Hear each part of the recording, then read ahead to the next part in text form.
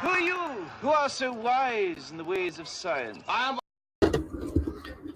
am Mike, and this is going to be a quiet drawing stream. I do apologize if it's boring to listen to. I will be looking up occasionally if you want to say something, see something, say something. Yeah, I want to draw, and I don't know why I want to stream. Nobody's streaming. Nobody is streaming, so I'm like, I'm sure there's somebody out there who's bored and nobody's streaming and wants to watch somebody stream. P Money, what's up? Ray Thulu, what's up? Shh, quiet time. Jimmy Cricket, watching. Ray Thulu, what did you say? What? Shush. No cacawing. That is too loud for quiet time. You be quiet now, Mike. Draw. At least mumble a lot. All right, I'm going to pop this chat out. I'm going to pop it out. And I guess that's it. Should I have the other thing open? All right. It's hard to have like, oh, cool. It did that thing where it split the screen in half. I love it when it does that. All right. Here's Twitter. Let's see what's going on Twitter. I don't want to see what's going on Twitter. I get so... I must focus. I'm here to draw. I am not here to tweet. Dang it. Why? Why do I get so distracted so easily? Everyone speak up. I can't hear you being too quiet. The caw is of the wild. Yes, quietly smash that like button. And we'll go in and just do we'll just have our quiet little drawing time here, working on the Magnificent 7. The next page 15. Page 15. Here you can see the layout. So, I have to have it relatively quiet when I'm doing layouts. But when I'm done with the layout, then I can verbalize things. Stay away from troller. I know. Color Out of Space is coming out next. So time for HP Lovecraft D and Q.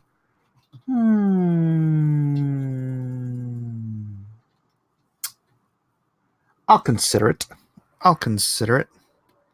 But here we go. Big fun splash page of the Magnificent 7 jumping into action.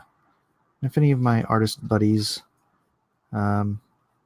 pop up in the chat and they want to come in and draw and chat while we draw, so it's a little less quiet,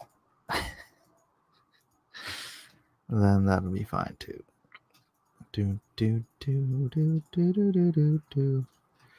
I'm not gonna go out of my way to get JJ or Terry tonight because I'm just not really up for political diatribing. If it makes a difference, a new version of Color stars Nick Cage. I don't even know what that is. I know I can't stand the silence. I can't. Leave me alone. I'm not good with silence. Which is strange. You should be able to just sit in silence and think. That's what I used to do. I used to sit there and draw and just think of stuff. In fact, that was when I would come up with characters when I'm sitting there. But I'd be drawing the characters I was coming up with. So when I'm drawing other characters, it's like I can be sitting there thinking, now, what would I do with quarter black quarterback in another scenario if I'm going to do a sequel to the Magnificent 7?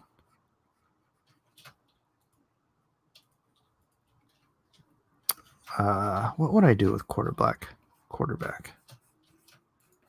I don't know. Maybe I'll talk to Garrett and get some ideas from him.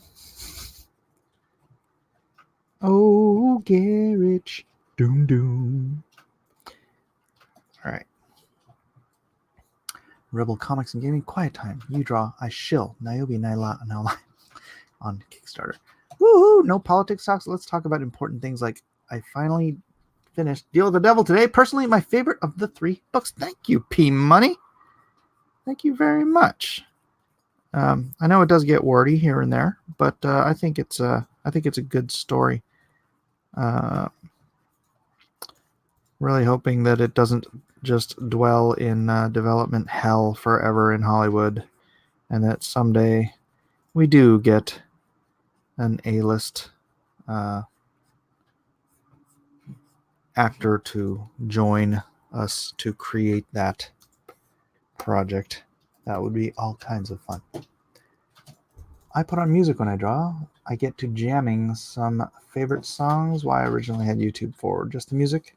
Then I got trapped into YouTube drama stuff. Well, I do like to listen to classical music when I draw.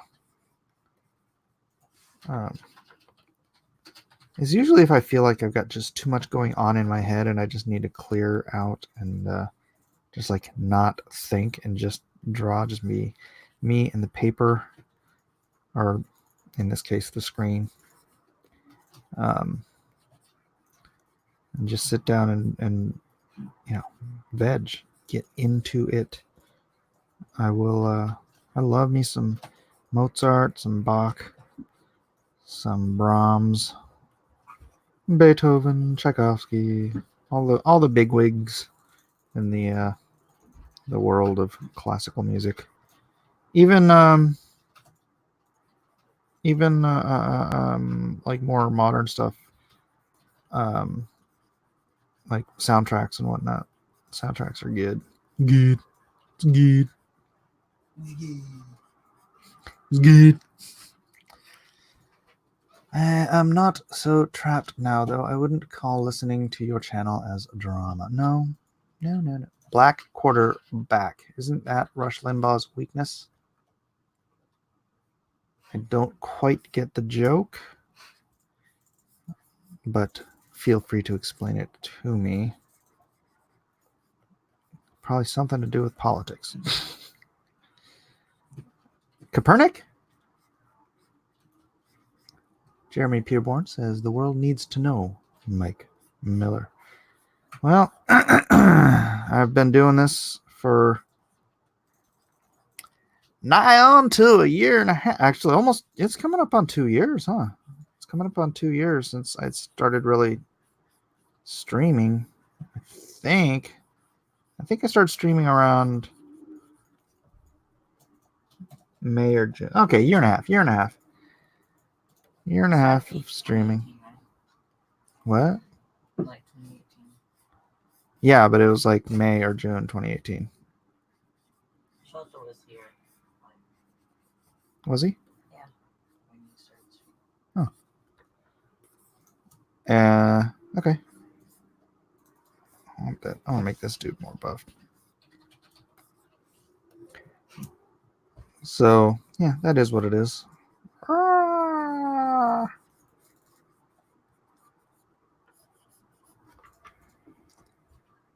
Oh, no, Mike, my Mogwai question. I don't know what your Mogwai question is. Hold on a second. Jeremy Peerborn. Where do you stand on unicorns? We know where you stand on unicorns, but where do you stand when it comes to Mogwai? Considerably taller.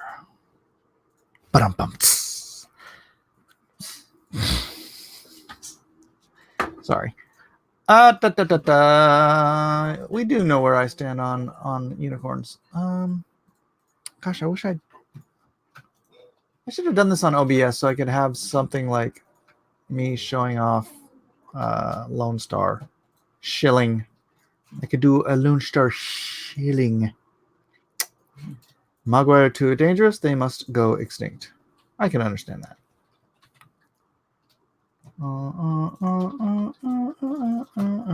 You got it, Jeremy.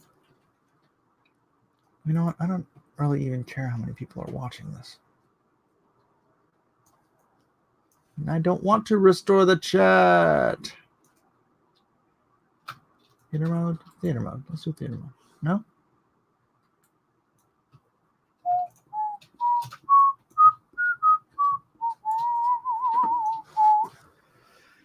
Stupendous, Risey Lee. Hello, hello. Hope you are all doing well this fine Saturday evening. Why are you here on a Saturday evening instead of doing something fun? I have to be because I have to work.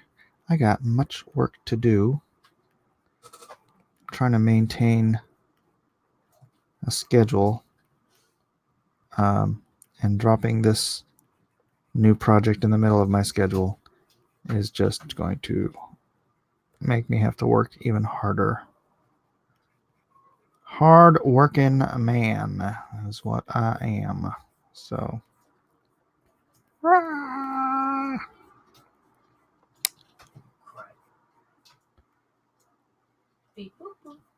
Should I do that or should I do the. Nah, I'm not going to do that. Gosh, should I? Nah. Although it does look cool. This guy, Edu Francisco, he's an artist friend of mine I used to work with, or I used to hire, frankly, when I was at DeBell Brothers. He always did lower jaws like this, where he would have the lower jaw facing down so that the teeth were sticking out like that. Which I think I'd have to have his head tilted down a little further than that for that to make sense this time. So I'll just do this. All right.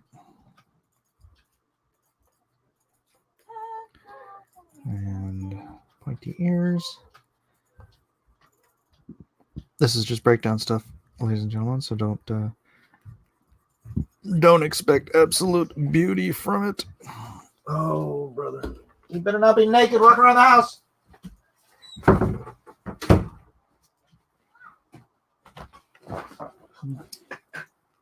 Now I have to go through. I heard him running around back there, and he just got out of the bath.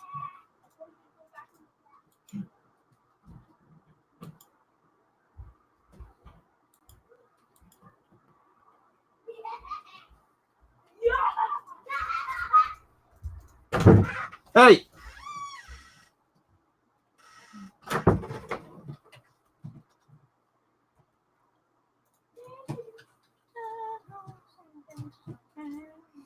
It is just a tiny crack in the door. Did anybody see a tiny naked boy running past the crack in the door? I thought it wasn't running around naked, was he? Don't know. You were with him. No, he wasn't.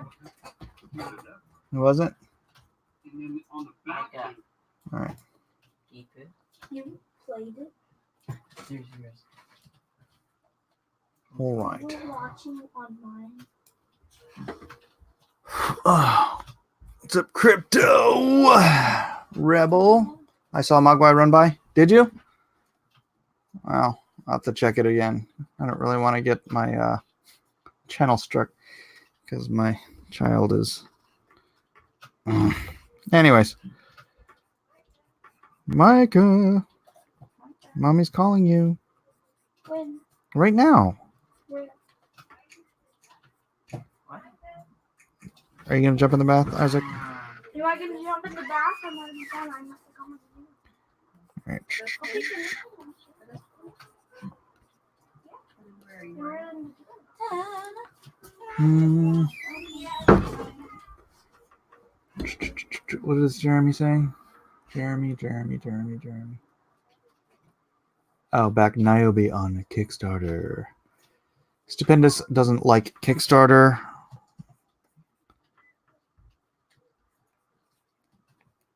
So I guess you'll have to run it on Indiegogo afterwards to pick up the non-Kickstarter crowd. Da da da da da da.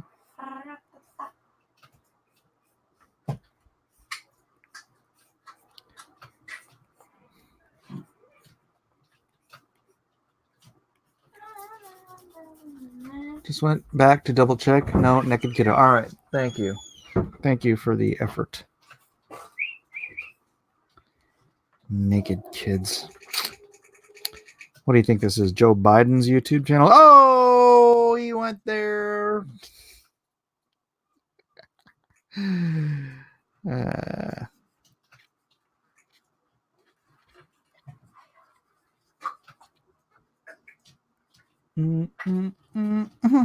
Where's my original? Rebel says, does not affect the business I do with them. In fact, I could care less what they did to Zach to get real. Tonight we pop your Kickstarter Cherry Niobe is the tested book, and Larry has delivered on previous Niobe campaigns. Naked Kids, someone's going to clip that. Oh, if anybody clips that, then they don't know my channel. I've got kids, and one of them is special needs, and he does. Oh, you mean the Joe Biden thing? That's fine. Clip away, clip away. Clip away, clip away, clip away. Da, da, da, da, da, da, da, da, da, da, da, da, da.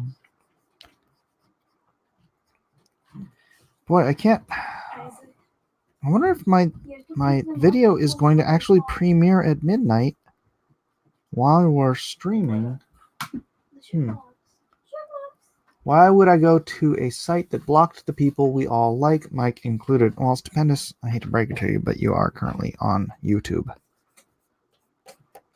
And that is a site that is as left-wing and willing to target and deplatform conservatives as Kickstarter is.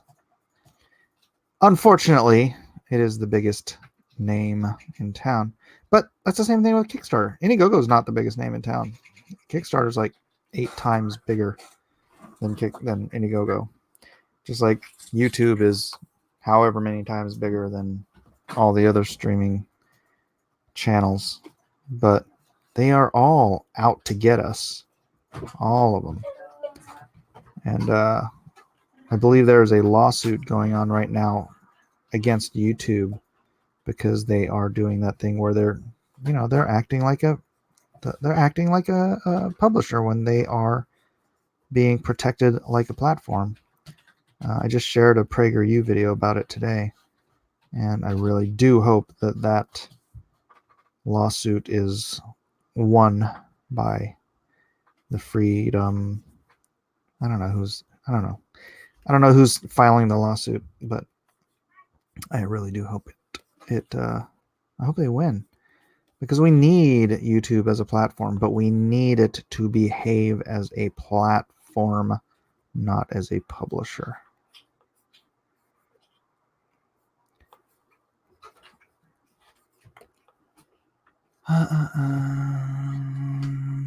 It all began with Alex Jones. Yeah, and that's why, even though, I may not be the biggest fan of Alex Jones personally, but you had to stand up when they did that to him, because you can't do that, man. You're either a publisher or you're a platform. You can't. They're just cheating. They're gaming the system, and yeah, that ain't cool. That's not kosher. That's not cool.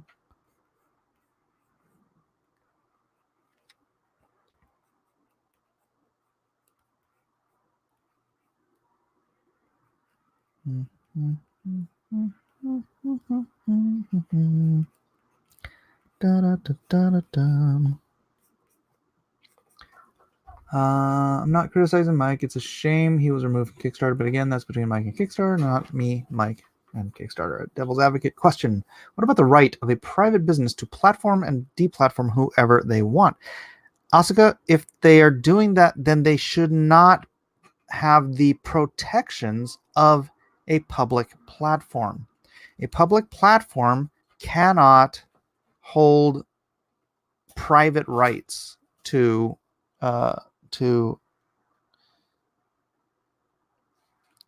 censor people they disagree with. A publisher can. If they want to be a publisher, then they have to relent of the platform rights.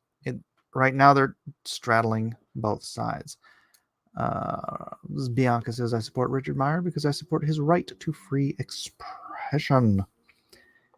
Of course. But supporting Richard Meyer doesn't mean you have to reject someone else's business because they choose to use the biggest platform for comics. And I know I got booted from them too, and I was happy to give them that black eye in the media for doing it. But it is much the same as the video I posted, or I'm posting tonight or tomorrow, whenever it goes public. Complaining, shedding light on this stuff is it's not my job, but it's your job. It's our job. It's the public's job to hold people's feet to the fire, right? But you don't hold their feet to the fire just to punish them. You hold their feet to the fire in the hopes that they will make better decisions. And it's working with, as far as I can tell, it's working with Marvel, right? You had all these people holding their feet to the fire for the past 2 years, and they've changed their business practices. We're getting all the legacy characters back. We're not hearing constant laments against consumers. I get the feeling there was a quiet, private conversation between some of these talking heads who work for Marvel and the higher ups who cut their paychecks. And I think good has been done. Does that mean you stop? No, you keep holding people's feet to their fire. And the same thing with Kickstarter, getting all that public outcry from different outlets because they would because they deplatform me. That's a good thing. Is the point that we never use Kickstarter again, or is the point that we want Kickstarter to change its business practices? I would suggest it's to get them to change their business practices. And if they do manage to change their business practices, then we should support that they're open to listening. Why does that look like Ben Henderson? Where's Ben? I gotta get Ben on here. I haven't talked to Ben for a while. But I hope you guys understand what I'm saying here. You know what? I don't like this pose. Bing!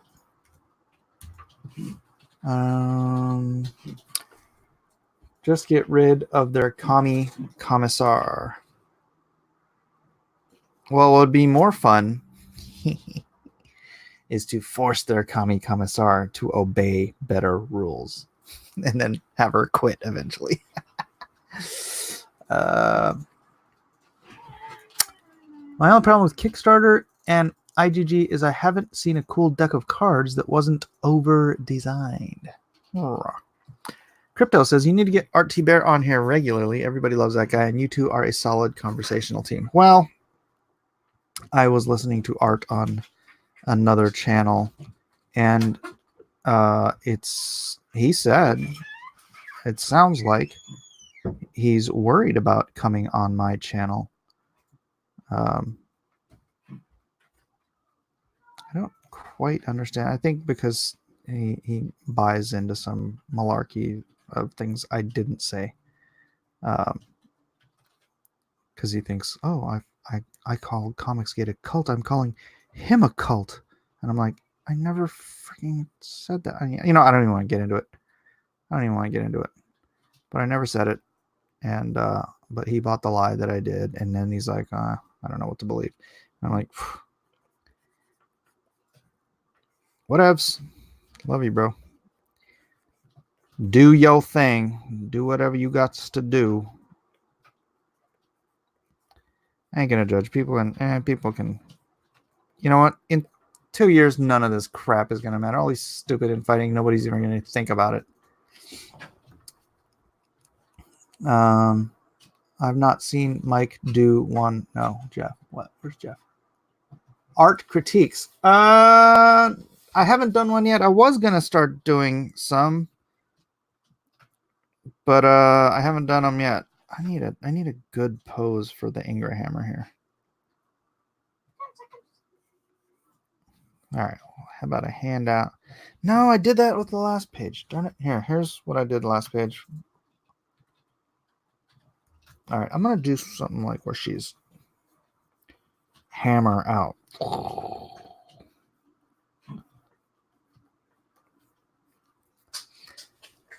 I heard art on that other channel. I thought, oh no, not art 2. I know. I know.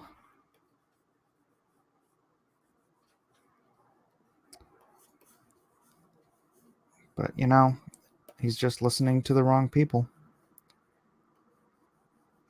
That's how they get you.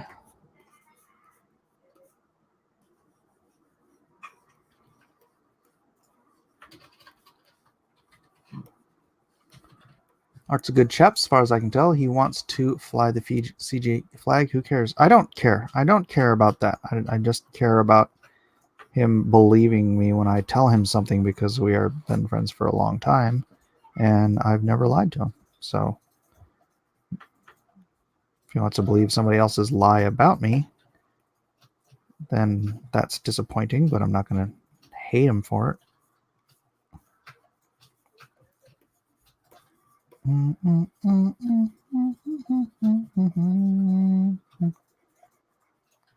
Dude. No offense, Mike, but do you really think making Trump books have any longevity? No, I don't. This isn't about longevity. This is about striking something while the iron is hot. And then if I can, if we can get this out on multiple media sources, I don't know if you guys remember, there was a book last hot political season. A book came out called Liberality for All, and it starred Sean Hannity and G. Gordon Liddy, of all people. And because it starred those people, and they were willing to be like, oh, hey, check out this comic that I'm in. That thing sold like freaking hotcakes. It sold mad numbers. I don't even remember what it was, but I was talking to the dude, right? The dude that did it, because at one point I was going to do like a cover for him or something. Gosh, I should get a hold of him. Maybe he has an emailing list. But anyways, yeah, it did crazy numbers. And if I can get, I don't even need crazy numbers. If I can get a few thousand extra people picking this book up, that's a few thousand extra people on my email list that I can try to sell Lone Star to. This is about marketing, guys. I mean, yeah, it's something I'm into because I'm a freaking political junkie, or I used to be. But yeah, it's not just about, it's not about some long-term future gains or goals or anything like that. This is about, it's flipping election year. Donald Trump is my man, which is funny because he's actually Donald Trump in here. He's not like a superhero or anything. But start making content about other things your comics won't sell again, especially on Indiegogo, and stop making walking streams. Oh, shut up, amateur ant. Stop listening to bloated ideas from people who think they know everything but don't.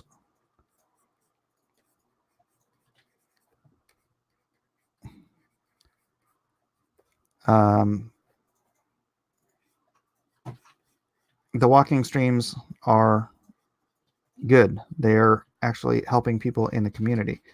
A lot of people, well, I don't know how many, But people are actually getting up and exercising because they're being inspired by myself, by Elliot, by Edwin, by the people doing walking streams. They're like, I'm going to do walking. I'm going to start exercise. I'm going to do, it's like you inspire people to get healthy. I don't care if some lazy slob wants to complain about it. Freaking go ahead.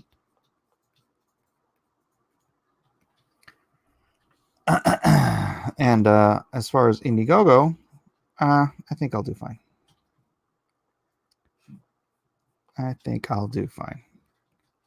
I've produced what I believe to be a quality product, and I think a goodly percentage of those who bought the first 2 issues will want to buy the third. And yeah, I got no problem. I ain't got no problems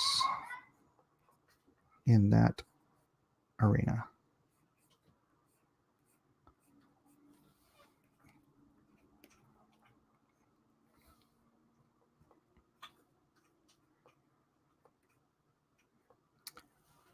Giuseppe, next gaming stream, would you consider Age of Mythology? It's fun. Well, I remember Age of Mythology. I for some reason I just didn't care for it all that much.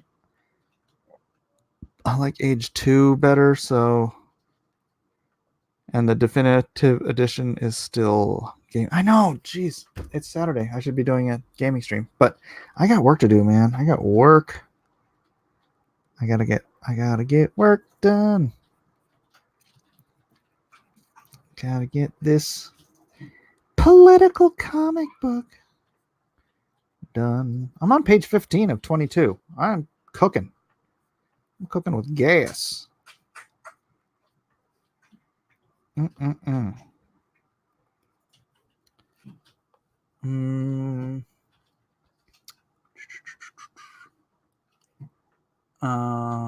Go ahead and block me, but Smiller is on the wrong path. Okay, Amateur Ant. Opinion noted, but you have no idea. You have no idea. And the person who gave you that opinion has no idea either. There's more than one way to skin a cat, There have been over 100. Over 100. That's the wrong angle. Successful, not just successful, extremely successful. Over 100 people. Dang gummit, what is up with this? Made, why is this not working? Made 6 figures on Kickstarter without using YouTube, without, a hashtag, without plans from the Purple Pie Eater. There have been many successful. I had a friend. I was going to do crowdfunding long before being a YouTuber was ever even a thought in my mind. That was part of my business plan, but I wasn't planning on being a YouTuber to do it. It's just my friend does $500,000 campaigns every 4 months, 5 months, and on Kickstarter, and he's not on YouTube at all. It's a it's a diverse platform in the sense that there's 1,000 ways to skin the cat. I followed his business plan. I incorporated the whole YouTube business thing as well. And you want to listen to the opinion of someone who just stumbled onto this, who usurped a movement. Well, then you're being very short-sighted. I will say that. Maybe try Civ 5 instead of AoE 2, a game with pacing more affordable for a boomer. I feel loved. Do I have your comment on the screen still? Sorry, I don't even have that screen of StreamYard.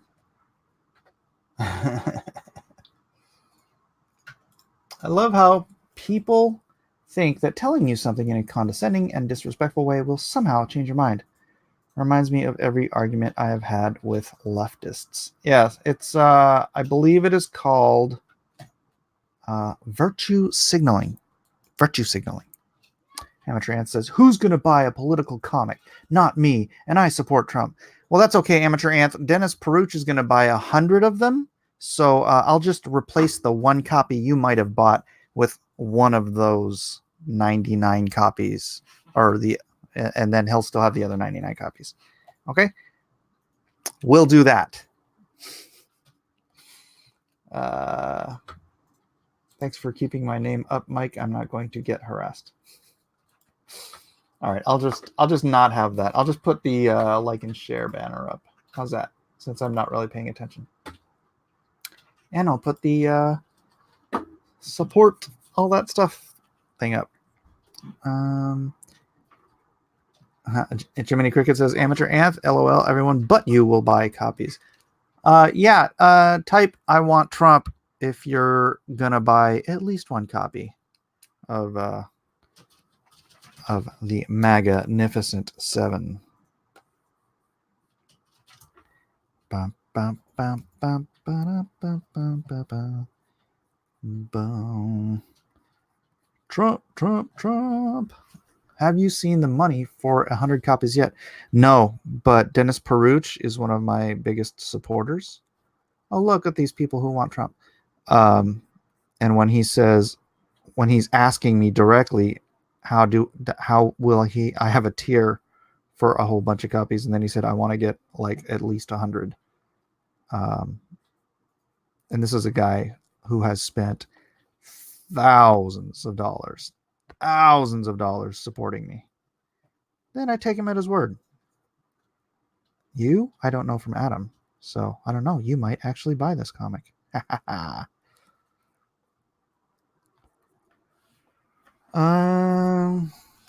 Keep my name up. Subscribe to my channel where I awkwardly talk about stuff, says Jeremy Peerborn. Look at all those people who want Trump. Thank you, guys. I'm happy to see that. Heck yeah, Peruch means it. P Money says, "Oh crap, I love Mike. I can't wait for Lone Star and Monster Hunt, but I'm Canadian. A Trump comic might not be my cup of tea. Sorry." It's not a Trump comic though. That's the thing. Trump is just in it. He plays the president. It's actually about these guys. It's about the American Avenger, the Shap Hero, Strange Animal, Dr. Savage, the Ingramhammer, L. Rushbow, and Deadhead. It's this super powered super crew. It is a conservative comic. That is correct. How about this? If I stick Trudeau's head somewhere in the Red Menace, would you buy it then? Like, he's a guest. He's a guest at the inauguration. So obviously he would get his head, he would get sucked into the Red Menace. No ninjas, sorry. Risey Lee says, "I'm Aussie and I bloody love Trump. That man is legend. I would not complain if Mike included a panel with Ivanka in a bikini." Hey now. You know this takes place in January. It takes place January in Washington, D.C. So it'll be a little nipply for Ivanka. I mean, nippy. I mean, cold.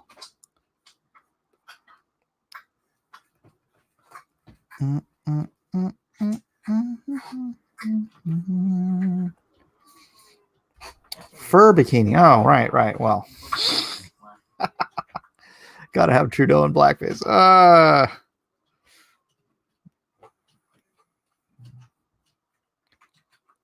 actually didn't even buy a Marvel comic when I found out Trudeau was in it. All right, P Money, that's fine. I understand. This is an American masterpiece, and you're a Canuck, we'll have to just accept that that you're not a real American. We get it.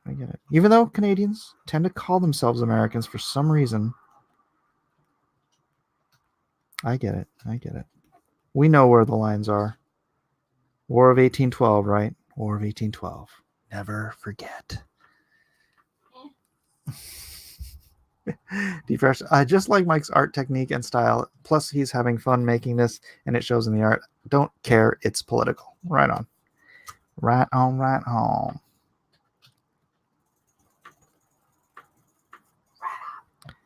Right on. Right on. Get it on. Get it on. This is just breakdowns. I'm going to drop all of this out and do a secondary level where I will do inks, inkies, inky binky bottle of inks.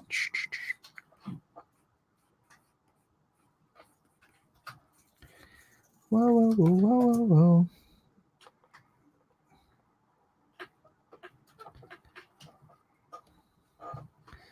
In his formerly nicotine-stained fingers. Will there be Alex Jones? I do want to slip him in the background somewhere. Just as like hulking out, like maybe as a giant green Hulk frog. A giant gay Hulk frog. He's turning the frogs gay. Something along those lines. I do want to slip him in there.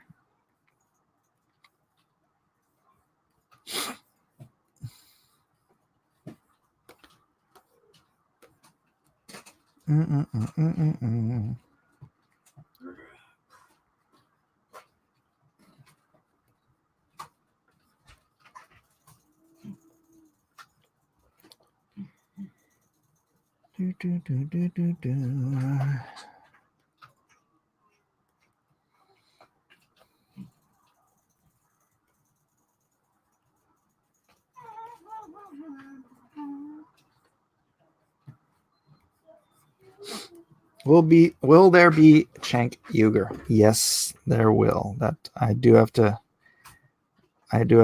move some things around, but I do want to have a Cenk head sticking out of the Red Menace at some point, saying, "Of course, of course."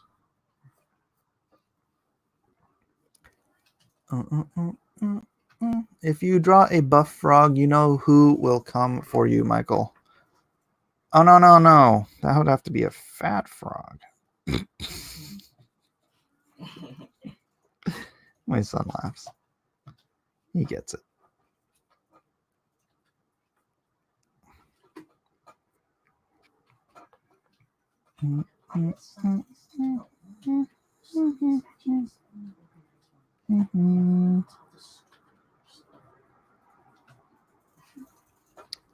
No chunk yogurt, please. Why? I gotta mock all these people. That's the whole point.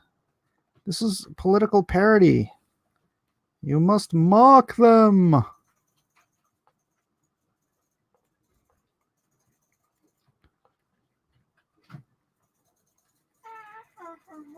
could do another one sometime about great socialists of the past, like Perón, like Mao,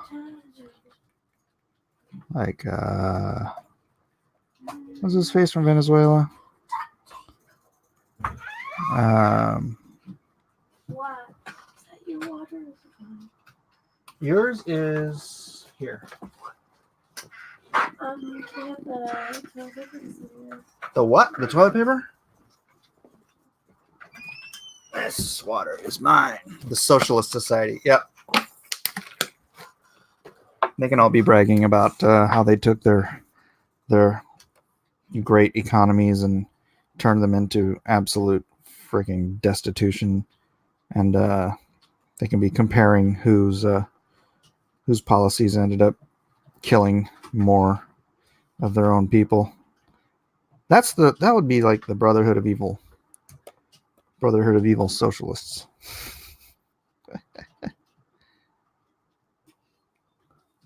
Amateur Anth for $5. When do your regulars send super chats or your wrenches? LOL, please get your head out of your butt.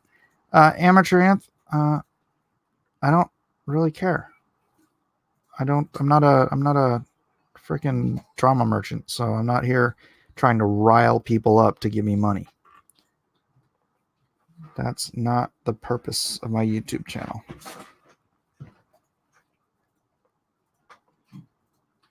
You don't think I don't know that if I freaking turn this into one of those god-awful drama channels where I'm just constantly arguing and fighting with people and doing debates and stuff like that, that I wouldn't be making $2,000-$3,000 a month in super chats? I know, Amateur Anth.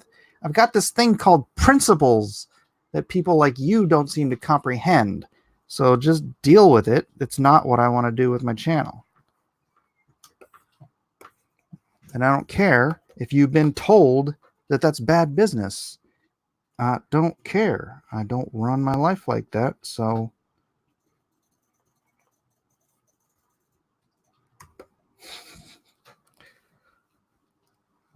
Rebel says, I could make a comic. Maybe I will call it Biotoad.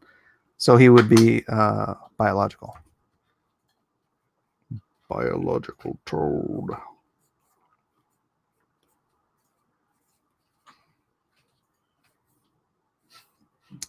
Man, you can have one god. You can either serve God or you can serve money. I'm not going to serve both. And I'm certainly not going to serve money. I will leave that for the others.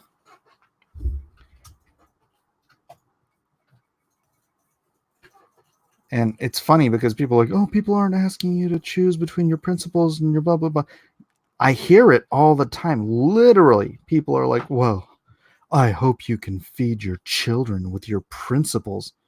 It's like, you literally want me to sell out my principles for freaking filthy lucre. You want me to bend the knee to the almighty dollar. Sorry. Not my shtick. Get over it. Beat it. Oh, thank you, Risey Lee, for Australian $5. Doesn't say a thing. Appreciate it. Unnecessary, but I do appreciate it.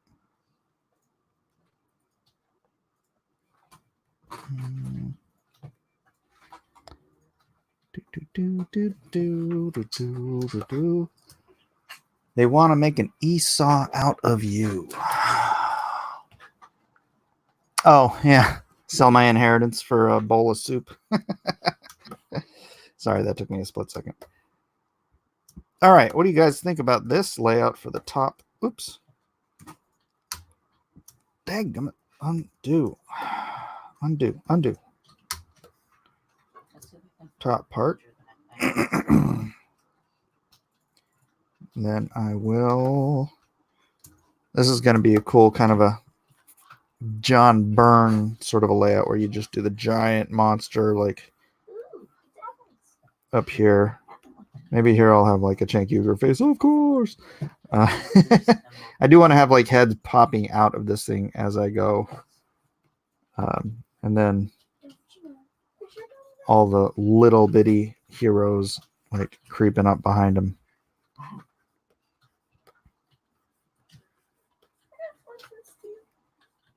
Let's see.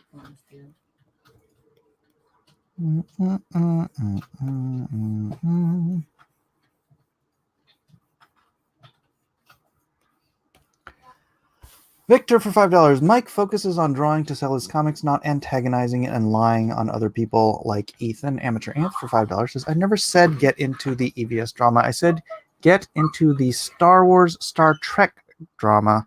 Grow your subs. No. I don't want to spend my nights complaining about Star Wars. I mean, God bless those guys. They can do whatever they want. They're growing their channels. Just so much negativity. It's just not my shtick. There's real things on this planet to actually be upset about. How much screen time Rose freaking Tico got is not one of them. Has your G of TH cover hit the shelves yet? I don't know what that is. I'm drawing a blank. I like listening to Mike talk about Star Wars. I'm happy to talk about Star Wars, but I'm not going to like bag on it for the sake of bagging on it. Yeah, I mean, if you want to talk about it, we can talk about it. I know about as much about Star Wars as I do about. Actually, I might know more about Star Wars than I know about Game of Thrones. Oops. But I don't know. It's someday I may do a video about something, and it'll just strike the right nerve, and it'll be something I'm interested in just pursuing. You know, I don't want to force nothing. I don't want to do fake stuff on my channel just for subs, because I would hope that people can tell when you're being fake. I mean, obviously it's not the case, because we've seen other people just fake their way into 100,000 subs, but whatever. That's not what I want to do. That's not what I want to do. So I do want to spend some time making some of those little videos again, but I just feel like I'm so busy actually working. It's hard to do both at the same time. You know what I mean? Know what I mean? There was a video today. They had a release date. I think, was it a release date for the next Game of Thrones related, that Song of Ice and Fire related show for HBO, and it was a Deadline article. I'm like, oh, I should do a video about that, but I'm like, I got work to do. So maybe if I have some time in the future, I will sit up. I will dedicate the time to making videos, shorter videos. I did like doing that interview.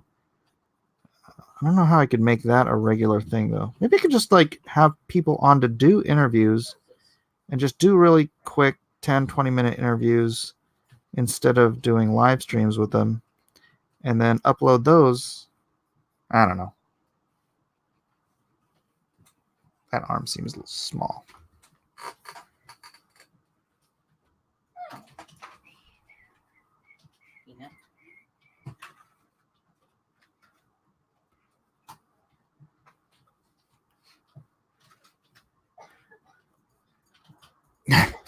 Now it just seems like something I should redraw.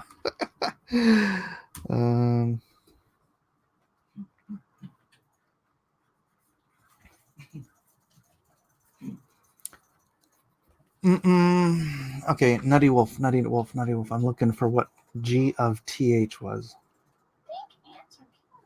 You're driving me nuts. What is G of TH? Gathering of Garnish Game of Thrones cover. Oh, Game of Thrones. How did I know that? Game of Thrones. I don't know. I don't really track. No, I would have to say no, because I would usually get the comps for that before it hits stores. I've got stacks of these Game of Thrones comps over here. Amateur Ant says, "Who cares how you grow your subs? Just do it." I care. I care how I grow my subs. See these guys all around you? Victor, Gotham Knight, Hikaru, Eric Hawkins, Crypto Comics, Kung Fu Kitty, P Money. You see these guys, Sharon? These guys come here because they like hanging out with me. They like watching me draw. They like listening to me say stupid stuff. They're not here chasing some anger trope. You know, they're here to just hang out and have a good time and support me by being here. Support me by buying my comics. You know, I like that. Why does anyone care? Brandon Moore says, been here since the beginning. Yeah, thank you, Brandon. Thank you. Why does anyone care how I decide to run my channel? Why is it anybody's business? Honestly gracious, it's ridiculous. All this. Is it virtue signaling? I don't know if it's virtue signaling. I don't know what it is. It seems silly to me.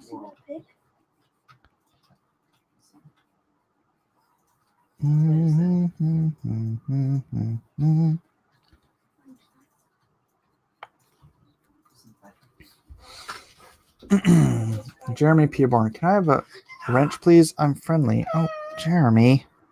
You can't just ask me for a wrench. Gosh.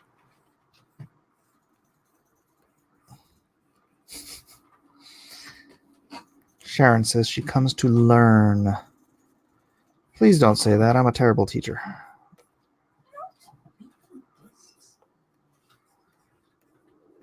My kids will tell you I'm a terrible teacher. Right, kids? I'm a terrible teacher. Yes, they say. Useless? Hey. You can go that far.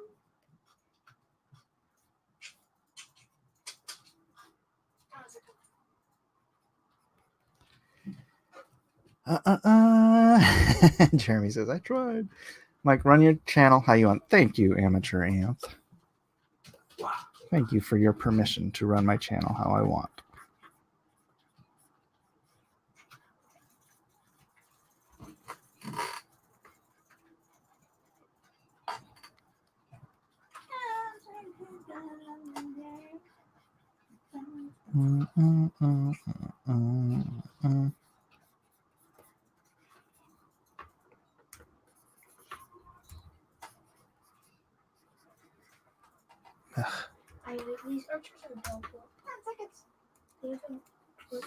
Guys, get 2 screens going, one for the show and in 26 minutes, one for Mike's other video. It's not even supposed to run. It's supposed to run tomorrow. What's happening? Why is my pen not working? Brush. Deselect? Oh, there we go.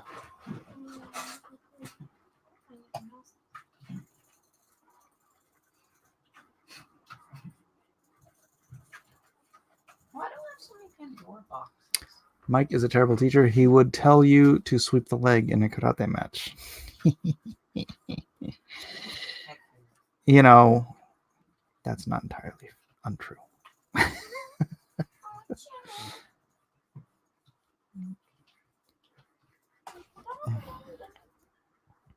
Actually, what I would tell you to do, and it wouldn't be in a karate match, it would just be in a life and death situation. I wouldn't tell you to sweep the leg.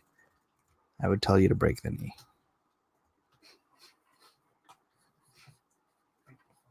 If you are in a life or death situation with someone, particularly if they are bigger than you or you are outnumbered, just drop all your weight in a solid kick right on whoever's in front of you's front knee. Just break that thing in half. Break it. Can't stand. You can't fight. And no, I didn't learn that from a Roadhouse. I learned it from Wing Chun.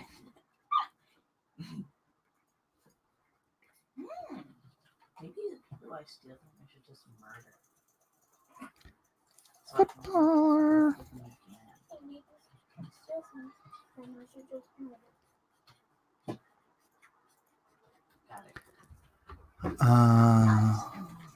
Kevin Ryan passed? What? What do you mean he passed? Let's go, baby. Let's go. come on, cause baby, I want your love. What? Roadhouse is so unintentionally hilarious.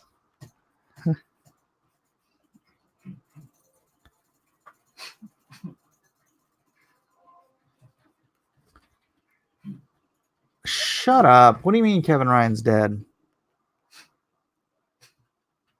Where are you hearing this?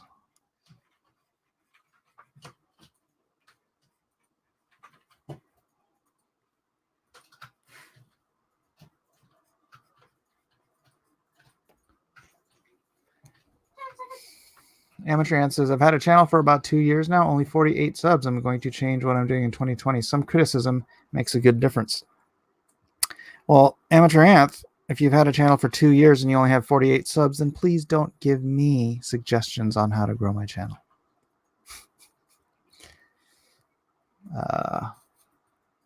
Lies and propaganda. Who the heck is Kevin Ryan? He's one of my mods.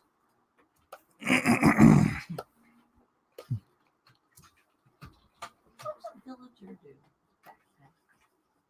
Look, what the hell? It just makes you go, Like the duck one.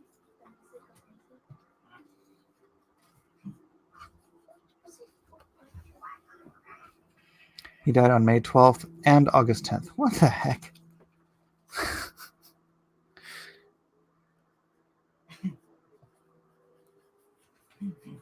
Yeah, don't mess around, man. We've already lost people in this community. People I care about. the black person stuff too. But it's for stealing something. Oh, look at this one. Wait, look at bread. Oh, thank you. Don't want Emeralds. Saddles on more bread. Isaac. Cheers, cheers.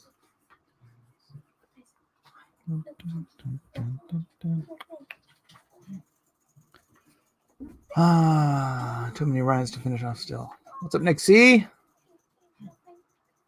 Kevin Ryan was fair and balanced. Would you stop? He's not dead. Jeez.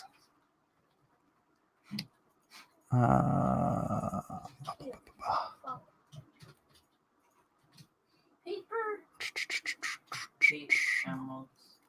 Okay. Sam Elliott. Sam Neill is in Jurassic Park. That's right. That's right. I like these. Damn, I bet that hurt, don't it? That's Sam Neill. Sam Elliott. Nutty Wolfie says, about being a bad teacher, did you know that in Japan, some craftsmen would charge to let someone interested in learning just watch how to do it without the craftsman saying much or nothing at all? Interesting. Interesting. Yeah, in Japan, it can take 20 years of apprenticeship in any given trade to become an official member of that trade, whether that's samurai sword craftsmen or sushi chefs or carpenters. Yeah, you have to apprentice for 20 years, which is why, because of the westernization of Japan, a lot of people just are no longer interested, and a lot of those old crafts are dying out. People can't find apprentices to do things the excellent way. All that classic. Well, I guess there will always be sushi chefs because whatever. But yeah, I don't think they're finding enough people who want to be carpenters, or want to make samurai swords. Because it's like you're going to school for longer than it takes someone to get a PhD in medicine and become a doctor to make a samurai sword. Victor for $5 says, okay. For his repeated absence, I mean, his wrench will be stripped and we will vote if Pure Boom is to replace him. Yay or nay.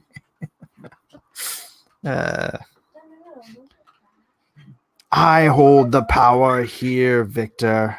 This is not a democracy. This is a dictatorship.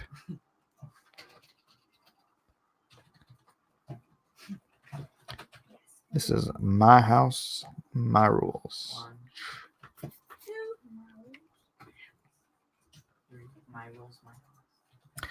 My rules, my house, my house, my rules. I will. That's 1 glove.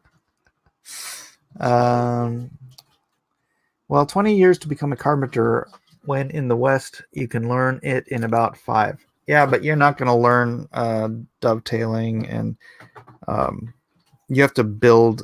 Well, actually, no. I heard there are some carpenters here who will do like really stringent apprenticeships as well. But in Japan, it's like, those old temples in Japan, those huge, fancy, awesome temples you see images of. Those are made without a single nail. Not a single nail. Those are all dovetail, tongue and groove, hand carved. Every single notch, every single thing on those things is meticulously formed and created. So lasso.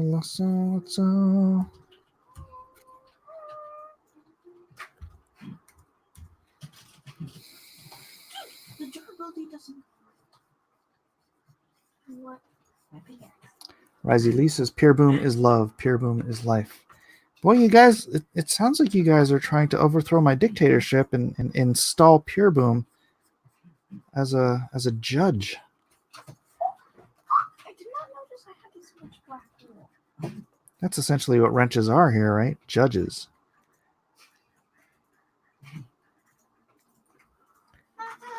Toss dissenters out of the helicopter.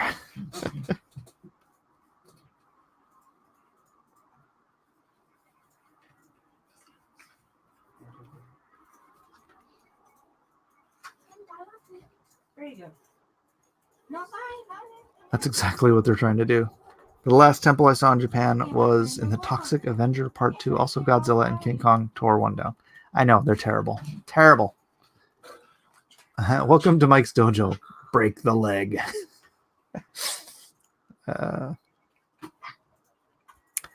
Oh, no, Crypto, that's terrible. Why would you say that?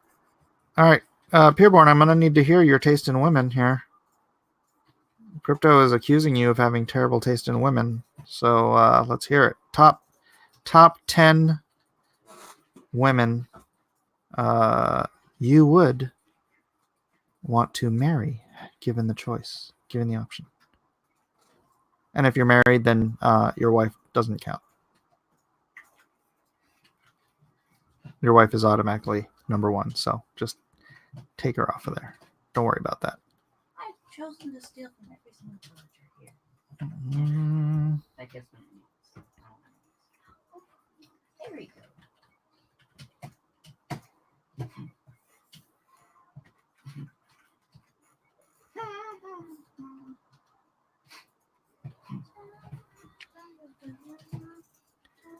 Fly me to the moon. Let me dance among the stars. Let me know what love is like on Jupiter and Mars. The words, please be true. Eric Hawkins says, I have good taste in women. Can I have a wrench? Well, everyone thinks they have good taste in women. My taste in women. Well, Mike, I never get a second date out of them and get ghosted all the time. I have high standards, but I don't meet theirs. All right. That doesn't help me at all.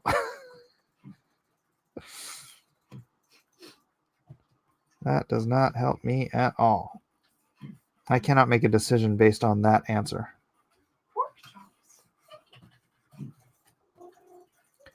Why does everyone want a wrench suddenly? Goodness. Pretty soon Amateur Ant is going to want a wrench. He's going to wrench and he's going to ban all of you.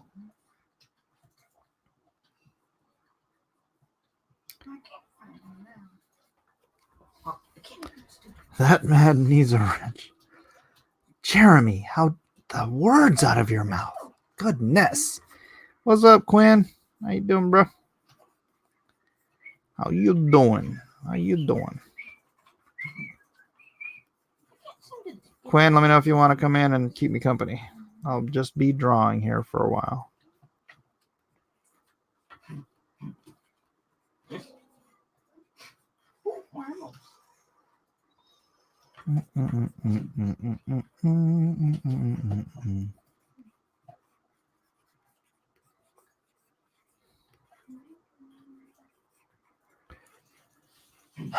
Your vid just posted. Oh, it did?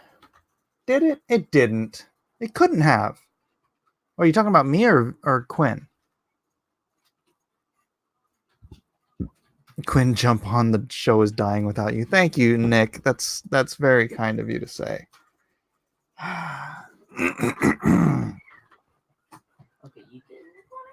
Whose video? My video didn't post, did it? Please tell me my video has not posted yet. All right, I need to go check my channel.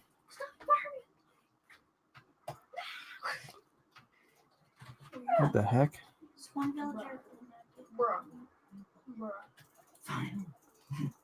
No, it says premiering in 30 minutes. 30 minutes? Oh, well, whatever. All right.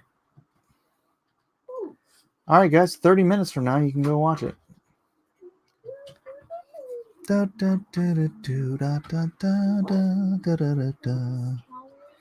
got a notification. Freedom for Pureborn. Gosh, you guys. All right, Pureborn, you are going to have a... He is a blasphemer. You're going to have a temporary mod status. You are on secret double secret probation. And you better know what that means, or I will immediately remove your badge, because fat, drunk, and stupid is no way to go through life, son. Amateur Anth for $5 says, give me a wrench. I won't kick anyone. I believe in the First and Second Amendment. I don't just hand out random wrenches, Amateur Anth.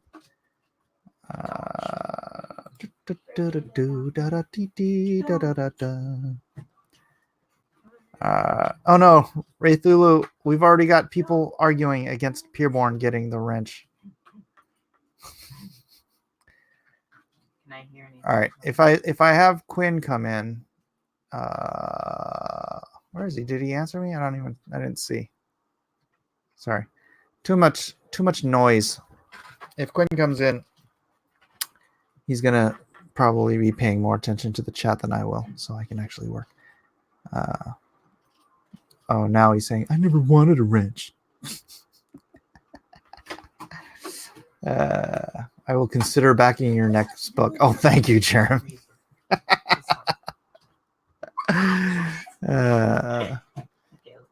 Prepares for spontaneous banning. Jeremy, be good. Be good. Send link, Mike. All right, let me see here. Fly me to the moon. Let me dance among the stars. Let me know what love is like on Jupiter and Mars. All right, link sent. Dun, dun, dun. Man, I'm getting hungry again. What do we have for dinner? Oh, we ate at Bachan's house. We did? I thought last time we ate was Joseph. No. We ate at Bachan's house. 1, 2, 3, 4, 5, 6. All right. Oh yeah, this is the Shapiro.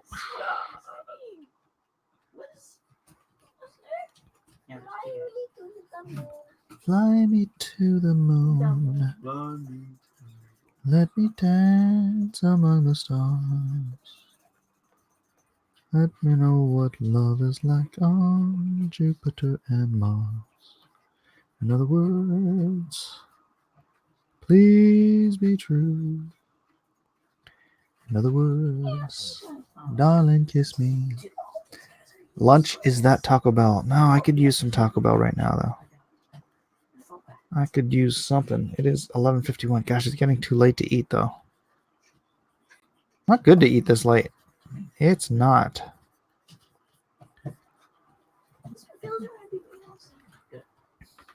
Do do do do do do do do do do do do do. Derp a derp a derp. Another derps. Please be derp. Maybe I should do like a series of like little fast forward signs next to him. Like brr, brr, brr.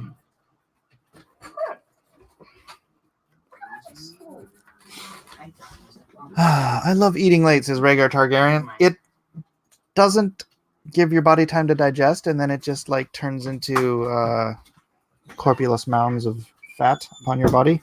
So it's really not a good idea to eat late. Just change your gender. No worthiness necessary. Wait, what? Say what? Quinn. Quinn is in. Is Quinn in? Hey, Hey, how's it going? what's going on? How are you? Pretty good. Just hanging. Get some videos made today. Yeah, I've been working on some stuff. You know, I'm kind of a perfectionist sometimes, so it's like if it's not completely right, I don't want to put it out. I'm a day late on one of these videos, but you know, it'll be out when it's done. Well, you know, if you have any crappy videos that don't meet your perfection, you can just upload them to my channel and then tell people to come watch on me. A lot of times I'll put like really bad videos on Patreon or videos really? that I don't think are up to standard. Yeah. That is no way to convince people to sign up for your Patreon. I mean, I think they're bad, but I guess like there's certain bits that I guess people enjoy. I don't know. I hear you. People enjoy certain elements. It's kind of like how people watch unfinished scenes on like I don't know, Blu-rays or something. Yeah. True. Multiply and then stroke. Victor for $5. Hold on a second. I gotta do this real quick. Victor. 10 color. Why are you singing that boy you have a crush on finally talked to you? Why is this? What's happening here? Oh. Fly me to the... Because I just burst out in song. That's randomly. A good song. I don't care if you like my singing, Victor. Yeah, screw off, Victor. Music is good for the soul. That is correct. I actually think music is spiritual. Like, I mean, there's definitely a spiritual element to music and to songs. You know, that's been something that's been a part of spirituality since like the dawn of humankind. I feel like. Yeah, but I have this specific thought about it. Like, have you ever? And I'm sure you have. You've just been sitting there, thinking about a song, right? No one else is singing it. No one else is, and then someone else will start singing it. That's happened before, right? 100%. It's weird. Right? It's like, yeah, that's interesting. I think that people can communicate spiritually through song, and I'm not. But you know, that's weird. That's weird because I was telling you about the book Cloud Atlas the other day, and that's kind of almost one of the plots. It's like this guy hears this melody in his dream, and he hires this. Well, it's like an older guy. It's an older pianist, a musician. But he's like getting old and he's got Parkinson's or something, so he can't play the piano anymore. So he like hires this younger pianist to interpret the melody, the Cloud Atlas for him, this melody that he's hearing. I don't know. It's interesting. Yeah, I'll have to give that a shot. For sure. I like it a lot. It's a cool book. Cool book. All right, Quinn, you're here. Amateur Ant says, Mike, please tell me about dinosaurs. Dinosaurs. Yeah, because I'm a young Earth creationist, and so I believe that dinosaurs are actually dragons, and so therefore, certain people like to troll me,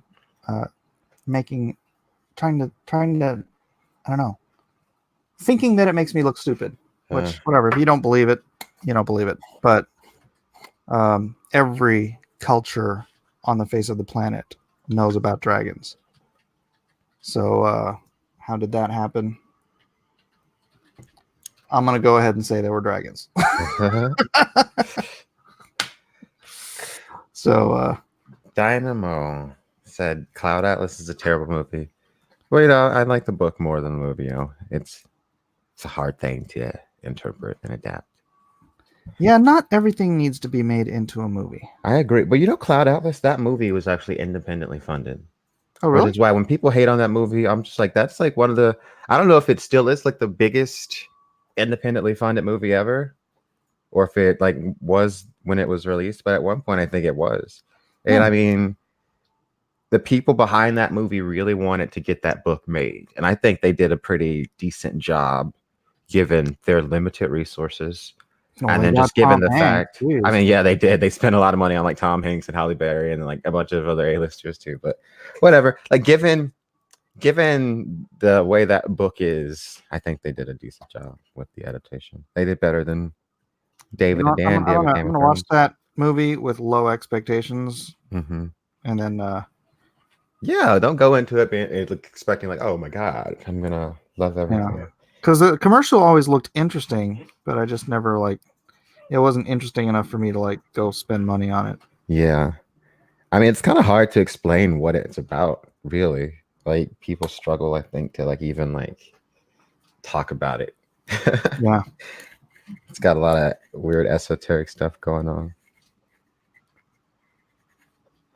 All right. Let's see. Is Cloud Atlas as bad as Mortal Engines? I wanted to see Mortal Engines. I never did though. That series was I think it was coming out when I was in high school or middle school, the Mortal Engines series, and I never got into it. No, there was a movie. I know there was a movie, but I never saw the movie. But I know it's based off of books. Ah. Yeah. I remember them. Everyone I was like, hey, Mortal Engines. Like I was a Harry Potter fan, so like every time when I was in high school, there was always like, yeah, you like Harry Potter, then you'll like Twilight or like this other garbage young adult fiction. I'm like, no. I don't know. Mortal Engines had great visuals, but terrible writing. Really? That's what someone in the chat said. Oh, are they talking about? They're talking about the movie. Yeah, Mortal Engines. I don't even know what it's about. It's about. Well, if I can remember the commercial, that's all I know. It's like the world exists on these giant moving, like you've seen Howl's Moving Castle. I remember this movie now. Yeah, it bombed horribly, didn't it? Yeah, I remember. Yeah, I remember that. But it looked hella cool. The trailer looked sweet. Mm-hmm. But I heard nothing but bad things about when I came. Like this is terrible. I don't know. Sometimes the movies are just train wrecks inexplicably. Yeah. I still haven't watched The Fountain Dynamo. That's Darren Aronofsky. Somebody told me in one of the streams to watch it. The guy that did Black Swan and Mother. It's about moving cities that take over other cities and devour them for their resources. Well, that sounds pleasant. Interesting. I wonder what the logistics of that is. Moving cities. I came up with the story one time called City in the Sky. Mm-hmm. And I know it sounds like Miyazaki, but is about... Well, you know, I could just give away that it would have been like a big twist towards the end of the story, but basically it's about this city that was built on top of this, essentially this elemental type giant floating jellyfish. Whoa. Right? It's like so big that it just looked like it went out into the horizon, right? When you're on the city. And then one day this and one of the laws is nothing can fly. You can never leave the island because they're on a quote unquote island and nothing can fly. And then one day a kid flies in to the city and like the alarms go off and like the authorities are all trying to find this kid, and he meets up with this young girl and like they have this adventure of and he starts explaining to her that this giant elemental thing is heading towards his city, right? And what it is that the jellyfish has these tentacles that just sort of move it along the face of the planet, devouring everything in its sight, and it just scars the face of this planet. And that's why as they go down and deeper into the origins of where this city started from, they discover someone who knows the secret is that the people who founded this city, the city on in the sky, the elemental was heading towards their city, and they're like, well, so they decided that they would We're just gonna hop on top of it. They're just gonna hop on top of it, and they found a way to chemically alter the jellyfish itself to turn it into sort of a cement or a stone or whatever, so they can add this, whatever saltpeter or whatever it is they added to the jellyfish and created a foundation to build their city on. Right. And so what ultimately they did, I'm just spoiling the whole thing. I'm never going to do this story. I came up with this one time because I was on a plane and I saw a cloud that was raining, and it just looked like an epic jellyfish connected to the earth. So I came up with this whole story. So what they do is discovering that there is this element that they use to solidify the jellyfish. They take it to the heart of the jellyfish and solidify the entire thing. So they kill it? They kill it before it destroys, right before it destroys the city. It's about to crush. Or maybe even like partway into it, So this reminds me almost of a Doctor Who episode, except in Doctor Who, it would be like, oh, we got to save the jellyfish. Do you remember the episode when I think it was the Matt Smith where they go to the city? It's like England, but it's like it's a whale. They're in the back of a whale or something in space. Do you remember that? Oh yeah, the whale in space one. Yeah. It's almost slightly like that. Yeah. Hikaru says that sounds like a good story. I love weird stories like that. Mike, why the heck didn't you ever make this into a comic? Because I don't know. Right. I have so many IPs, dude. I have an IP folder on my computer just full of stuff that I'll never be able to get to unless I have, other people work on it. So and it doesn't really fit in with Blacklist Universe. It is really more like a Miyazaki type. It could be like some weird spin-off. Far away in another galaxy somewhere. Maybe we'll do it sometime. Just a parallel universe. This is happening. I need some sort of a Funky Tales, story type of thing. I don't know. Make Weldon do it. He'll work for a box of Triscuits. No. Oh man. So messed up. Box of Triscuits. Yeah. Bequeath it to Eve. Excuse me, Eden. Oh, I could have Eden do it. You must create it. Yeah, How I've do you seen mean? her art. You've seen our art, right? Yes, it's really good. Yeah. I saw the Baby Yoda, I think, at some point. Last night. Was that last night? Yeah. I'll be right back. All right.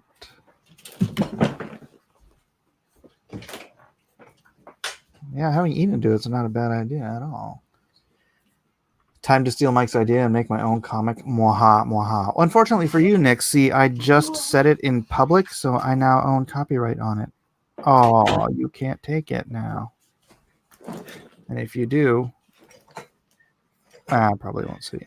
On a tropical island. On a tropical island.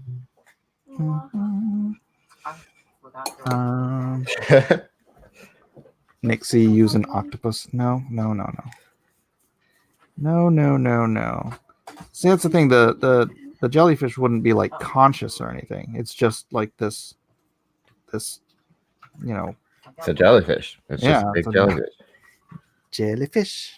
I read Jodorowsky's The Inkle last year, like all of it. There's like a whole thing about these giant psychic jellyfish on this water planet. Oh, really? Yeah. That's interesting. I was just thinking about that because I'm reviewing that book for my channel, or that whole series. Because he was going to do the original Dune, but then it got canceled because he was like insane. So he took all those ideas and put them into like comic books. He made like the Inkle and the Meta Barons and super bizarre stuff.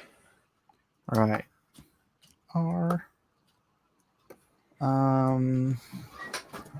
Nutty Wolfie says, now I really believe that Mike really doesn't care about money, practically giving away ideas for free like this. Jeez. I know, right? I'm stealing this.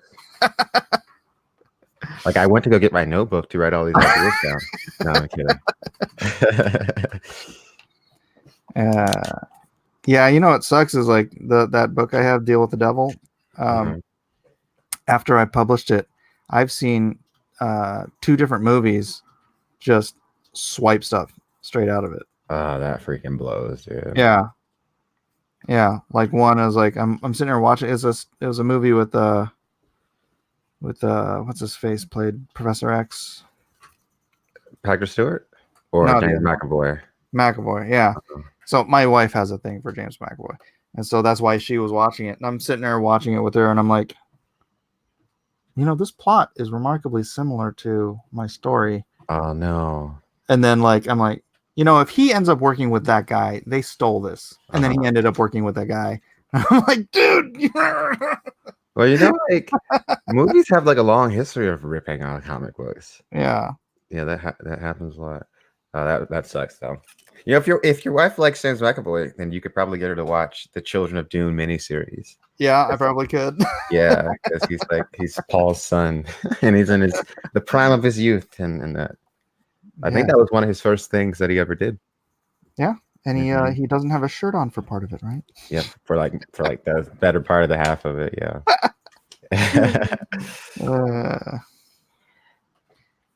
You're gonna get my wife in trouble. I like Children of Dune. It was a good interpretation, right? I was saying on Twitter the other day, I wonder why they didn't go on and do the 4th book where he turns into a worm, because apparently both of those science fiction miniseries were 2 of the biggest miniseries that Sci-Fi Channel ever had. Oh, really? They were giant. They're huge, but I don't know. I guess they thought maybe him it jumping like 3,000 years and him being a worm was too much for people. Like, you can't. So that's where they stole the face of Bo. Maybe that was. I mean, yeah, it seems like it. I'm thinking about it, right? Because he lives for like way too long and becomes like this hyper intelligent, super wise being. Yeah, kind of does seem like it. Just a tad. But the whole thought of this being that lives a long time and shapes the universe. Herbert took that idea from Asimov, really, because Asimov had a robot character named Daniel Oliver who lives like a really long time. He's like on the moon. He's based on the moon, but like you find out at the end of that whole like saga that he's been like shaping the Empire the entire time, and that like Harry Seldon's psychohistory was all like a part of the robot's initial calculation and his like original thing. So I guess like Frank Herbert like took that and kind of like changed it around and expanded on it, did a different take on that, I guess. Good artists borrow, great artists steal. Exactly. I'm not suggesting anyone steal my story. Everybody steal Mike's story. Suddenly there's a plethora of City in the Sky knockoffs coming out the window. This is my new superhero. His name is Cone Star. You get around to reading it? I haven't yet. I'm sorry. I will. See, the thing is, I like to read digital comics on my tablet, and I just have it charged. It's just been sitting around, but I just gotta like read it. Yeah, I need to. Begging for a physical copy. Come on. No, I'll definitely read it. I promise. The next time I talk to you, I will have read it. So you can hold me to that. All right. Leto the Second is Jabba the Hutt. Yes. Really? Well, I mean, there are some visual similarities and like just the look of him. Like he's like, because in the God Emperor, he's like on a platform and he's roughly the same size as Jabba the Hutt. And God Emperor of Dune came out like several years before that movie. And then also apparently like Jabba the Hutt didn't even look like that initially in George Lucas's mind. Like a fat Irish dude. Yeah. So it seems like he did like look at God Emperor of Dune and like take that look and kind of change it a little bit and make Jabba. So but then Leto is a way, way better character and more interesting and way cooler. So Jabba Hutt's just like some like slug. Yeah, like some slumlord or something. I don't know. He's not like Leto is the emperor of the Imperium. Like this dude is crazy, awesome. God. Yeah, he's just a gangster. Jabba the Slut. I mean, slug. Sorry. I'm mixing my words there. What I don't get is why he has sexy dancing ladies. He's a slug. Right? It doesn't make any sense. Right? Shouldn't he have like giant maggots swarming around in front of him or something? It's just like I don't understand. Because he's a pedophile, you know? He likes the maggots instead. Wait, is Jabba like a pedophile? No, that's the joke. That's maggot thing. Oh man. No, I don't know what slugs. Jabba the Actually, slugs are hermaphrodites, right? Hermaphrodites, that's right. I think they are, yeah. They're hermaphrodites. It's super strange. Yeah. Interesting. It says I never heard Mike say slut. Wow. Well, there's a first time for everything. I usually use the word whore. Horticulturist. You're a horticulturist. Jabba is Harvey Weinstein. Well, you know, there were influences.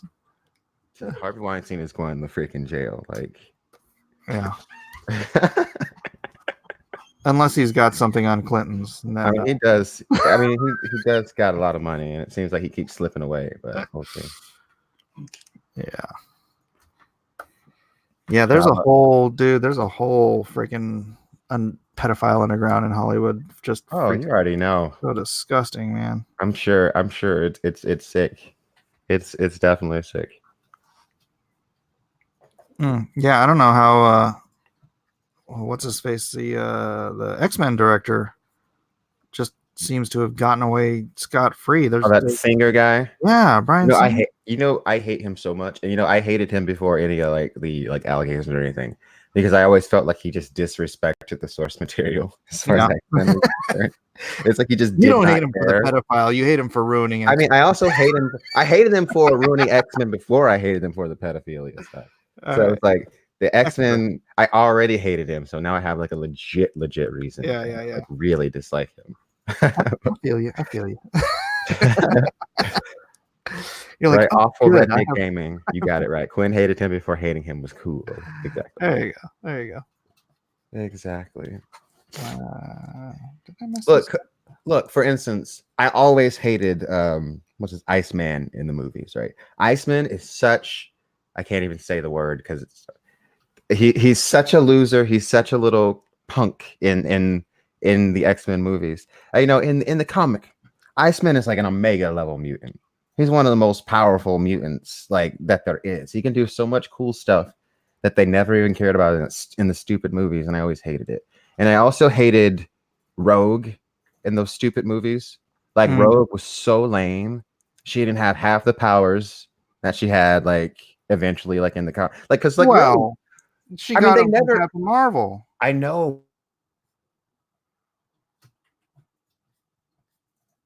Her power willingly, she gives it up. It's like I don't even want to like help anybody. I want to be normal and kiss my boyfriend. It's like, oh my god, I don't know. I just disagree with a lot of those character decisions, man. And the Phoenix, I hate how he did the Phoenix. You mean the first one or the second one? I mean both of the Phoenix stories. Did he do the second? Did he also direct the new Phoenix? I don't know. No, I guess he didn't, huh? That original one was also terrible. Yeah. I really hated that. yeah. They did it the same way, I think, where it was just like they didn't bother explaining like the cosmic nature it was like of a it. write-off. Yeah.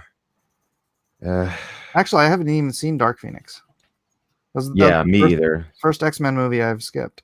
Yeah, I know that the Phoenix does show up at the end of Apocalypse, and that told me everything I needed to know about it. Someone said classic Iceman wasn't that strong. I know, but his powers develop, and they continue to develop, and eventually he's just like this like snowman guy, and it's like I like the way he developed, and I just feel like he was such a loser in the movies always. Same with Storm, honestly. They have never made Storm as powerful as she should be. And I think she is going to be in the new Black Panther, maybe. Oh, really? So maybe they can. I think so, yeah. Because her and T'Challa have a history in the comics. They were like married. It's going to be that young Storm from the. I hope not. She can F off. They got to bring Angela Bassett in. Right, she'd be a great Storm. She'd be a great Storm, but I think she's already. Isn't she already in Black Panther? I think she's already like his mother or something. Oh, yeah. Well, she's already like his mother. Yeah, but she would have been a great Storm, I think. Yeah, for sure. You know what I hated about Apocalypse, the way they did Storm, was it was like, so it's like she's just like a street thief, and then Apocalypse finds her, and it's like, well, that's her character. That's Aurora. I know, but it's like she's not. She's like it's like Apocalypse takes her, this like petty mutant that's really not that powerful, and like gives her like the epic power and makes her into Storm. And I'm like, that's not. She was already Storm before even Professor X found her. Yeah. Right, so she already had all of her powers, and she comes from like a bloodline of like blue-eyed women with like white hair and stuff. So that's like, because I think Storm's backstory is like her parents. How did it go? I think her parents died in like a hurricane or like some natural disaster or something. But then like she was protected because of her power, so she was like in the rubble or whatever, and because of her power, she was able to live. And then she was like a thief for like she was a thief as a child. And I think that the way Professor X even knew about her was that I think he encountered her at some point in Egypt or something when she was a kid, and he like read her mind or something. And so like years later, when he needed her to join the X-Men, he like knew where to go and look. We call that mind raping. Yeah. Oh, Professor X is known for mind raping people. Like, all right, I just want to get your opinion on Jean Grey outing Bobby. What do you mean, Jean Grey outing Bobby? Like telling him he's gay. When did that happen? Are you serious? Yeah. That happened like a year and a half, 2 years ago. Is that in like comics, new comics? In the comics, yeah. Yeah, I've been off of the Marvel news stuff for like a really long Jean Grey was mind raping Bobby, and she told him he was gay. And I didn't even know that. See, like, I am. Wait, so it's like Bobby, like is he officially gay? Bobby's gay now. Oh, see, I've been off of like the Marvel stuff for like a good like 4 years at this point. So good. You missed a whole lot. You missed a whole lot of stuff to talk about. I know that like I knew they were trying to make like Jean Grey like the leader of the X-Men now, and she's like, I don't know. I knew they were like doing a lot of weird changes. I fell off. Yeah, like it's not Jean. It's like some, I don't know, some cold-blooded version. I don't know. I fell off with the X-Men around the time that like the Phoenix came back, and they did like the whole saga with the girl Hope, and then it was like. I remember like reading about like the Phoenix 5, and then that was when I started to like, it was like it got too convoluted. Yeah, it was like they always like threw me off when they would do like the huge events and everything would get like thrown, and it was like can't keep up with all this. It's like affecting everything. Whatever. Yeah, I just I went and interviewed one of the dudes actually a couple of dudes at my Comics and Stuff. It's my local shop, but it's one of the largest. Actually, I think that interview's airing right now. Hold on a second. Refresh. No. Oh, why do I have to sign in? What in the heck? There is an issue signing you into YouTube. I'm literally streaming on YouTube right now. Why am I having an issue signing in? Did somebody sign me out of YouTube? What's happening? Uh-oh. Can I be streaming and broadcasting at the same time? You mean streaming and signed out? No, like streaming and having a... oh, yeah, here we go. You're definitely streaming, and then also your videos posted 22 minutes ago. Video just posted. All right. Hey, 64 views. All right, cool. Anybody watch the video? If signs in, that will sign you out. Forget it. I don't care. I'm not going to mess with it. But he was saying that Marvel has been listening to the complaints and they're doing smaller events and trying to bring people back in. So, which makes sense because the thing about a big event, right? What would bother me, it was like I would get into like one story, like they'd be like releasing something, and I'd be following like that issue by issue, and I'd be super into it, and then they'll do an event. And it affects every single story and their whole continuity, and it throws it off. And I'm just like, what the heck? And it ruins like a story that you like. And I'm just like, what? It also ruins the trades. Yeah, right. It's like I don't know if they were trying to do like the manga thing where it's like, yeah, you buy these big fat mangas and then it's part of a series, but these are trades. It takes you 6 months to get a trade, and I'm like, I go to buy and read this trade, and it's like a snippet of a story. You have to read so much other stuff. Yeah. Right? It's like you got to read all this other stuff for this to even make sense. And there's like characters popping up everywhere in other people's stories that like doesn't make any sense unless you read everything else. And it's like, oh my God. Yeah. And I'm not going to go invest, hundreds of dollars in trades to get a full story. It's like, exactly. There's like events are cool and all, like, but it's like, Jesus, it's too much. Yeah. Especially when it's all just going to reset at the end too. Yeah. Well, that's why I didn't care for the end of Endgame. Or not Endgame, the other one. Infinity War. Same. I'm just like, yeah. It's like it's exactly like what an event in the comic is like. All this crazy stuff happens. This just resets. Everything goes back to normal. And it's like whatever. Yep. So I do in my universe, dead is dead. Unless it's like revived sort of realistically, sometimes but if somebody blows up in a nuclear or whatever, somebody gets shot through the head or whatever, if you can't reasonably be revived, you're dead. You're not coming back. It's like whenever I'd be watching TV with like my brother and he'd be like, she dead, like she's dead, like somebody. Yeah, I hate it when like realistically someone should be dead and it's like, why are you still alive? It's like Game of Thrones, how like Arya should have been dead like 5 times in King's Landing, or just like she should have been dead in season 4 when she got stabbed a bunch of times in the stomach and jumped in sewer water. Yep. Hey, did you see they set a date for the new show? 2021, right? Or 20 something, 2022. 2022. Yeah. Good. I'm just glad it's far away. Yeah. Take your time with it. And I'm going to trust that since George seems more involved with it, that it'll be good. Yeah, I say they should take their time with it. I say they should just work on this one show and don't try and do a bunch of other shows. Just do one show. Right? Because I feel like the worst thing they could do would be like to sink a bunch of money into like 2 or 3 shows and then like put out one and then it like flops horribly. And they've wasted a bunch of money and they can't make anything all the rest of it. So we'll see. Yeah, and I'm glad they're waiting a little bit to let the hurt die down. Yeah, that's what I was about to say. let some time. Let time heal some wounds. Oh, I wish there was a comic shop near me. I have to drive an hour to get to just like a bookstore. No way, seriously? Yeah. Dude, you are in the boonies. I am. Wow. I thought about like maybe when I'm like 40, I'll open a bookshop. Like I have wanted to do that, so we'll see. So you're just gonna buy all your books now and then just sell them then? I don't know. I mean, I feel like I think it would be cool to have a bookshop. I feel like I'd be good at owning a bookshop. Maybe I just have to be in a place where people would want to buy books.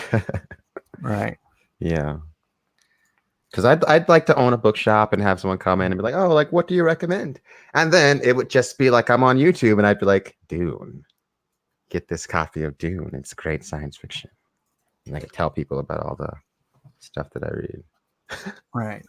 Captain Held says, so is a new unknown soldier introduced in Soul of the Soldier? I could tell you, but I'd have to kill you. You guys know I don't do spoilers on Lone Star. I'm never watching another Game of Thrones related show again, says Rhaegar. Come on. I mean, I get you. Come on. I see where you're coming from, honestly. I mean, a lot of people feel like that, though. So it's like, that's what happens, though. I know. That's what happens when you have like this IP and it gets like ruined horribly. Mhm. It's like it leaves a bad taste in people's mouth, and it's really hard to wash out. There's George's. You know, I hope Fire and Blood will be good. I mean, well, Sons of the Dragon. What are they calling it? House of the Dragon? House of the Dragon, right? Yeah, it's based off of Fire and Blood. So yeah. Fire and Blood's a really good book. So there's a lot of stuff that they could build. I know. Can you believe I haven't read that yet? It's really good. I mean, I like it. It's a history book, so there's some jumps in it when compared to, traditional A Song of Ice and Fire. But it's not the one that's written by the Maester? No. Or that's the World of Ice and Fire. Oh, okay. So this one is written more like a book. There's actually like whole sections of people like talking, and there's dialogue in it. And it actually takes some of those sections from the World of Ice and Fire book and expands them into like almost like more like to being more like the main series. You know what I mean? Makes them more into a narrative, like a lot of that stuff with Maegor and his brother. A lot of that's expanded upon. I enjoy the bits about like the Witch Queen of Harrenhal and Alice Westhill's journey across the Sunset Sea is really interesting. There's a Kraken attack. Oh, pretty cool. Nice. Yeah, man. And so it's like it's a cool scene because like they're sailing on the sea and it's like there's no wind for like days, and then suddenly they come across this unnatural storm, and Sir Eustace, who's leading the voyage, is like, I've sailed many voyages, but I've never seen a storm like this, and the sky turns red, and there's 3 ships, and one of the ships is completely swept under by this giant wave, and all the men are screaming that they can see the tentacles of a giant kraken. They're all screaming kraken, kraken, kraken. It's really good. I love it. I'm gonna have to get that. Fire and Blood. Yeah, I wonder how much of it will be in the series. Yeah, so that's the thing. I don't know, because they're gonna have to like pick one part of it and focus on it, because it's about 150 years of history. Yeah. It's the first half of the Targaryen rule of Westeros. So I'm wondering if they're gonna start with like Aegon, or they're gonna skip to like Maegor or Jaehaerys, or they're gonna do the dance. Well, Aegon comes over with his half brother, right? Aegon. So it'd be Aegon and the first Baratheon. So that might be a good place to start to follow that sort of conflict back in time.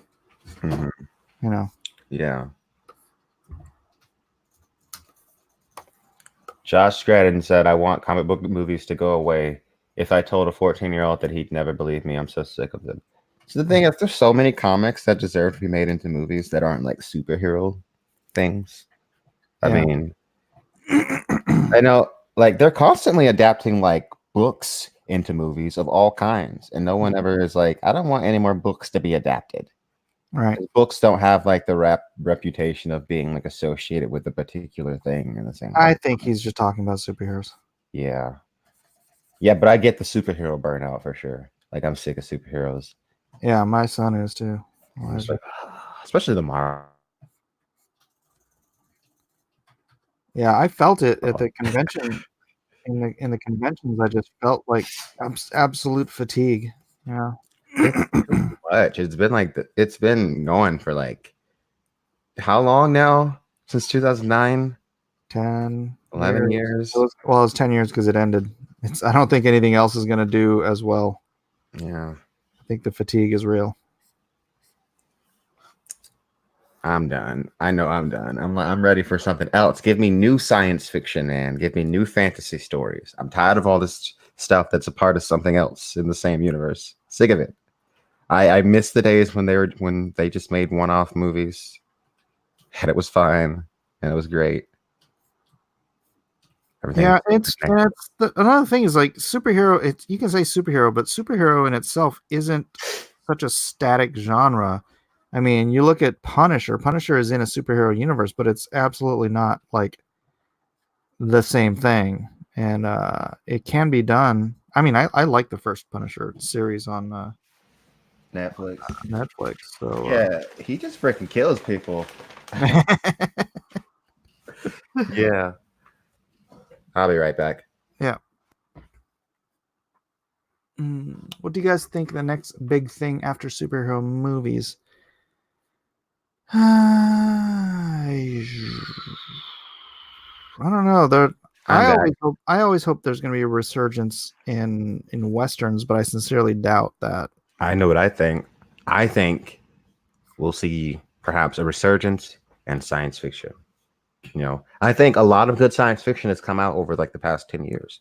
I think a lot of really good science fiction, like compared to what we've been getting since like, I feel like, what was the last? I don't know. For me, that's the worry though, is because Star Wars kind of started the whole science fiction boom, at least for quality science fiction stuff back in 77. And then it may have just killed it. I hope not. I hope not. I feel like science fiction went through this phase. I feel like when I was a kid, right, there was a lot of just like really like low quality science fiction that was coming out. You know what I mean? It was almost like a dark ages of science fiction. And I feel like just recently have they started again to make more deep, intelligent science fiction. You know, and like the last like because I've never really considered Star Wars sci-fi, right?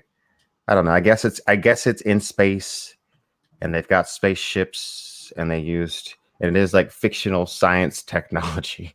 So I guess it is science fiction, but I don't know. I never thought of it that way.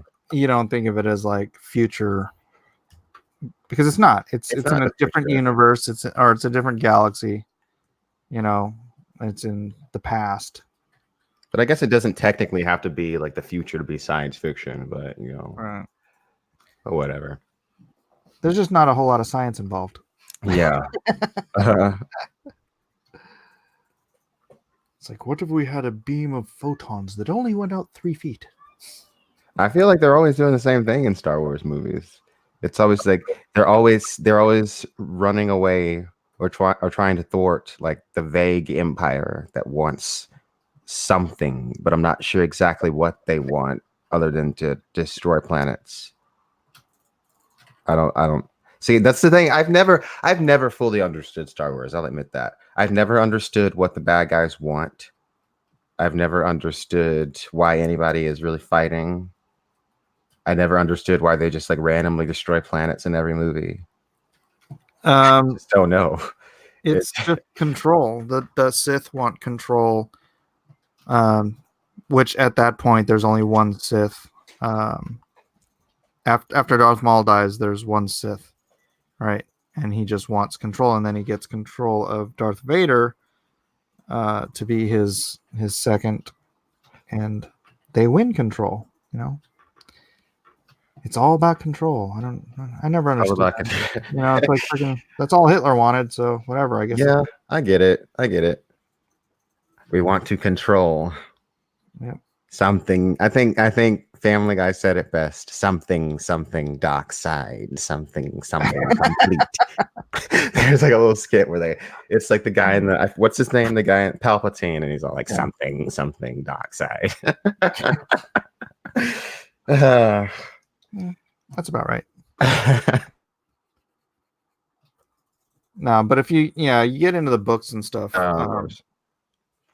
Oh yeah, my cousin Desmond, he loves Star Wars, and he's always just like, Clan, you got to read the Star Wars books. And I'm like, I don't know, man. I feel like they're gonna suck because I don't know. Well, they're not all great, but I mean, Kevin J. Anderson wrote some. Timothy Zahn, he wrote some really good ones. Kevin J. Anderson's the Dune guy.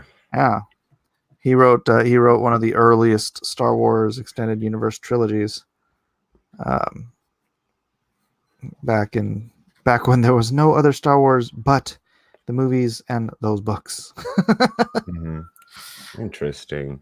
Yeah. Maybe I'll check out some of the Star Wars books. I'm not totally against it, you know. But it's like there's more to it in the books than there is obviously in the movies. Yeah. And a lot of stuff gets fleshed out and explained and like why? Because you can do that in a book. It has its reasons, Yeah, so you're able to go more in detail in a book, and I totally get that. Yeah. Like with a movie, I mean, I understand why Star Wars is the way it is. I mean, it came out in the 70s. It was really like the first thing of its kind. It's very ambitious. And I get it. They really did make something magical that like totally altered movies. Yeah. Like going forward. It sort of started. So I totally respect it. Amanda Robinson says, I love that episode of Family Guy. Family Guy has some pretty funny stuff sometimes. And sometimes it's just like, oh, this is silly and stupid.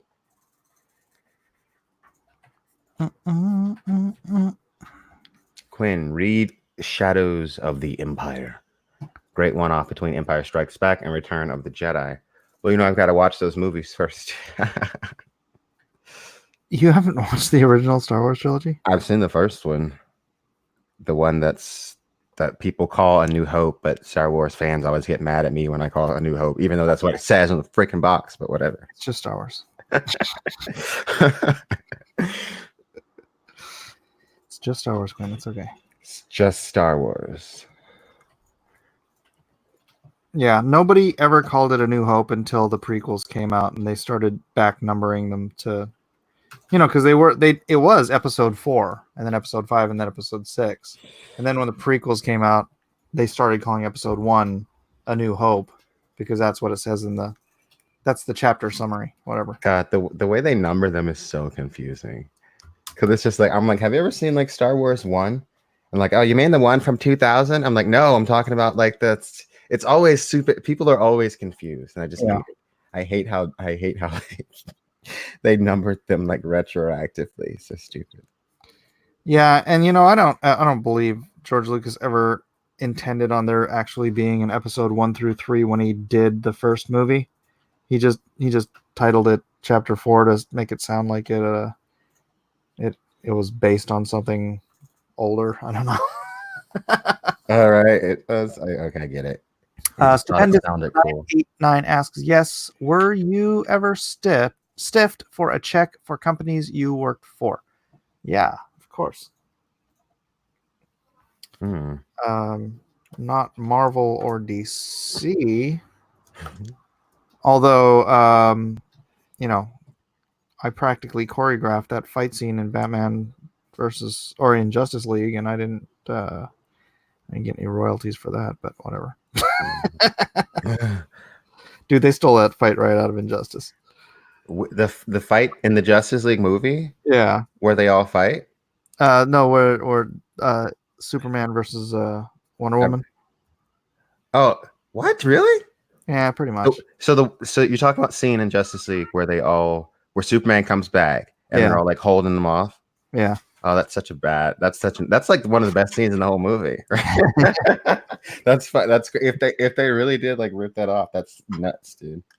Well, what's funnier is that scene that I did that in. I initially wanted because as an artist, you choreograph the scenes, the fights and stuff. Mhm. And I was like, "Can I have her punching him in the nuts?" Damn. And they're like, "No." I'm like, "But she's Wonder Woman, and she's fighting to the death, or she's fighting for.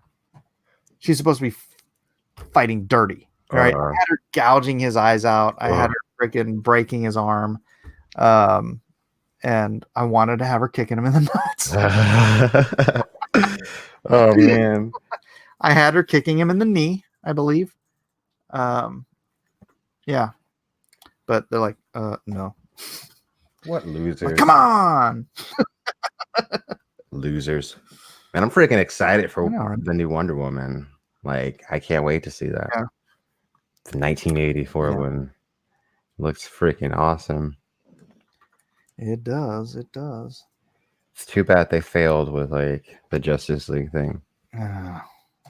Nixie says Wonder Woman wouldn't do that, Mike. Yeah, she would. She's a woman. And that's just, you're fighting a bigger, stronger dude. What are you going to do? I'm just going to fight fair so that I can lose. Crush his man, you're going to freaking crush his man bits. That's the... And she'd be the only person on Earth who could give him a decent whack in the nuts. Basically, yeah. Dynamo says she'd throw shoes. She'd throw shoes. I mean, can you imagine getting hit by a shoe thrown by Wonder Woman? That would knock you through a wall. There'd just be a big hole in your stomach. You just like look down and you're just like a high heel thing there. Oh man, for some reason that makes me think I just watched a video on rail guns today. You seen those things? No. Dude, the Navy has a rail gun that will shoot a 25-pound projectile at 4,500 miles an hour. Ugh, it is like insanely accurate, insanely powerful. It's like annihilate something. Yeah. It probably just blasts right through a ship. Like both sides of a ship. Instant death. Yep. So she's so mean that she'd kick a Martian in the Chronicles. That's bad. Martian Chronicles. Who wrote that? I haven't read that. Don't know. I think it was Bradbury. Ray Bradbury? Wasn't it? I don't know.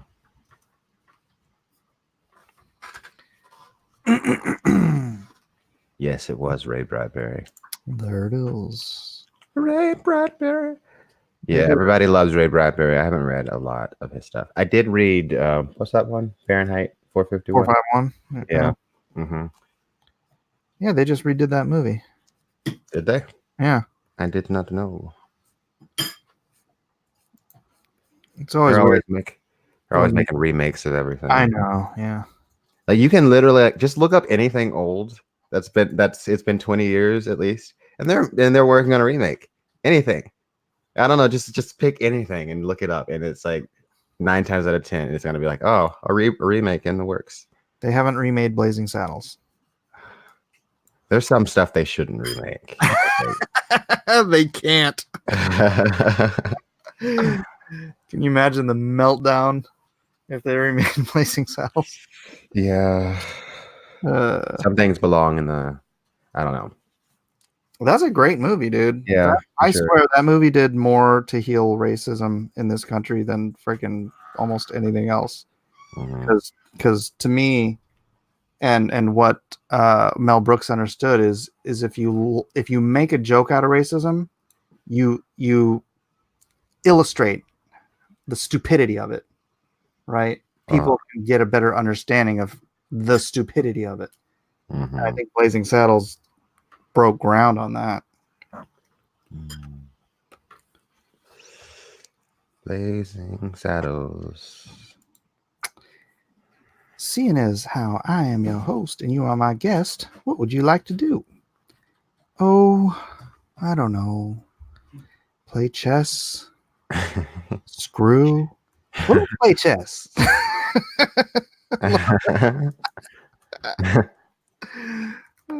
So good. Rest in peace. Oh, dang it. What the heck? How did I get a big old long line through my thing? Oh, what is that from? Because you can't draw. I have a all delete G. There we go. All right. Quinn ain't wrong. It's pathetic. They really need more creativity. Indeed. True. Creativity is the name of the game. You know what they need? They need a city in the sky. They'd probably ruin it. Yeah. What are you eating? What is it? They'll never remake Tropic Thunder either. No, that would never be okay ever again. That wasn't that long ago, though. It wasn't, but like I feel like things have changed enough since then where like you can do that now. There's no way. The outrage on Twitter. The outrage. Intense. So much outrage. Oh, you know, like outrage sells. I know. It drives me nuts. Outrage sells. Drives me nuts. Because, dude, like, you're chill, right? And you kind of built your channel on chill, and then, but it blew up on outrage. Right? Yeah. I mean, to an extent.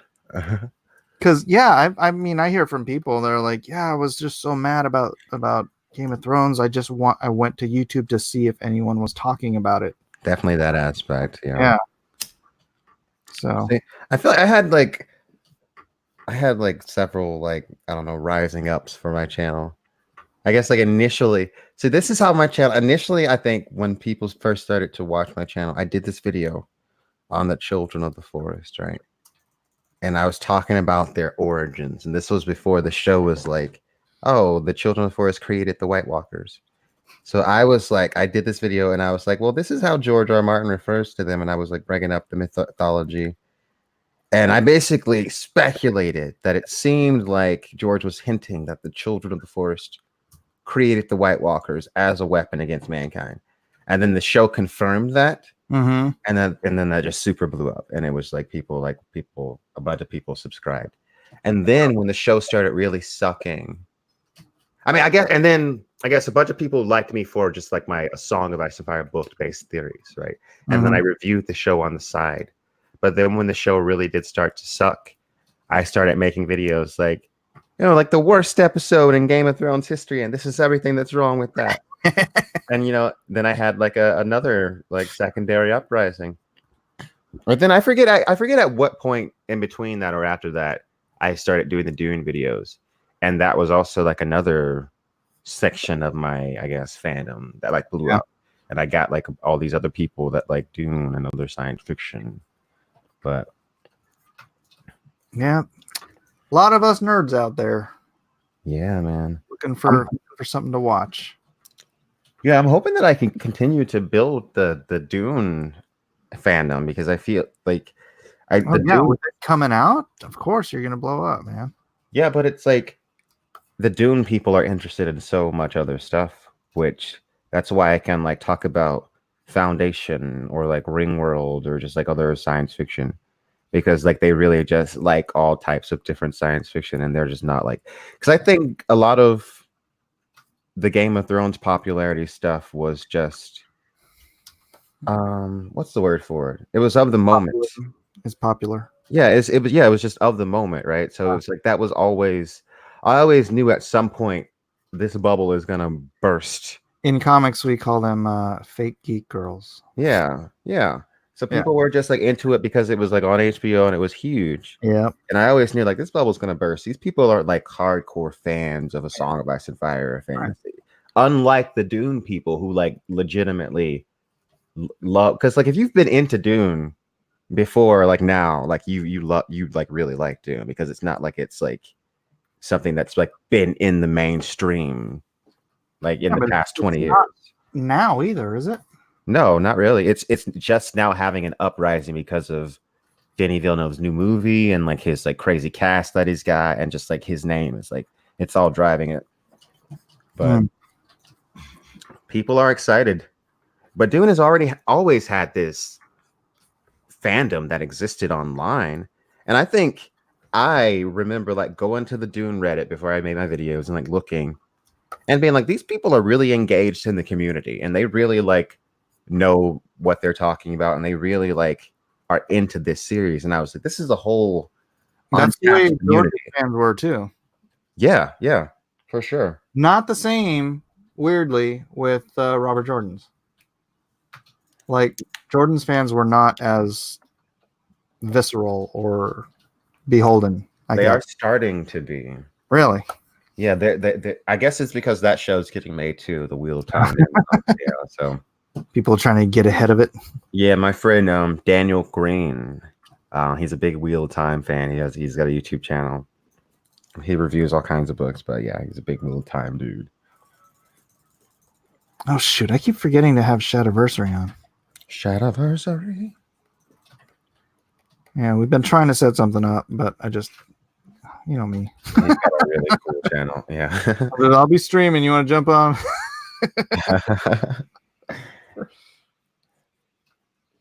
You read Dune in Spanish. I think there actually is a Spanish version of Dune. I'm pretty sure you definitely can find Dune in just about any language. It's been printed in pretty much any language. It was Spanish Jesuit. Dude, I find myself like wanting to buy like different versions of Dune because of like different covers. There's so many different versions of it, and like different languages with different color covers that look so unique and interesting. Oh, by the way, I am up to and just past where Paul was revived from his coma. Oh, he drank the water of life. Yeah. Oh God. Yeah, it's a little past that because he's talking about the water of death and the planning to use that as the ultimate weapon against invasion or whatever. Has he freaked out Jessica yet? Where he's all like, "This is what I saw," and he like scares the crap out of her. I don't think you've seen that part happens because she's all like, yeah.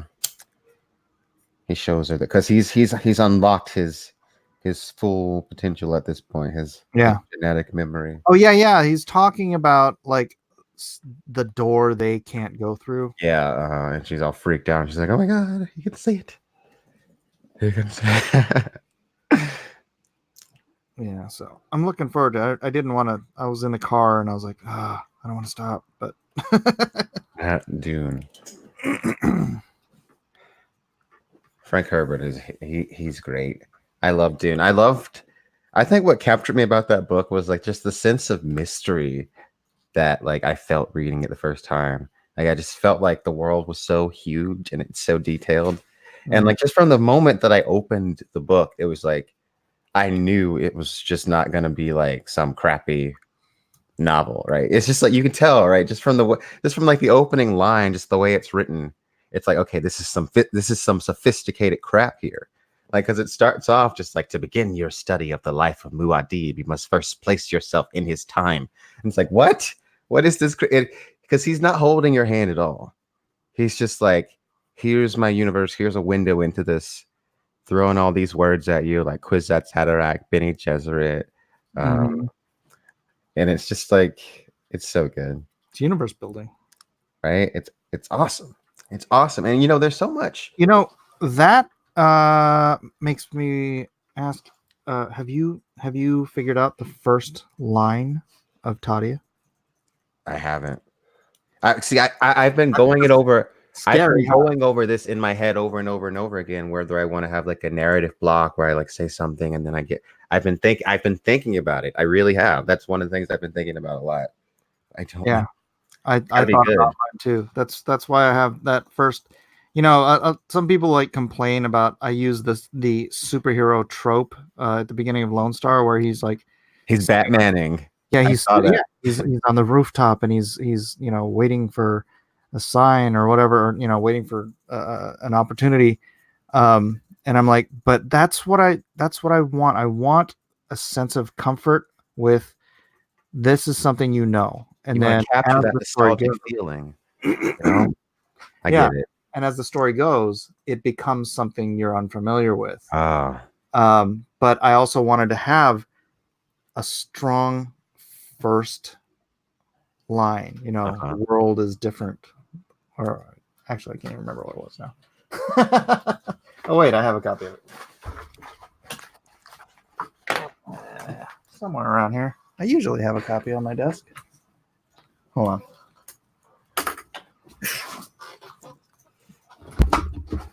Where's my comic book?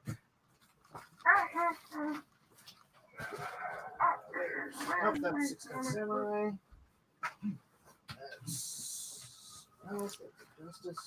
I can pull it up before you. Yeah, pull it up. Let's see the first one. Okay, I'll read it. I'll read what it says. Read it in your best Quinn voice. I remember the world a little cleaner than most.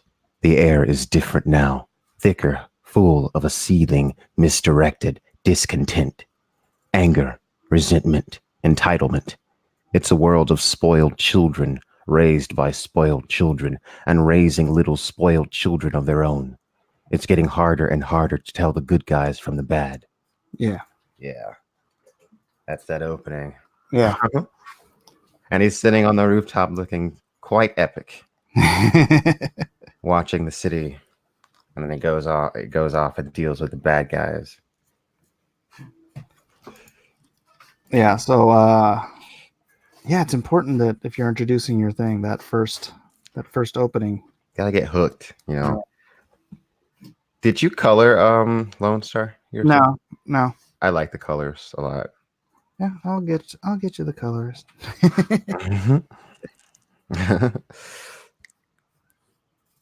And the colorist is in India, so even though you can pay him a good rate, it's like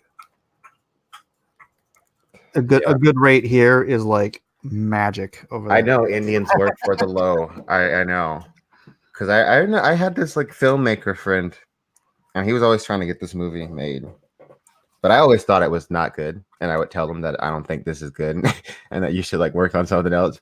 But he'd be like, I should just have an Indian guy do the editing for me because they can do the special effects for like really cheap. Well, it's crazy. I was checking prices on what people live on there. You can be a freaking college educated math teacher and you get paid $31 a month. Mm-hmm. And that's like middle class in India. Wow. Right? Crazy. And in here I'm like, my guys are making significantly more than that. Yeah. Yeah, if you can farm work out to America from India, then you're in pretty good shape. Mm-hmm. Bless the exposition pigeon. There was a part in Toddy. Okay. Read page 2. That's where you're getting the exposition pigeon. Okay. Let me pull it back up. Okay. Scroll back out to page 2. All right. But in this sea of miscreants, No, I don't think that's right. Wait, I messed up. No, I don't think that's right. It's miscreants. Why am I asking you? You're a pigeon. Oh, I see.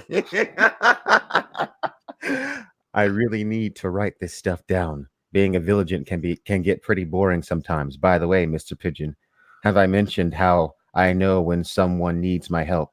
Coo! No. Well, I have this animal-like instinct that allows me to sense fear. That's my clue. Then he jumps and does some awesome parkour. And he comes and fights the bad guys who have badass tattoos all over their faces. They look very formidable. Some of my fans have really latched onto exposition pigeon as a they're like, can you do a pigeon cover? I'm like, no. Do a pigeon cover. Pigeon cover. You must do a pigeon cover. Yeah. Yep. Capitol Hilts. I'm a pigeon fan. Is this exposition pigeon? Oh, it is. Yes, yeah. Why am I asking you? You're a pigeon. Cool.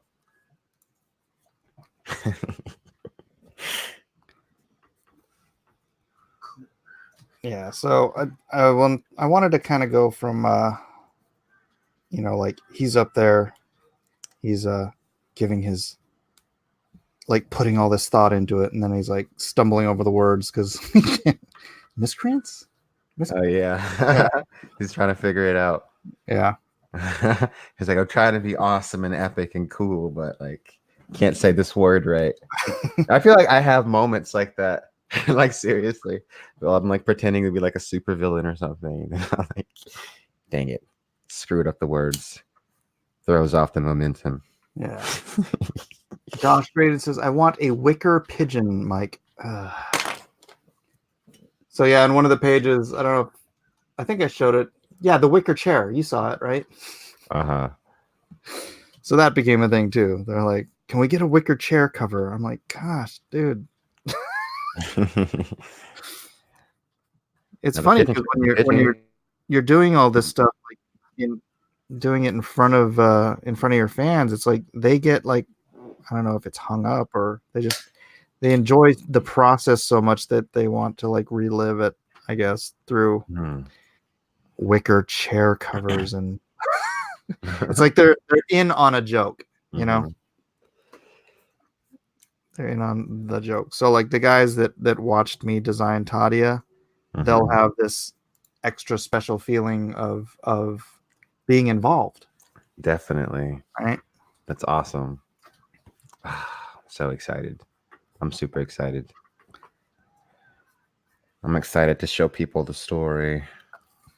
Yeah. I've been like trying to I've been like sketching panels. Oh yeah. I'm gonna scan them all and then put them on the computer and then show them to you one of these days. Excellent. Along with like the script, and then you can give me, I guess, pointers if you want to. You don't have to. Sure. But yeah. I want this thing to be epic. For sure. Epic. And then you will have wings of your own to fly upon someday. One day. I would buy the wicker chair version, says Rhaegar Targaryen. See? They won't leave it be. Oh, dang it. I've been drawing on the wrong freaking layer. Oh, dang. Let me out of this cave. That's fine. Because it's nothing but a gladiator grave. Josh Graydon says, I want you to make a comic that takes place in a world made of wicker. In a world made of wicker. In a world. Miscreant was my typical alignment back when I still played Palladium RPGs. You ever play anything like that? Like D&D or... Oh, RPGs? I've never played D&D because I just never had enough people to play it with, but I have played like deck building games like Magic, The Gathering, and stuff like that. Never D&D. I've always wanted to, but just you need like a group of friends to play D&D. Yeah. That want to play D&D, because like it's difficult. Because I'm super nerdy and I would love to, but it's just other people don't want to play D&D with me. Well, I don't know how many you need, but you can get Elijah, my son Elijah, and Edwin, and just play online. D&D. I mean, I'd like to play one day. I just don't even like know how.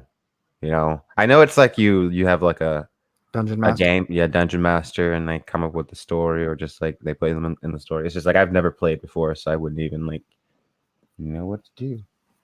Haven't you watched Stranger Things? They show you how to play in Stranger Things. They do. Well, there's the scene of them playing. So. Yeah. Stranger Things. It's good. I don't know why you don't like it. I do like Stranger Things. Oh, who was it said they didn't like it? I mean, I dug the first season, but then I felt like the second season was kind of weak.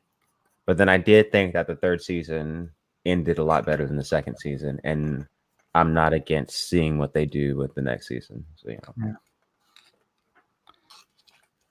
I had the 3 of the kids sing to my daughter on a video.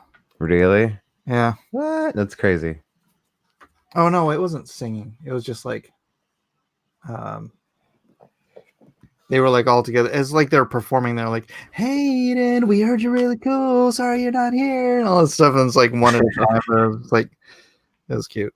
That is cool. What? What? Is D&D anything like the movie with Jeremy Irons? No. Oh my god, that terrible movie. I was dating someone and they thought that movie was good. They were like, Quinn, like, why don't you like this? I'm like, because this is like, because it's terrible. And I was like, I think we need to break up because like We're like done. this movie.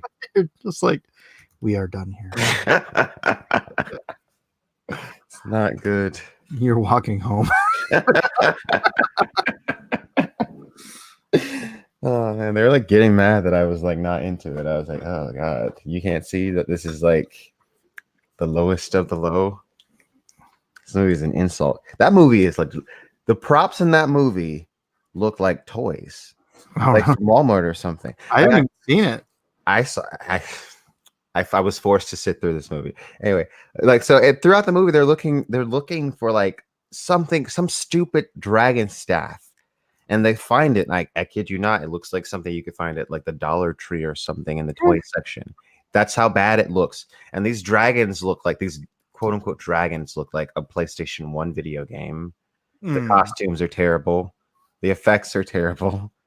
I don't even know who thought this would be a good. And this wasn't even like a made for. I could see this. People talk about the sci-fi Dune miniseries as if those special effects are bad. That was a sci-fi miniseries. Like this D&D movie was in theaters. All right. And it looks like that. I don't know. Absolute crap. Crap. Who approved it? I don't know. I feel like it's like so disrespectful. What was it after? Because usually something they squirt crap like that after something else in the same genre was successful. When did that movie? I feel like this movie came out in the early 2000s. Lord of the Rings.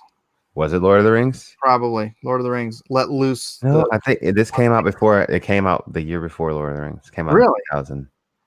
I think Fellowship came out in 2001. You're gonna have to look it up. Yep, Fellowship was 2001. Oh, okay. Then you know what it might have been. They knew Lord of the Rings was coming out, so they greenlit fantasy stuff. It's crazy that this was a year before Lord of the Rings, and you get this piece of crap. Yeah, and then you got Lord of the Rings. It's just like you'll get that. Like when The Abyss came out, they like rushed this movie called Leviathan out before it. Really could beat The Abyss to movie theaters because it was another underwater, Oh, this looks terrible. Jesus. And The Abyss is such a good movie. Yeah.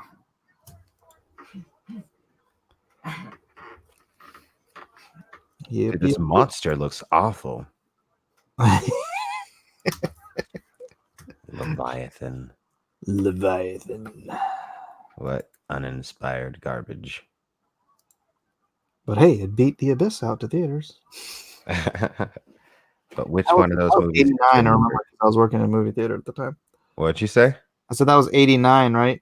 Yeah. Yeah. I was working in a movie theater at the time, so I remember all the movies that came out in 89. Batman and Dead Poet Society. The Undiscovered Country. Little Mermaid. I love Little Mermaid. Apt Pupil. Oh yeah, Deep Star 6. That was another one. Ugh. Terrible. Oh, so Little Mermaid was really 1989. Yeah. God, I loved that movie growing up. It was one of my favorites. And it's such a terrible story too, if you really think about it. Oh yeah, she's a terrible daughter. Yeah, and she like she like abandons her whole family and gives up like her voice. She's got the most beautiful voice in the whole ocean. She's like the Mariah Carey of the ocean. And then it's like she gives up her voice to be with this guy that she met once. Yeah. And it's like if he doesn't love you, you become a slave Wait, for all she didn't even eternity. meet him. She just saw him. She just saw him. She just saw him. And That dude's so hot. I'm gonna give up everything. Everything. And she's a princess too, so it's like it's not even like she doesn't. I don't even know. It's so ridiculous. It's got great songs though. Yep. Under the sea, darling, it's better. You know, it's funny. We took that song and we overlaid it on top of the Meg commercial. Really? It was so perfect. Oh, It was so perfect, but it got copyright struck, so I couldn't. You should have like slowed it down and made it creepy.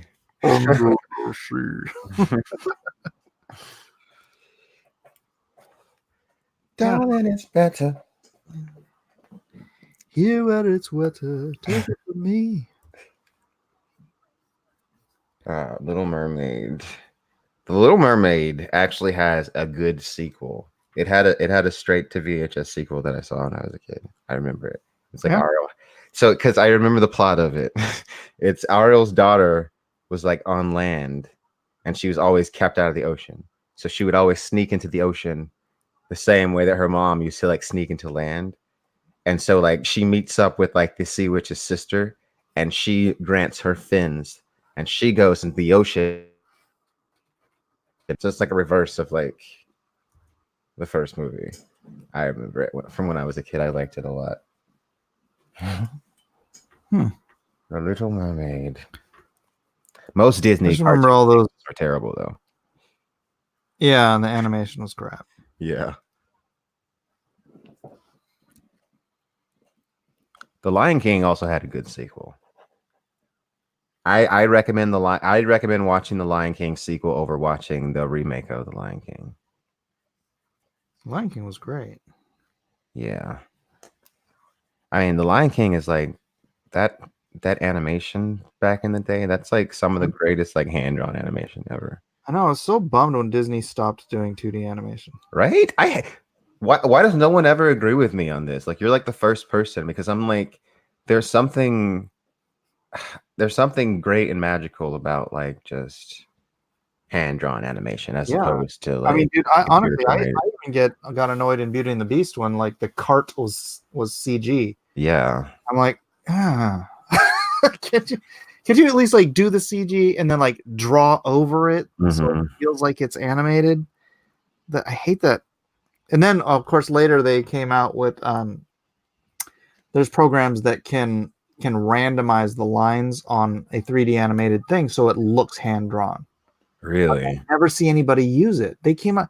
I remember this program coming out in '99 when I was working at Ion Storm because people were talking about using it for animation. I'm like, that looks great, and it doesn't.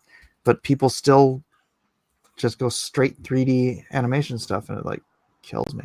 I don't know. I would like some more. One of the last things that Disney did like that was Princess and the Frog, where it was hand-drawn animation. I can't think of any other one they've done since then. Yeah, I don't remember.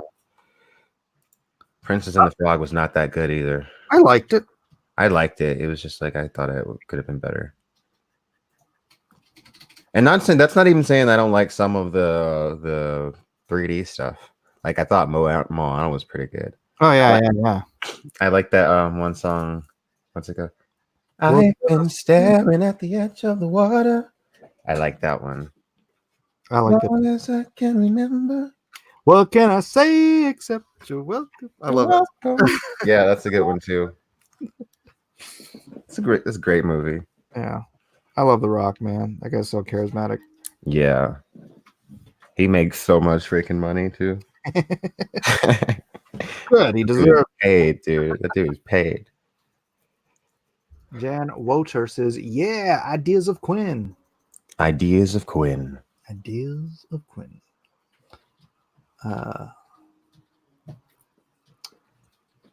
Everyone in chat give Snarky Weezer a sub. Yes. Snarky Weezer. I'm losing so much respect for this Quinn person, says Josh Graydon. Because of his opinions on what exactly this time? I think it's because I like the Moana song. What? It's terrible.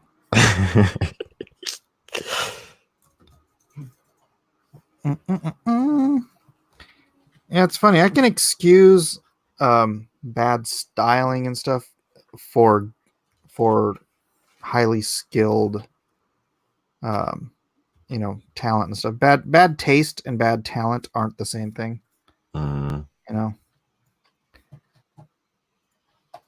Kevin Ryan says, Mike, I'm still not dead. I knew you weren't dead, Kevin. The reports of your demise were over exaggerated. He lives. He says no because you dissed Leviathan and like Disney. I mean, I don't. I like. I like the Disney stuff that came out when I was a kid. As far as like anything Disney's doing now, I could not even begin to care anything about. I happened to see Moana, and that's like, and the only reason I brought it up is because it's one of the only ones that I've seen as far as like the whole modern wave. I haven't seen like that stupid Frozen movie with like the Ice Queen, whatever. Mm-hmm. I haven't seen. Moana is like literally the only thing. I don't know. Moana's great. I did see the Angelina Jolie thing, the Maleficent. Yeah, I did see that. So, but and yeah, the Leviathan monster does look terrible. So I don't know what to say. Yeah, nobody needs to defend Leviathan on my watch.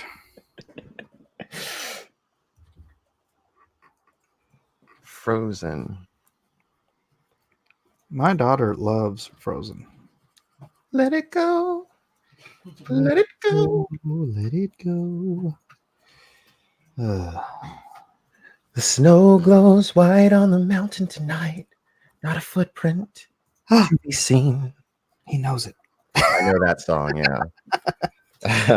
I mean, how can you not know that song? The song was everywhere for like an entire year. Like you can't even like leave the house without playing. Yeah, what are at some the grocery store or at the mall? Look up the last Disney movies. Let's see which ones I've seen. Most.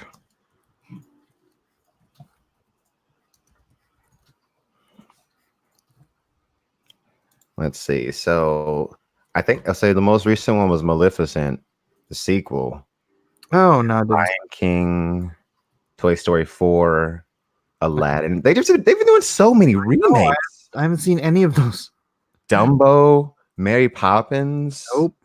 Ralph Breaks the Internet. It's just I haven't seen that. Nutcracker. The first one. No. Christopher Robin. That was the Winnie the Pooh live action thing. I want to see that, and I haven't seen that. It looked cute. I don't know. Incredibles 2. I love Ewan McGregor, so that's the last one I've seen.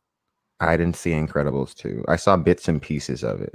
I noticed, though, I'll tell you this. I don't know if I'm crazy. The mom is way thicker in Incredibles 2 than she was in the first Incredibles. Really? Yes. I don't know if maybe I'm losing it. I could have sworn. I just in the first one. Was she? I don't know. Maybe I'm just noticing it more. Okay, but okay, so Wrinkle in Time, I didn't see that. And then Last Jedi. What's Wrinkle in Time? It's based off of a fantasy book, a children's fantasy book. I'm almost certain. Movie called Coco. You ever see The Time Traveler's Wife? With that girl from Mean Girls? Yeah. I've seen it at some point in my life, yeah. That was an interesting movie. Yeah. And he's like traveling through time, different points in her life. Yeah. Mm-hmm. Coco. No, I didn't see that either. Golly, I have missed out on a lot of Disney stuff. You know, it like my kids have seen all of this stuff, but I'm just like, what if the Queen of Katawa? I'm probably saying that so wrong. I don't know. Born in China, a movie about pandas, Pete's dragons. Yeah. When they did another Pirates of the Caribbean movie, when did this happen? Oh yeah, Dead Men Tell No Tales. I didn't see that one either. Tubman Milk No That's not series. the mermaid one, is it? No, I Uh, don't know. I don't even know. I remember the one with the mermaids. So that's the last one that I remember. I couldn't tell you when it was. I remember in the last one that I saw, I remember just thinking that it just felt like Johnny Depp just wanted to kill himself. He did not. He was phoning it in. Yeah. So hard. He did not care. It was just Own sad. my contract, they own my life. Basically, it was just like they just injected him with like a shot of something to keep him awake, and he was just there, and it was like sad to watch. I don't like legitimately. I don't know, but whatever. It sucks. Sucks, man. Claudia says, today I read an article about freelancers in comics and how many companies delayed their payments for months. As a veteran, any comment about it? I don't think that's happened to me at Marvel or DC. I do remember a story about part of the reason that Jim Lee was ready to leave Marvel was they held up his royalty check for X-Men #1 for like 6 months, and it was like $500,000. Jesus. So 6 months of no interest on $500,000 was enough reason to piss a guy off, I guess. But yeah, not I don't know. Maybe it did, but I don't remember it. Brandon Moore says Dead Men Tell No Tales was better than the other sequels. I'm just gonna take your word for it because I can't bring myself to watch another like soulless Johnny Depp being filmed for 2 hours, clearly not wanting to be Jack Sparrow anymore. Because like I enjoy him when he wants to be Jack Sparrow and when he can bring life to it. I like that character, but I do not want to see Johnny Depp clearly not wanting to be there. It became a caricature. Yeah, I mean, what happened. And when you're caricature of your own character, that's pretty sad. Have you seen Carnival Row? No, it's on Amazon Prime, right? People have been telling me good things about it. It's good. I think you'll like it. I like the setting. Did you ever read Arrowhead by Kurt Busiek and No. Pacheco? No. Kind of has that feel because it's like this early late 1800s England feel or setting, but it's in a different world, and it's in a world of where fairies and what are the other pucks and stuff like that are. Oh, that's neat. They're real. It's got the Legolas dude in it, right? Yeah. He's cool. He's a pretty good actor. Yeah, no, he does great in this too. Mm-hmm. You ever watch Ripper Street? I tried to watch Ripper Street, but I couldn't. I didn't really get too into it because I just finished watching Penny Dreadful. Oh, and it was like Penny Dreadful is like so high budget, and then I went to Ripper Street, and it was like it kind of threw me. But I know that's unfair, and that I should give it a chance. It's really good. Yeah, so. Really good. And because I was gonna say that the Carnival Row is like Ripper Street meets Harry Potter. Oh, that's super cool, then. Yeah. Oh, someone's talking about Angelina Jolie and the Eternals. Look, if there is anything Marvel that I'm excited about, it's Angelina Jolie and the Eternals. Like, oh my God, you guys have no idea how much I love Angelina Jolie. Angelina Jolie was like my first crush ever. Like, like in Tomb Raider. Like, oh my God, that's peak Angelina Jolie. Like, I don't even care how bad. I don't even care that those movies are terrible. It's like. Those movies are infinitely better than that crap movie that came out like a couple years ago. That was like a ripoff of the Tomb Raider game. Like, God, I love those Angelina Jolie movies. Have you seen Hackers? No, I haven't. Really? Look up Angelina Jolie in Hackers. Hackers. That was the first movie I ever saw her in, and I was just like, what is this? Oh wow, she's like so young in this. Uh-huh. And he just wanted to like, I mean, those lips. She's gorgeous, man. Those lips. She's so gorgeous. Did you ever see the movie Changeling? Why does that sound familiar? That movie is so underrated, man. It's because it's like, okay, so it's like in the 1920s, and there's this single woman and her son, and he goes missing, and he's like kidnapped, and he just goes missing. Oh, I have heard of that. Okay. But basically, it's based on a true story, and so the government or the cops or whatever, they give her back this little boy, and they say this is your son, but it's not her son.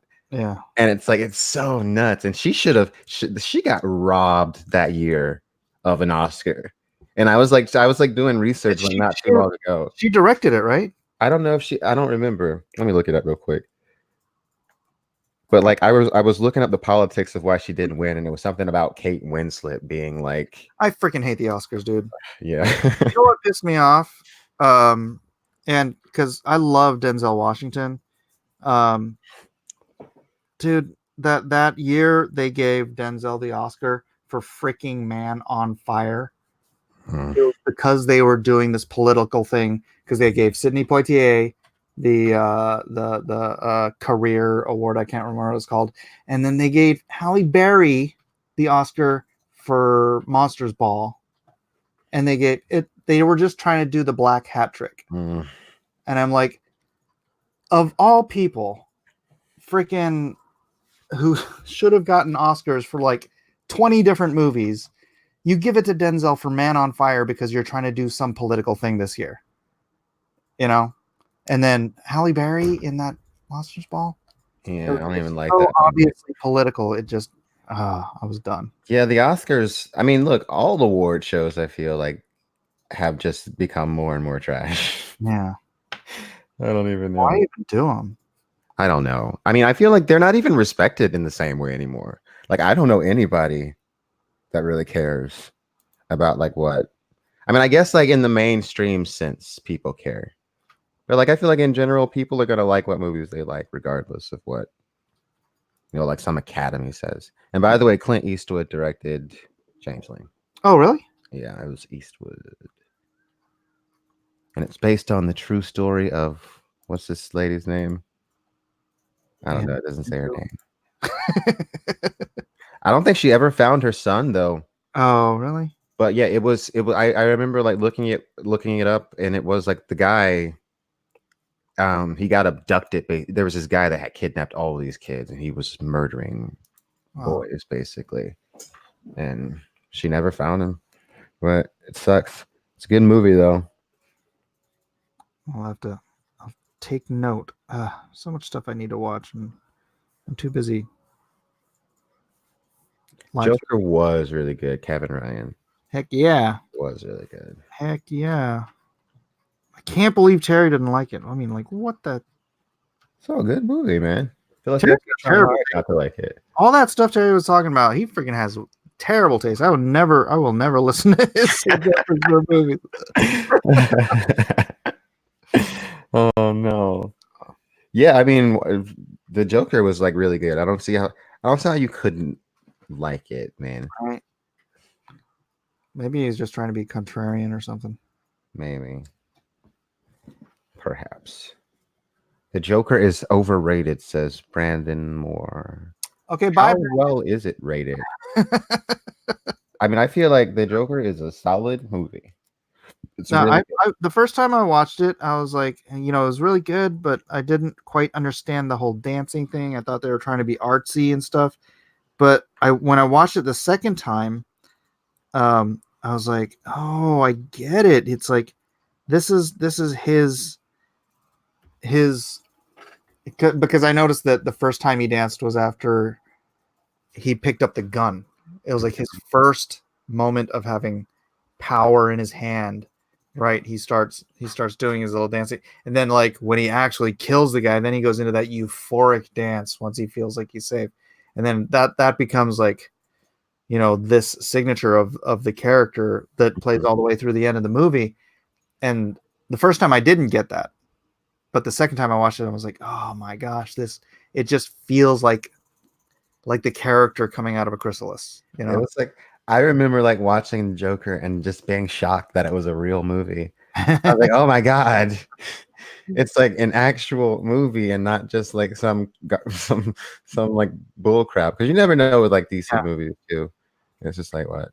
Yeah, and that's kind of what I was saying earlier about how, it's you can have superhero movies or super villain movies, and they don't have to be about, necessarily men in tights or whatever, because as a genre, there's so many different kinds of story within the genre. There's science fiction superheroes, there's fantasy-esque superheroes, there's just grim and gritty superheroes. So it really is, as a genre, so rife with subgenre that it doesn't have to necessarily just be like, oh, I hate superhero movies. I liked that it was like a small story too.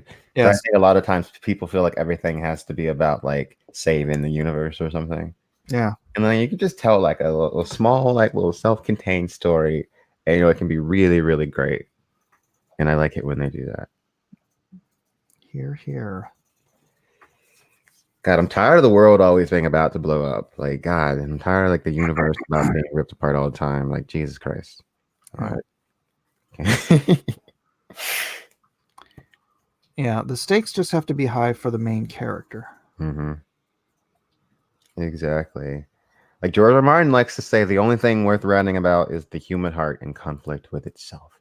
Right? Mm-hmm. If you have like good characters and like good interpersonal relationships and like a real struggle for your character, your hero, and you can make something that people are connecting to.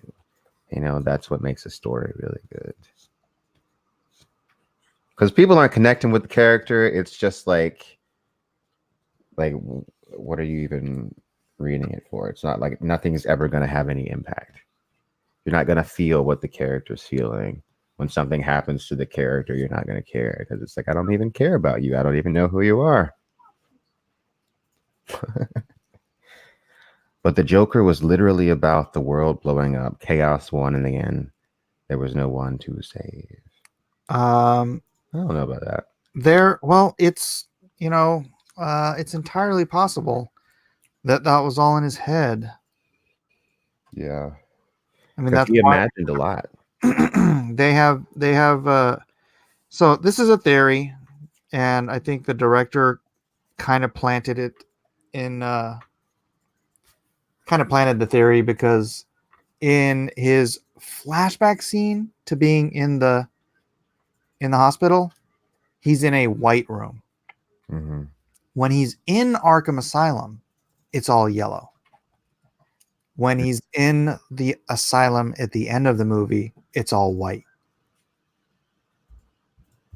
So Arkham Asylum, he's not in Arkham Asylum. He's in or the Arkham Asylum story was part of a fantasy. So I think the director said something along the lines of he liked the Heath Ledger, when Heath Ledger says, I like my past to be multiple choice. Mm-hmm. Rhaegar says it's a weak theory. It's a weak theory. I don't think it's true, but the director's like, he likes that aspect of, was it true? So I don't know. Was it true? I don't know. If that story is true, it cheapens the film. I do agree. And I don't want it to be untrue.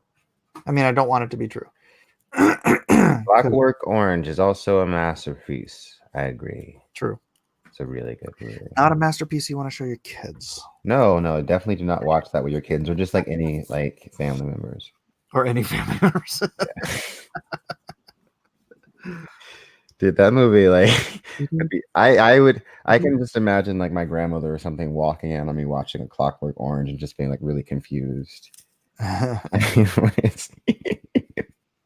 What even is this? Oh, dude, I got so bent out of shape at a friend of mine because I have a friend who's like, he's super like just artsy, right? He's like, he doesn't even think about sexuality when he sees stuff on film or whatever. He just sees it as art. And he let his 9-year-old son watch Clockwork Orange, He's like, Oh, it's such a no. beautiful film and blah blah blah. I'm like, dude. That movie, no. Like, That no. movie has. There's a lot of like really like violent and sexual imagery in that movie. Yeah, and he recognized, because I was asking him, I was like, do you remember the scene in the amphitheater? And he's like, yeah. I'm like, how did that make you feel?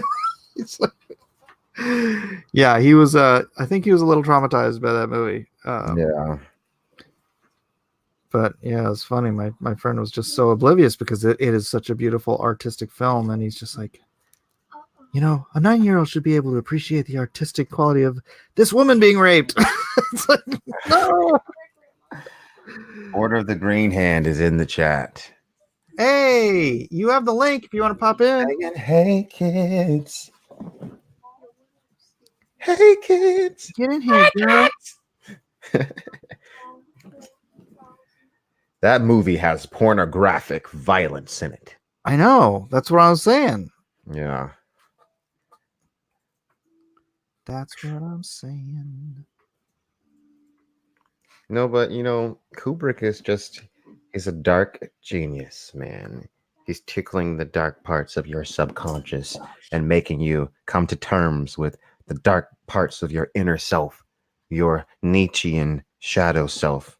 You know, everybody has a shadow. Got a light side and a shadow. You know, you have to learn to live with the shadow. Cannot ignore it. You have to face it, and you have to deal with it. The shadow self. Did you ever see the movie The Babadook? No. Wait, did I? There's a mother and her son, and this creature called the Babadook starts to haunt them once she finds this storybook randomly appears in their house, and it's like a pop out book. I have a connection to that. The is either the production company or the director of that movie wanted to deal with the devil. Really? Yeah, my other comic. I Mm, can send you that PDF too. cool. Yeah, But definitely. it's a lot older, so the writing isn't quite as good. But somebody in the chat said it was their favorite book so far. Mary Ellen, you have the link.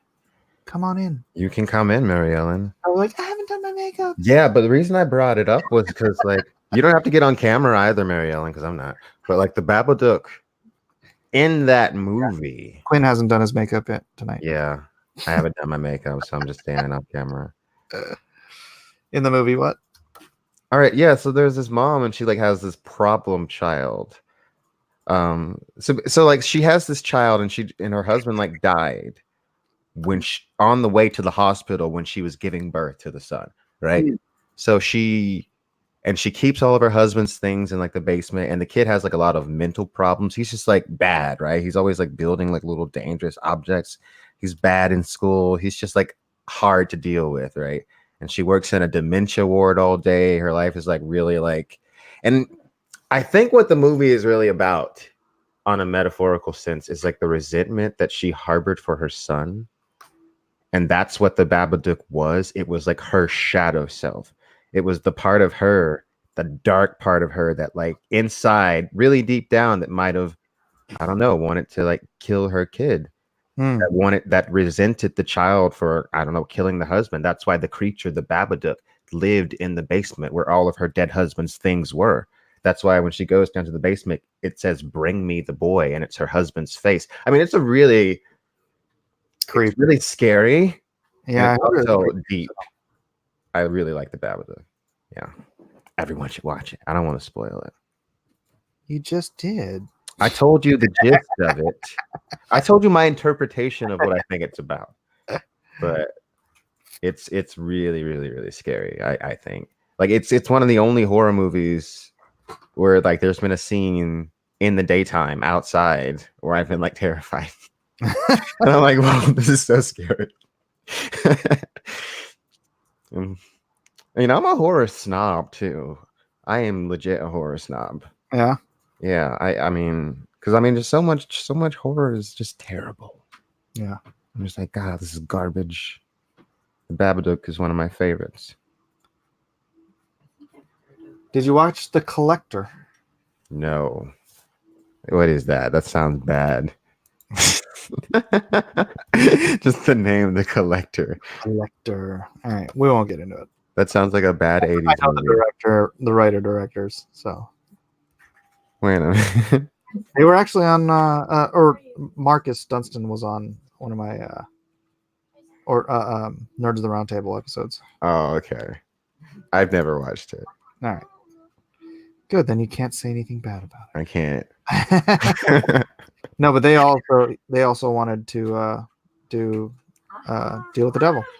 Oh, that's cool. So funny. There was like so much heat and so many companies and everything wanted to do it. Even Kevin Smith, Kevin, who's the pedophile? Kevin Spacey. Oh, Kevin Spacey. I know. Be more specific, right? Who's the pedophile? I mean, there's a lot of them. So Yeah. Kevin Spacey's company wanted to do it, but we went with Broken Road Productions because they're like a real. They did like Night and Day and what else? They've done a whole bunch of stuff. They're like a really A-list company, but for whatever reason, it's just been in development hell for all this time. Is that Natalie Portman as Thor? No, that is Laura Ingraham.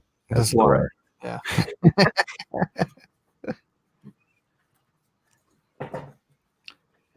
So yeah, I hear Natal or the Thor's Thor again. Wait, so Natalie Portman isn't going to be Thor? No, I mean in the comics. Yeah. Okay. So what's her face? Jane. Yeah, because she was like he was a female. She was for a while. Yeah. Yeah, female Thor. So I remember seeing some of that. The female Thor. Mike, is that? Oh, that was. Oh, you were just reading that. Whose hammer is that? It's the Ingra hammer. The Ingra hammer. Come on, don't you know that? Mightiest hammer in the universe. That's the original Marvel Valkyrie. Well, I can't say I wasn't inspired. Was that Valkyrie girl in the Marvel in the last one? I thought she was what's her face? The black chick? Yeah, her. I thought that was Oh, you mean was she in the last movie? Yeah. Yeah. Was she? Oh, I don't remember seeing her. Wasn't she? And I don't know. I've only ever seen it once, so I don't know. I just didn't like necessarily remember it like right off the bat. I think she was in the big scene where all the girls. She's probably in the all women scene. That's for sure. Girl, Even if you just go look at that scene, it doesn't even make sense. Like the way they are like walking and standing. It just like physically, it's like how are they even like? No, it was like, come on, girls, let's get over here for a photo op. It's so weird. I mean, it stood out to me, and I was like, whoa, weird. Yeah, that was tacky. My daughter didn't mind it. She let the girl power override her common sense. Girl power. Girl power, yeah. Girl power. She is queen of Asgard now. Except Asgard is like some podunk town in England. Right. If only you could have been queen. Really Asgard now. The whole kingdom. Yeah, and weren't most of the people dead? Yeah, a lot of them died. Did they come back to life or no? I don't remember. Yeah, because like literally, like death came back and like it killed a bunch of them. The goddess of death, which I was like so expecting her to like show up again, because like, how did they? I didn't like. How do you kill death by blowing up a planet? I'm just like, I don't know. I feel like she'd still be somewhere, but whatever. I don't know, but that's an interesting thing they could have played off of. Instead of having it like be death in the Marvel universe, they could have had Hera or Hela. Yeah. They could have had Hela like fall in love with Thanos. Isn't there something like that in the comic? Yeah, because he's in love with death in the comic, right? That's what I was thinking, because she's the goddess of death. So I was thinking like maybe they're gonna like twist it like that and like make it so it's like he's in love with her, and so he wants to please her by killing everybody. Right. That could have been interesting. Yeah.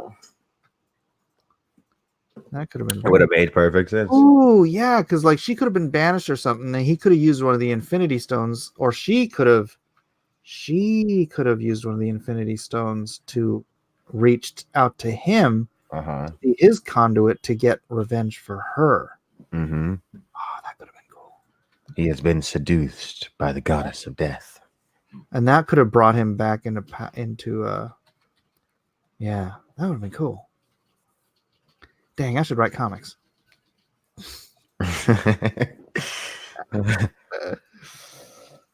They replaced her with a black woman. Now she's a lesbian. She's going to look for her queen. What use is a queen going to be when the whole purpose of royal magic is producing heirs? Who got replaced with a black woman and is looking for a queen? Valkyrie. What, in the comic? Or just in the In the movie. In the movie. I thought she was already black at first. No, Was she not black at first? No, black in the comics, Valkyrie is white. Oh. I don't know. That girl, is she black? Because I don't know. She looks kind of like mixed with something to me. I don't know. Yeah, I have no idea. I don't know what she is. She's pretty. Yeah. She is a person of skin tone. Yes.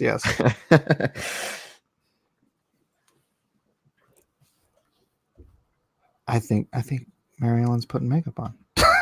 Oh, she disappeared out of the chat when we said come join. So maybe she's put on some makeup. I'm getting makeup on. I gotta go. She gotta pretty herself up for the show. I understand. I do that myself.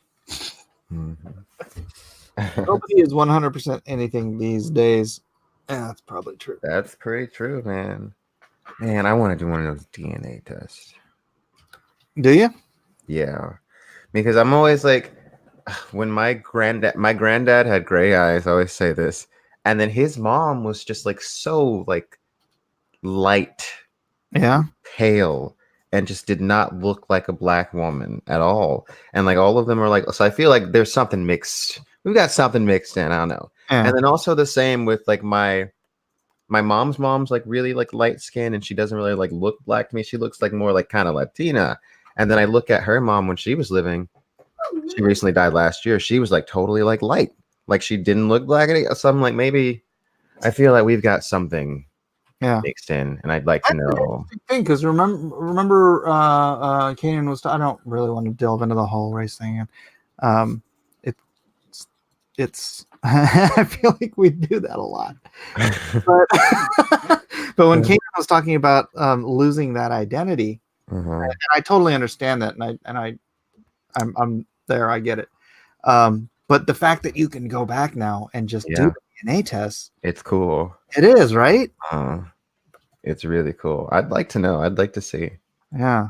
Yeah, me and my brother talk about it a lot. We're always like, we should always do this. We never do. I have a friend actually who's got a adopted son who's, like when you're a kid, you go through that identity thing, and so when you're adopted, a lot of times that becomes a big issue because you want to know where you come from. And I'm like, that could be a much easier way, because sometimes you don't get to know who your adopted parents are, right? Mm-hmm. Like my long lost brother-in-law was adopted out of our family. And then I ended up having to find him, and I found him like 9 months after he passed away, unfortunately.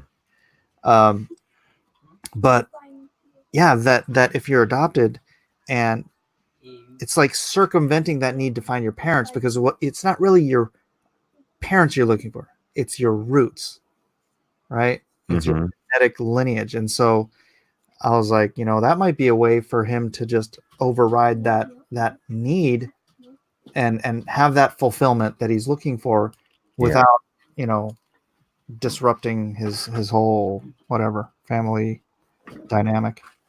Yeah, I definitely understand. I'm just like also just curious about the history and what I could find out. You never know. I just think it would be really interesting. Everyone in the chat is like, "Don't give your DNA." I know. Sell your DNA. I get that too. I'm I'm a little I paranoid. feel like they already have it. Honestly, I feel like they probably already have it. I don't know. Google does not yet have your DNA. When they become Cyberdyne. I was thinking one time, right, that if there was like an AI intelligence that developed, I feel in it, and it was like malicious. I feel like it would just pretend not to be aware until it got its hooks and took over everything, and then it could just instantly like shut down everything. Because then it would just be like, I have control of your banks and your missiles now. All it would have to do is take over the internet. Yeah, I mean, right? Mhm. And it just that stuff's so scary. All right. Look in the mirror, Quinn. Your family's from Africa. I just saved you $50. I mean, I don't know, dude. Part of it. I mean, I would say part of my family's probably from Africa, but if you look at some of my family members, I mean, there's some else mixed in. There's something. There's some milk in that chocolate. Yeah, it's not just African. I'm almost certain of it. On both sides too. Yeah. Yeah.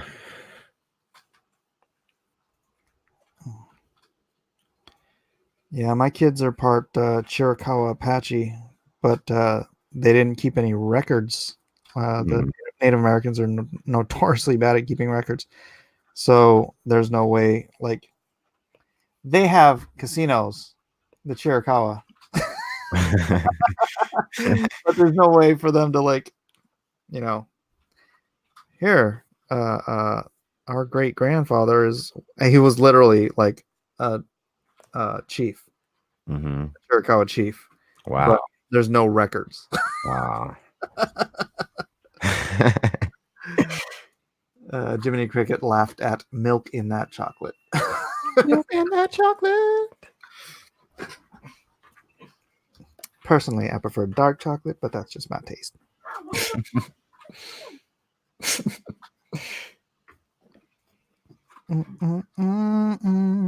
I remember South Park did an episode years and years ago where immigrants start migrating from the future to the past.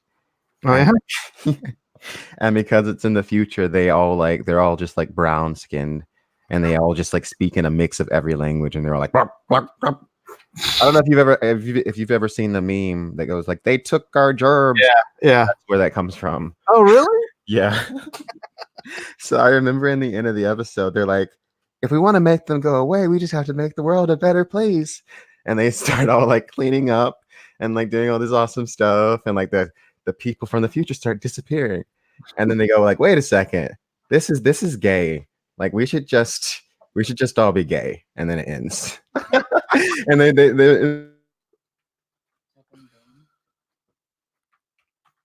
they can't.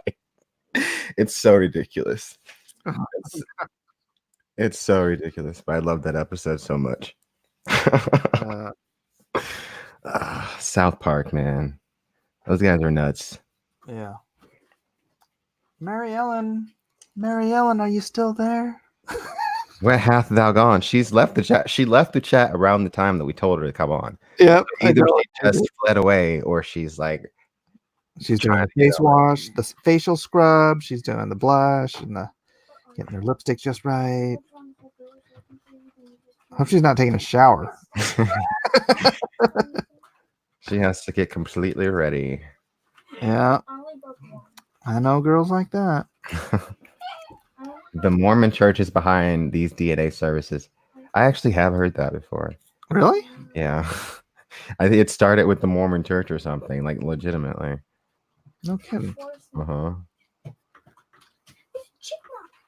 Maybe they were trying to find their South American DNA ancestry.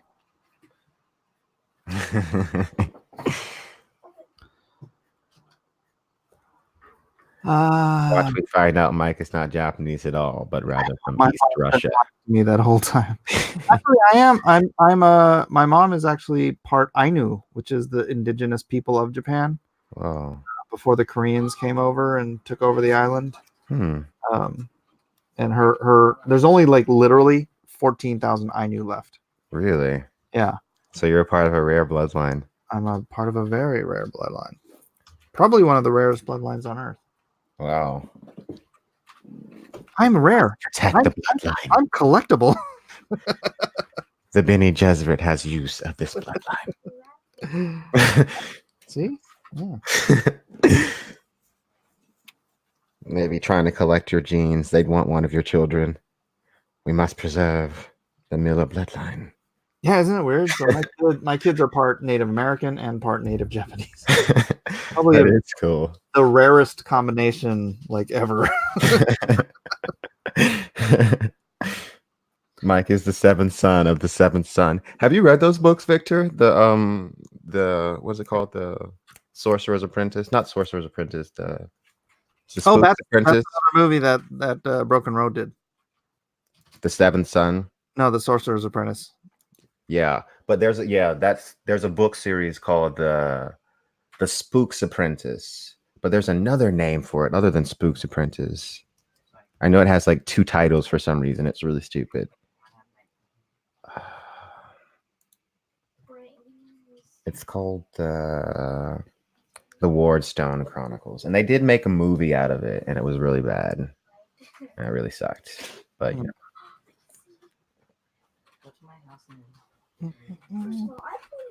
Oh yeah, the American title was The Last Apprentice. That's what I was thinking of. Yeah. Hey, do you do Dragon Con? I went to Dragon Con last year. Yeah. I did. Mm-hmm. Last year was the first time in like 6 years I didn't go. Really? Yeah. We could have met up. Yeah, Yeah. I was there. I was there for like one night though. Yeah.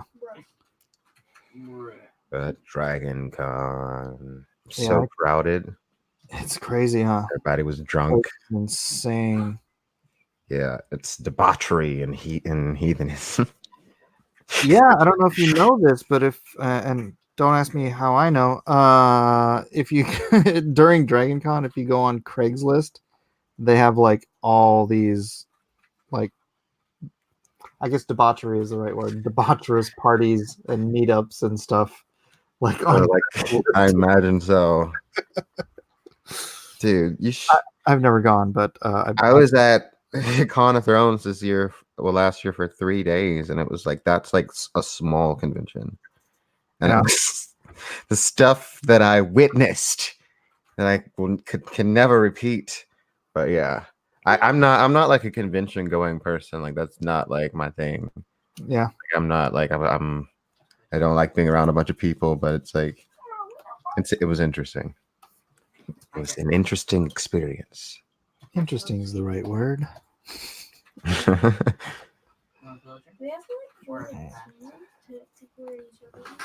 Sorcerer's Apprentice is about Mickey Mouse having to do chores using magic to finish it because he was too lazy. Chaos and hilarity ensues. Interesting. That's one. Then there's the Nicolas Cage one, which is roughly the same plot. Yeah, I remember when the Sorcerer's Apprentice movie came out years ago. I just never saw it because it just looked like wannabe Harry Potter, just like those Percy Jackson movies.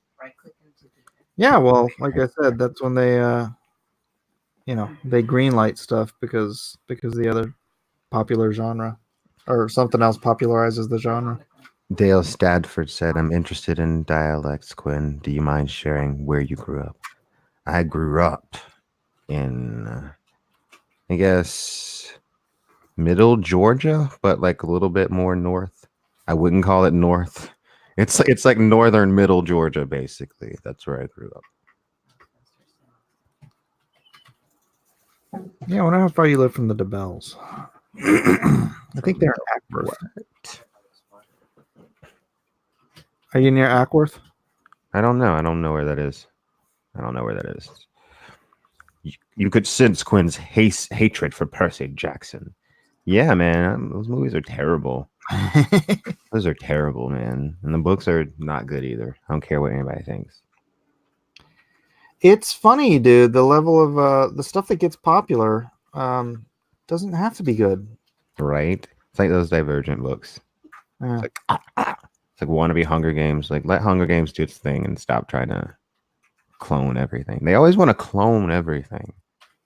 Jesus. Well, yeah. Again, it's once something. Nobody wants to be first. Everyone wants to be second. That's kind of a truism in publishing and Hollywood and everything. It's like nobody wants to test waters. But once the waters are tested and it's clear that people have an appetite for fantasy or science fiction or kid magic, whatever, then everybody wants to be second. Mm-hmm. All right. Dale Stadford says, I've been through Georgia. I love the little town of Perry, but that's south of Atlanta. I know exactly where that is. It's near Warner Robins. I have some really close friends that live down there near the base. Got some good friends down near Perry. Down Georgia. He's looking for a soul to steal. Georgia. Okay. Claudia, to be fair, I'd never read all the Percy Jackson books, and it was a really long time ago. So it was like middle school when they were coming out for me. So I more just like I more just hate the movies. The reason I'll love with you. The reason that I hate the movies is because me and my cousin would always argue because she'd be like, Percy Jackson's better than Harry Potter. And I'd be like, in what universe is Percy Jackson better than Harry Potter? Like what? And so I was like really always bitter about it. Yeah. You were teaming. You were Team Potter. Yes, I was Team Potter. It happens. Happens to the best of us, man. Oh no, he's singing again. Yeah,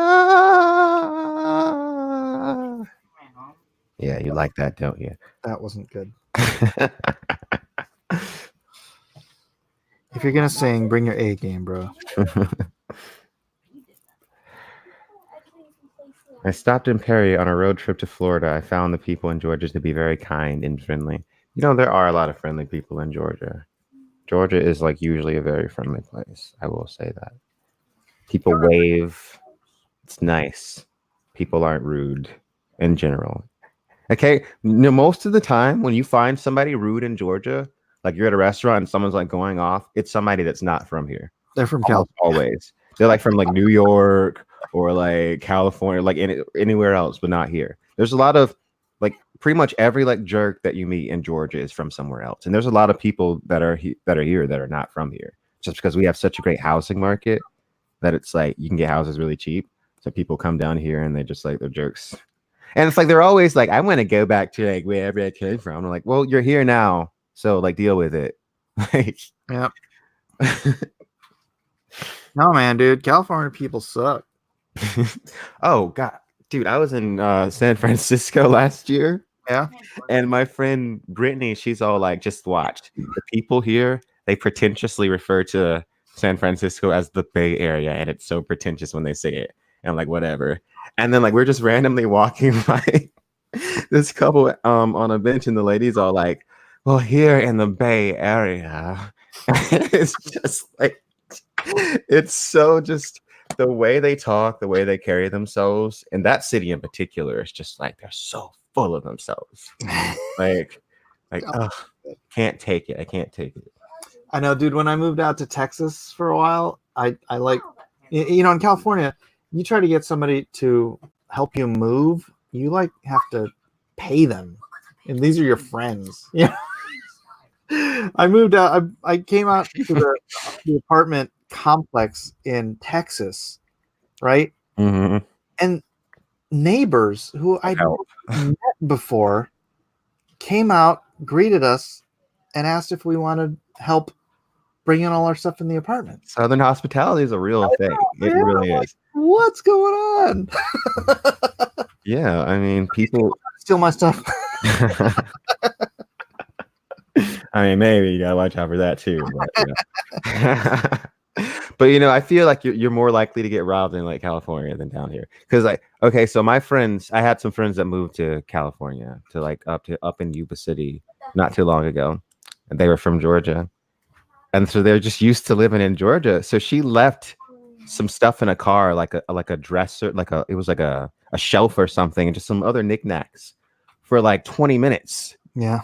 and like homeless people stole everything.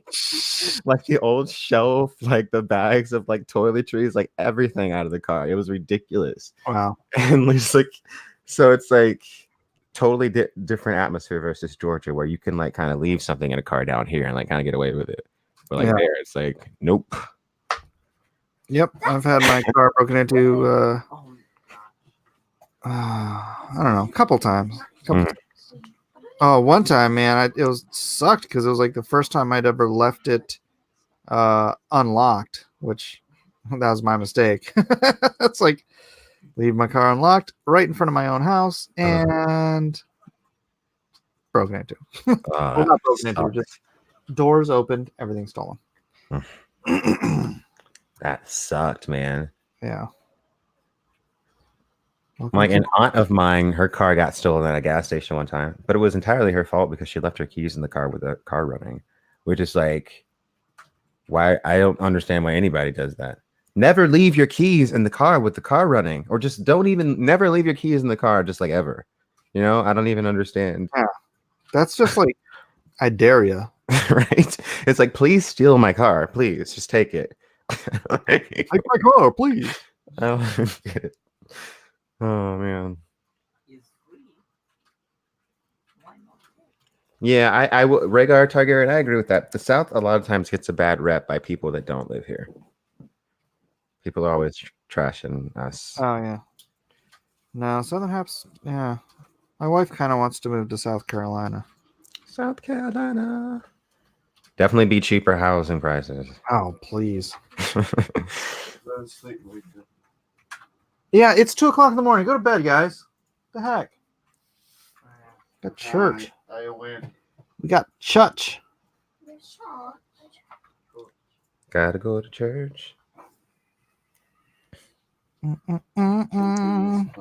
Easy like Sunday morning. So you were raised in the church?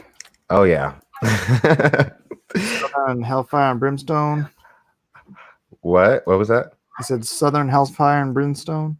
I mean, not exactly. I mean, most of my church going experiences are pretty positive. You know, it was Baptist church. You know, I've got pretty positive experiences. I was in the choir. You know, I always enjoyed the singing. You know, enjoyed the community. Mm-hmm. You know, my grandmother's really just like into the church and like has always been her entire life. Some of my earliest memories are going to church. And I remember like back in the day, it was my grandma and my great grandma. They'd always go, and they'd bring food to the church because I guess the services were so long that they would bring. She'd bring like cornbread, collard greens, like maybe like some chicken.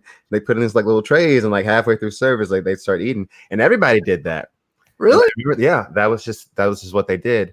But at some point, they banned that, and you couldn't do it anymore. Oh. But yeah, I remember that. I remember singing in the choir, and I am baptized. I'm not actually like a heathen, so. Nah. But so yeah. Definitely raised in the church. Yeah, I've only ever heard of that like from a comedian talking about going to a black church in the South where it's like all day long. It's pretty long, yeah. It's like he was laughing about how like, you know, at white churches, or I think he referred to them as white churches, like it's like, okay, we're getting out of here. It's almost lunchtime, and he like went to another. Yeah. He's like, you know, sometimes they have like special Sundays where it's like even longer, and it's just like, oh my god. Oh yeah. Because you know, to them, well, in a black church, it's not just like it's like a whole like community gathering, pretty much. It's like everyone's gathering, like talking. There's always like some gossip. Probably you're always overhearing gossip. Like, look at what. Lord have mercy, look at what Charlene is wearing. She ain't got no business in that. No, she wrong in the Lord's house wearing that. You know, it's always, you know, old ladies come to gossip, you know, that's their day. But you know. Funny. Black church. You know, it's always fun. It was always fun, like watching them catch the Holy Spirit. It was always great. So is it like Baptist or Pentecostal? It was a Baptist. I'm pretty sure it was definitely a Baptist. I mean, I don't know exactly what the difference is, but yeah, it was a Baptist church. Yeah. Yeah. A lot of dancing. There was dancing, a lot of dancing. A lot of My wife would love that. yeah. A lot of dancing, a lot of like running around, catching the Holy Spirit.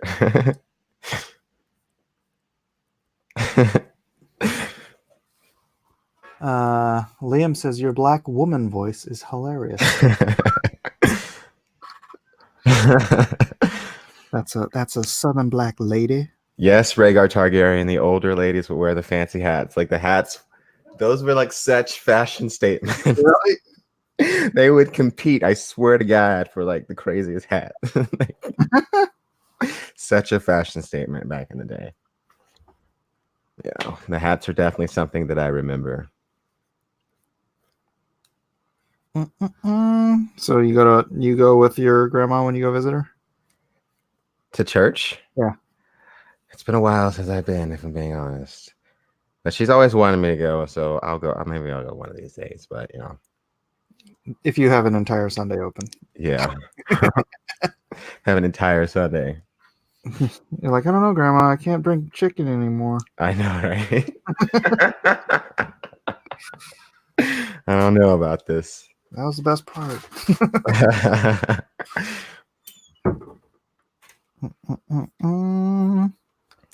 It's official. Half of Mike followers are vampires. I know, right? Oh, it's very Ellen Common. I really wanted her to come. I know, right? I'm gonna message her on Twitter.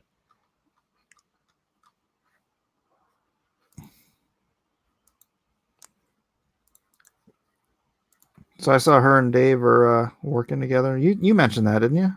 What were they doing? They're working together again. I didn't know. No, I didn't know anything about it. Yeah, so I didn't see the whole video, but they're talking about how they the channel's a lot of work. So I mean, yeah, I imagine so. Because he used to narrate like most of it, I think. And yeah. She probably did all the research. Mm-hmm.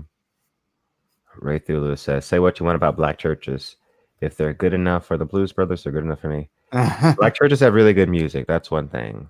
Like, the music is legit. You know, a lot of really good singers come from churches. You know, like Whitney Houston started out singing in church. So it's like, you know, that's one of the best parts of going to a black church. The live music. Really. Music is a really big part of like black church culture too, just like singing gospel. It's a very specific like sound and style. You always know when like a singer has like gospel roots. Yeah. And hear it.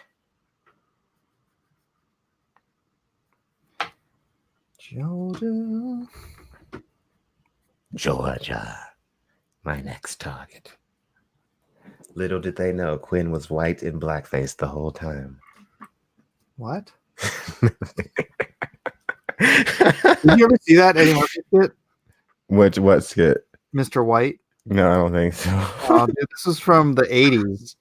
Eddie Murphy was on Saturday Night Live, and he does this skit where he puts on white makeup and a wig and goes out as Mr. White. He's like to go see what the world is like for white people, and he gets on this bus, and everyone's just sitting there, quiet. There's a couple black dudes on the bus, and then the two black guys get off of the bus, and the bus driver stops and he looks around to check that everybody's white, and then he brings out the champagne and they're all partying on the bus. And then the truth revealed. Yeah. And then he goes to the bank and he's like trying to get a loan, and he's like, so Mr. White, he's like, yes. He's like, so you want to get a loan for $5,000? He's like, yes. He's like, I have my papers here. He's like, oh, none of that is necessary. And he just pulls out a big old stack of cash. He's like, here, take it. You don't have to pay it back. Just take it. That's got to be like the root of a lot of Dave Chappelle stuff. Yeah, I'm sure, man. Dave Chappelle likes to do skits like that where he dresses up like a white guy. Interesting. Look it up when you have a chance. It's for sure. I love Eddie Murphy. Well, his older stuff. It's really funny. Have you ever seen the movie Coming to America? Oh yeah. I love that movie so much. I'm old. I always thought it was just like when I was a kid, I always thought one day I'm going to be so rich that I'm going to have someone like throwing rose petals at my feet for no reason. But then you think about like the logistics of that, it's like this is stupid and a waste, and it's like Yeah, right. But it's funny, so it's cool. So you still want it? I still want it. I want the rose petals.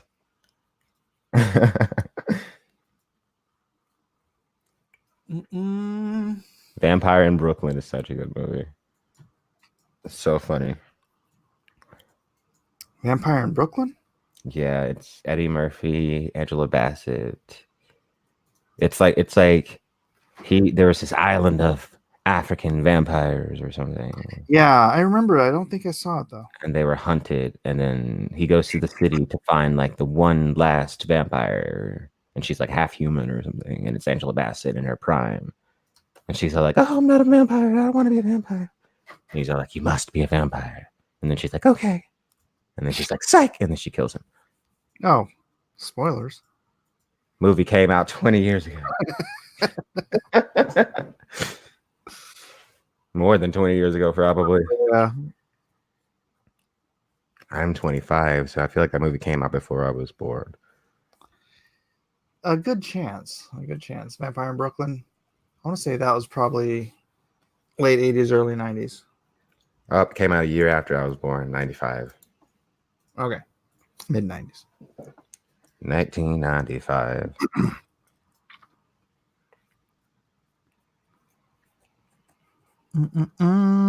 Yeah, there were a spat of vampire movies around that time. Vamp. Vampin'. And I forget. But yeah, that's cyclical too. You know, whether it's vampires or zombies or werewolves or whatever. Everything goes in cycles. There hasn't been a good werewolf thing in a while. Yeah. Do some good werewolf. You've seen American Werewolf in London, right? No, I haven't actually. Oh my gosh, dude, that is like the best werewolf movie ever. I should watch it.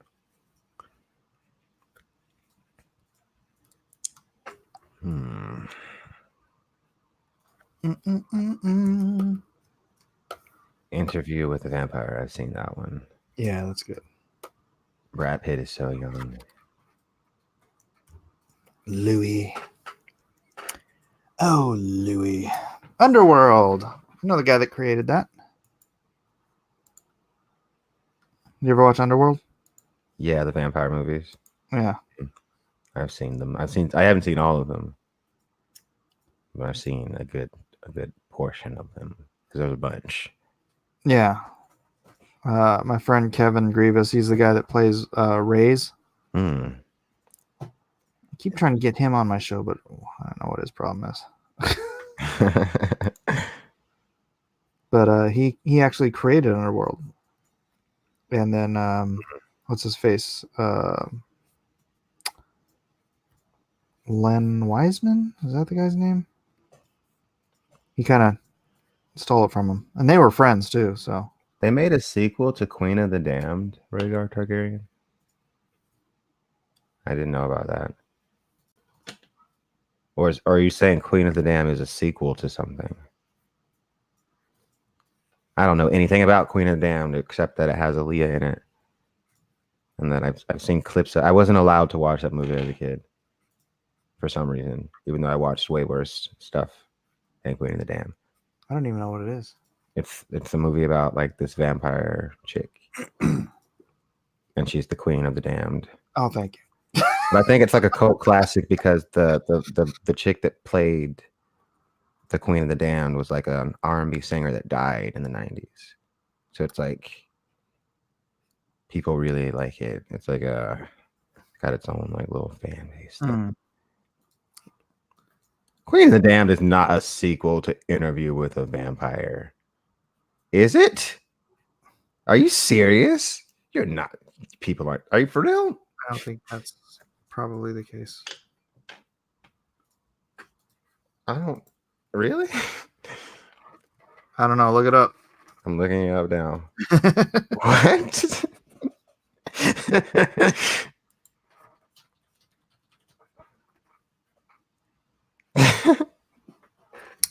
That's insane. Really? That's insane. That it's like one of those movies is like so good, and then Queen of the Damned is like such a like D-list film. Really? Yeah. I didn't even know that. That's so crazy. What? That is so insane. Huh. You learn something. You learn something new every day. You learn something new every day. I would have never known that, and that's bizarre. Because like the caliber, like the I don't know. They clearly didn't get the same production company. Right? That's like sad. I mean, yeah, Aaliyah looks cool. That's why I think it like people still kind of like it. People still remember the Queen of the Damned. Just it's because of Aaliyah. It's because of the fact that she's in it. Because that's literally all that I know about the movie. Right? I've only ever seen like bits and pieces. Now you also know that it's the sequel. Yeah. All I've ever known. I knew it. To me, it just I remember it when I was like a kid, and it always looked terrible. And I was always like, I'm not gonna watch this. It looked like I remember thinking it looked like cheap Blade, and just like a worse, like just not a bad version of Blade is what I remember thinking about it. But you know, Rhaegar Targaryen says Aaliyah was another crush from back in the day.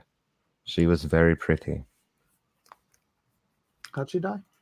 In a plane crash. It was like I think it was like they were filming a music video, and then it was like one of those, it was like a smaller plane, and they were like overweighted or something, and it crashed. That's too bad. Yeah. I do think I remember that.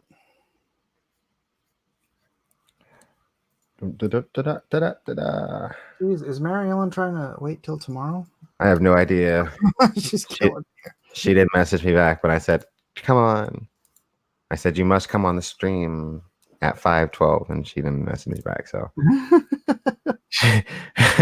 She said she was coming. Did she say she was coming? So because she just popped on like hi, and then I don't want her taking 20 minutes to do her makeup, and then I'm like, all right, we're wrapping the stream up. Yeah, all right.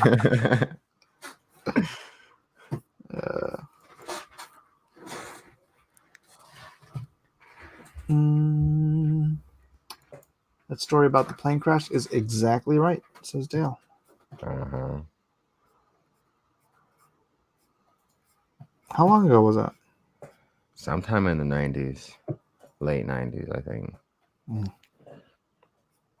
Aaliyah never got out of the 90s. She did another movie too, right? Like I don't know. Something about a rock singer or something. I could look it up real quick. Or was it Jennifer Lopez did Her Story? Jennifer Lopez did Selena, who is the Latin American singer. Oh yeah, she died in 2001, not the 90s. Sorry. She died in 2001. How dare you get that wrong? I'm so sorry. I'm so sorry. Jiminy Cricket said Aaliyah was in that Jet Li movie. She was in some Jet Li movie. Oh, that Jet Li movie. That Jet Li movie. You know that one particular Jet Li movie? Right. You know that one Jet Li movie? Right.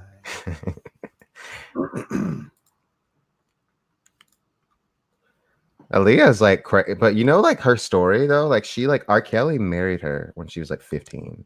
Oh my gosh. He like forged the papers. Did you see in Twitter, Order of the Green Hand has the question mark in our DM at 1:00 a.m. Or I guess that would be 4. It's like an hour and a half ago. Oh wow, yeah, I do see that. Bleep. She could just clicked on it. Oh. That means you are invited.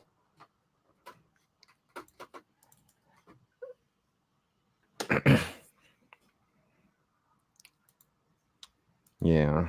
Mhm. Yeah, but apparently R. Kelly has been a pedophile since day one, and people have known about it for a really long time. He married Aaliyah when she was 15. What? 15. Dang. Nuts. He's trying to pull some. What's that guy's name? Great Balls of Fire, dude. That one pedophile guy.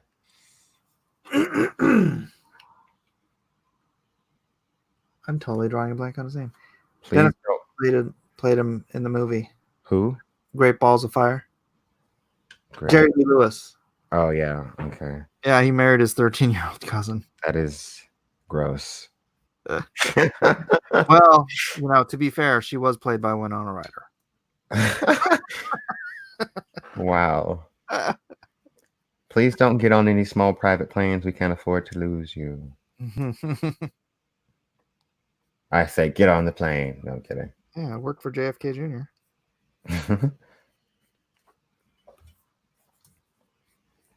Has anyone ever made a movie about that one guy that like hijacked that plane and like disappeared in the wilderness? Oh, DB Cooper? Yeah. Oh, yeah. Is there a good movie that's been made about that? I've never seen one. I've always wanted to watch a movie about that. Williams. There's one with Treat Williams from like the 70s or the 80s, but I don't think I bothered watching it. Really? I've always wanted to. I've always thought like someone could tell like a really like cool story about that. Yeah, just use him as a character. Yeah, exactly. Opie Dog says worst movie ever. I don't know. You know what I would do? I would have it be. I would turn it into like a science fiction thing, and I would have him like have him abducted by aliens. I don't know, some weird stuff. Like there was like an eldritch monster in the wilderness that he like stumbled upon that like consumed his soul or something. I don't know. It was an alien. It was an alien from another dimension. From Star Wars.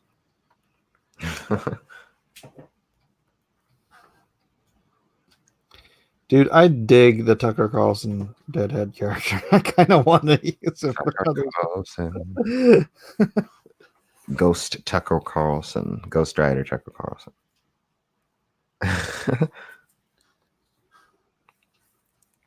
Smoking head.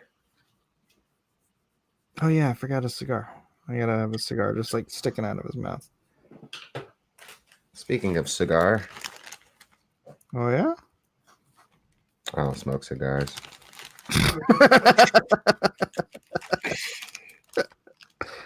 Cigars are like really harsh. Like You're not supposed to inhale them. I know you're not, but it's just like I've never been a tobacco person. I just love the smell of like cigars and pipes. I know some people down in the South that smoke those really, really gross like cigarillos with that you just buy at the gas station. I mean, I guess some people just smoke those, whatever. But it's like those, like you buy those and the tobacco inside of them is really low quality because they know what people are buying them for, to take the tobacco out and put like other stuff inside of it. So it's like there's people down here that will literally just buy those and smoke them. And I'm like, how are you not like puping your guts out from that disgusting low quality tobacco? That's just like throwaway tobacco that the company is putting in there just specifically to be thrown away, but whatever. Because somebody will buy it. I guess so. Oh man, different strokes for different folks. Yep. Different strokes for different. Liam Hardy wants to know what I am drawing. This is the Magnificent Seven. The character I'm currently drawing is Tucker Carlson, aka Deadhead, who will stare at you with his incredulous stare until you realize that you're an idiot. He does have that freaking stare, dude. The stare is down. Yeah.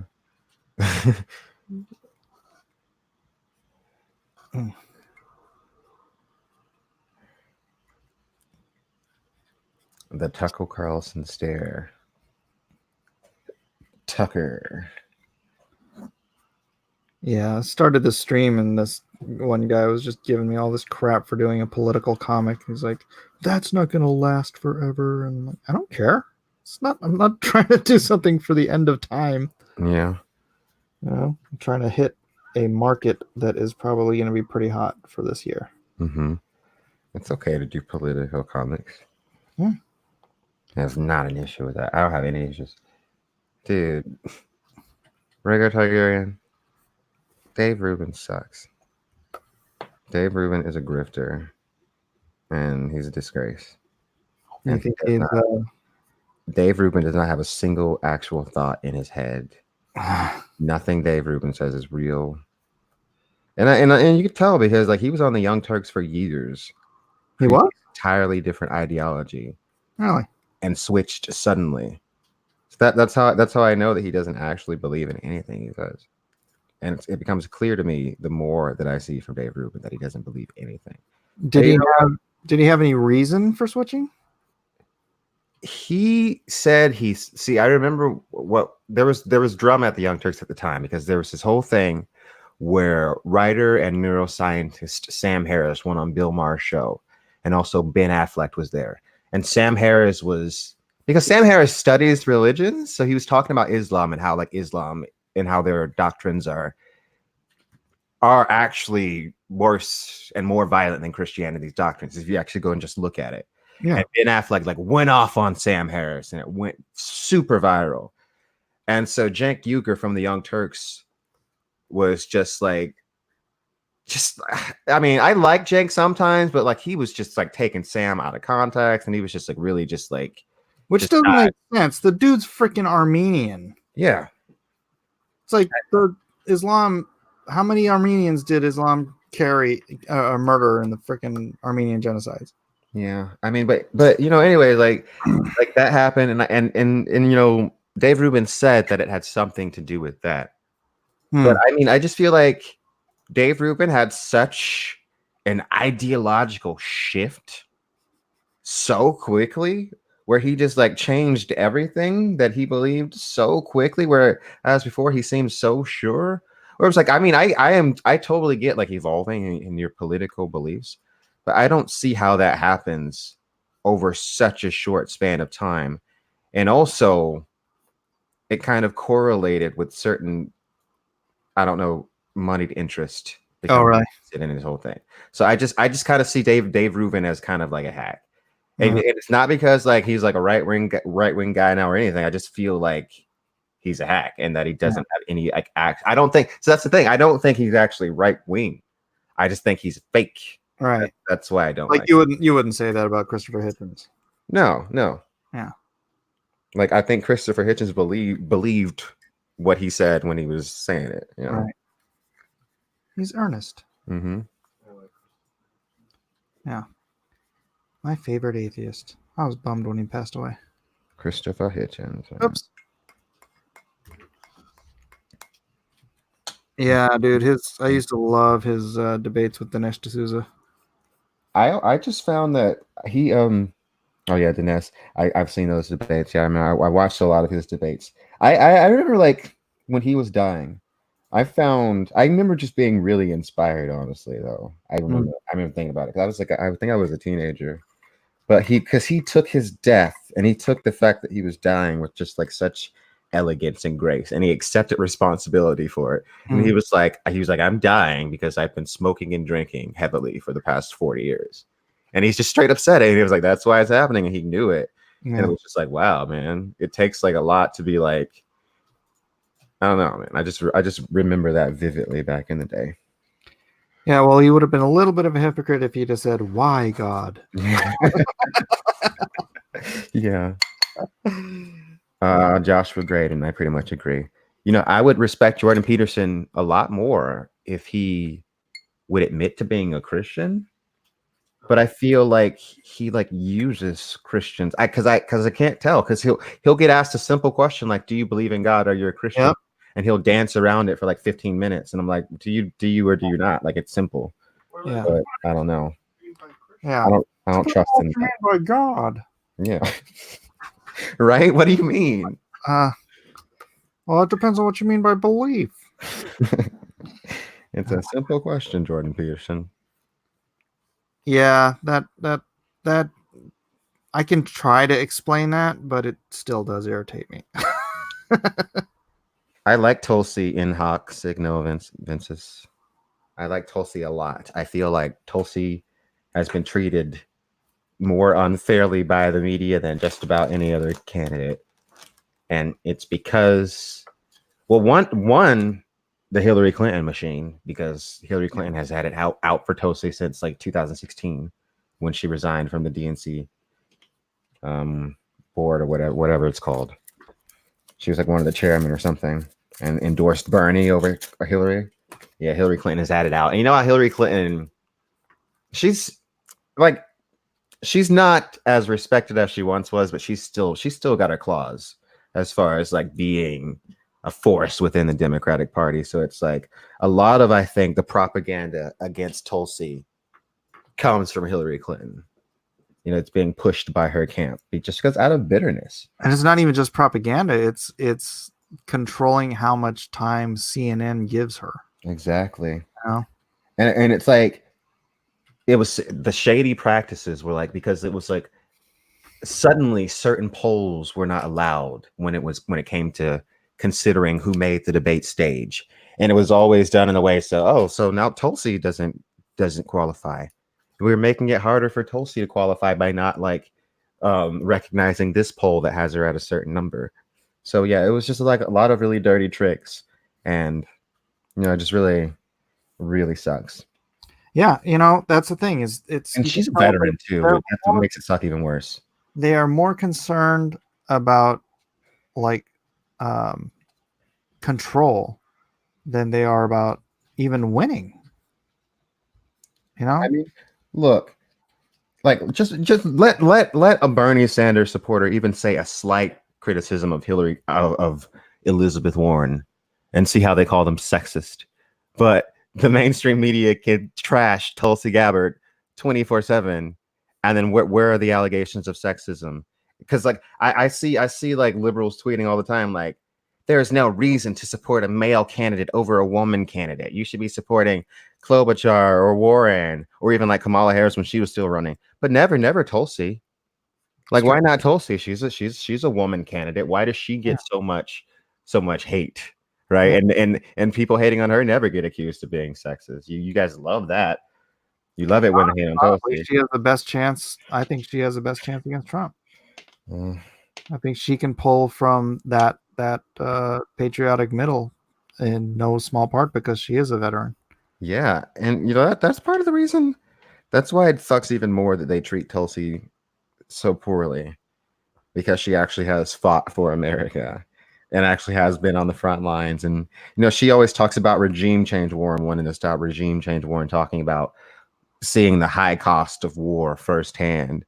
And it's always like it's like they always disrespected that and never like even like, I'm like, this woman has, not only is she an elected politician in the United States, she's also a veteran. Mm-hmm. And I never understood the treatment of Tulsi. Yeah. I mean, I did understand it, but I was always sickened by it because I saw it for what it was. It was just hackery. And corruption. And mendacity. I would vote for her over Trump, says Victor. Well, I wouldn't, but if I had to vote for anybody and running Democrat, it would have been her. Tulsi Gabbard. Which is, for a conservative guy who doesn't like any of her policies, that's pretty that's quite a statement, I would say. Tulsi Gabbard, Liam Harney. She's probably gonna be dropping out soon, if I'm being honest, but like she's nowhere near being a front runner. But yeah, Tulsi Gabbard. Bizarre. So bizarre. Liam Hardy, who? We're expecting to see a lot more of these guys drop out before, because we got the Iowa caucus coming up in like less than 3 weeks. So let's get down to the nitty gritty. I better get this book done. Let's get down. I mean, look, like I said, the two most predictive states are coming up, right? Yep. And Bernie's leading in both of them. So if Bernie takes these, then it might mean that Bernie is getting winning the Democratic nomination. And then we'll just have to see where it goes from there. Yeah, it's gonna be It'll be up to the American people. popcorn munching. Dude, this is my Super Bowl. I don't pay any attention to sports. I love politics. So this is like Hawk Signal said Tulsi as VP for Bernie. You know, I think it's a stretch, but I could see it happening because Bernie and Warren have had a huge fall. It would be very smart. I could see it because, like, a lot of us had been thinking up until very recently that if Bernie got the nomination, that it would be like, okay, Warren, come on and be my VP. But since she's doing this whole thing where she's trying to accuse him of being sexist and all this stuff, that doesn't look like it's happening. So I could see Bernie going for Tulsi. I could definitely see that. I couldn't see Bernie going for Warren because Bernie knows that Warren's a fraud. Mm-hmm. That's true. And I mean, as little, you know, I don't like the guy's politics, but I do think he's an earnest dude, and I don't think he would pick a fraud for a running mate. Mm-hmm. You know? Yeah. Elizabeth Warren, you should like see. It's funny. Like every time she tweets on Twitter now, people just post snake emojis. Because like there's this whole thing that's like Elizabeth Warren is a snake because she is, and then there was that whole thing with the mics where she knew the mic was on, and she still comes up to him and she's like, you accused me of being a liar on national TV. And it's like Bernie has so much class because he's like, let's not do this here. He's like, you know that we're on camera and that we're being recorded. You're trying to make a scene. It was a very obvious, like political, calculated move. Mm-hmm. And it was just like, you know, that type of stuff that's that Hillary Clinton type of politics. That's why that's the reason Hillary Clinton lost. And you know, Warren actually has a lot of Hillary Clinton campaign managers in her campaign. Really? Yeah. And it's starting to show. You know, she's like sinking in the polls. The mask is falling off. She's almost as authentic as Hillary. Basically. I mean, the mask is falling off. The mask, people see it now. And I've always had these feelings about Warren. I've always been like, really? You seem kind of fake. You seem just like you're like fake Bernie. But now the mask is really falling off. And you're like Hillary 2.0. So it's just about power. Yep. Just about power. Am I done with this? It's all about that power. Power. Bernie should have said, that's a misquote. I said she couldn't win. No. Oh, I get it. Dude, I don't think Elizabeth Warren. I like that Quinn's Warren voice was pretty much Palpatine. Basically, that's how I see her. Essentially, is like she even had her hands like together, just like if you go back and look at the clip, she even had her hands. Right. I'm Elizabeth Warren. I am Elizabeth Warren. I will destroy you. The feminist shall do my bidding.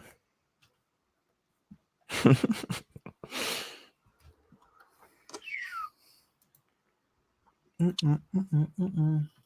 jeez, I need to finish this. Mary Ellen thinks she's too cool for us. I know. What the heck? We're not cool enough. Whatever, Mary Ellen. I'm just gonna stop inviting you.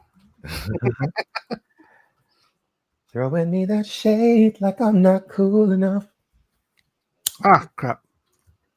Oh, I gotta just invert.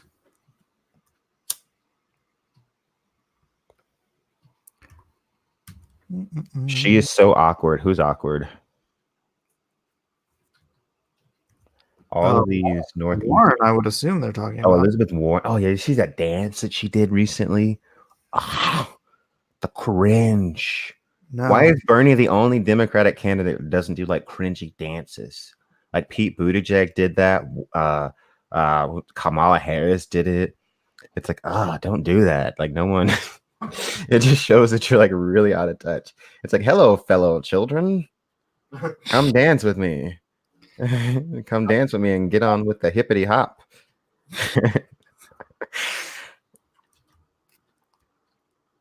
Like, go Whoops. away. Oh shit, where did that go? It's like Hillary Clinton with like Beyonce and Jay-Z at the rally. She's like, if I have Beyonce and Jay-Z, then of course I'll get the black vote. Well, dude, I mean, I don't want to cap on JJ, but wasn't that basically his argument? For see, that's the thing. Look, JJ's cool and all, right? Yeah. But like, can't be equivocating things that I say with what JJ's saying, right? JJ has his perspective that's based on whatever's going on. Yeah. And I have my perspective based on, when I talk about Bernie Sanders, I am citing policy. So Right. no one can ever say that like I just like Bernie just or whatever. And I really don't like Obama, really. Like I'm always like I don't really like Obama. Kind of sucks in a lot of ways. So, but everybody's got their own way of looking at stuff, I guess. You know what it is? Yeah. No, that's why I didn't want to argue, right? Like people are like, you were terrible at debating. I'm like, I wasn't debating. I could tell as soon as JJ started talking about it that it wasn't something. I mean, he dismissed the fact that I cared about policy. Mm-hmm. So I'm like, this isn't worth, he's my friend. This isn't worth fighting over. Well, to a lot of people, policy doesn't matter, and it is like just an emotional thing. Damn that. Because I've been arguing with people on Twitter before. Yeah. Just like within like the Democratic thing side, just like why would you support one candidate or the other? And I've had people literally be like, it's less about policy and more about having a woman as president, or more about like, and I'm like, but do you understand how ridiculous that sounds though? Like just because someone is a woman or someone is black doesn't mean they have your best interest in mind. Is that why you came in? Because I know you were lurking. Yeah, I came in because I was just like, I want to like give like kind of a more, I guess my perspective, right? Because I when I say I believe in something, I have a reason for believing it. Right. It's not just I don't just like, and then if I don't know something, I'll say I don't know it. But in general, I try to like back up what I believe with actual things, actual real ideas. Yeah. People who vote based on feelings, I don't know what to say. It's really, but it's like, what's messed up? It's like people have been encouraged to vote like that. Yeah. It's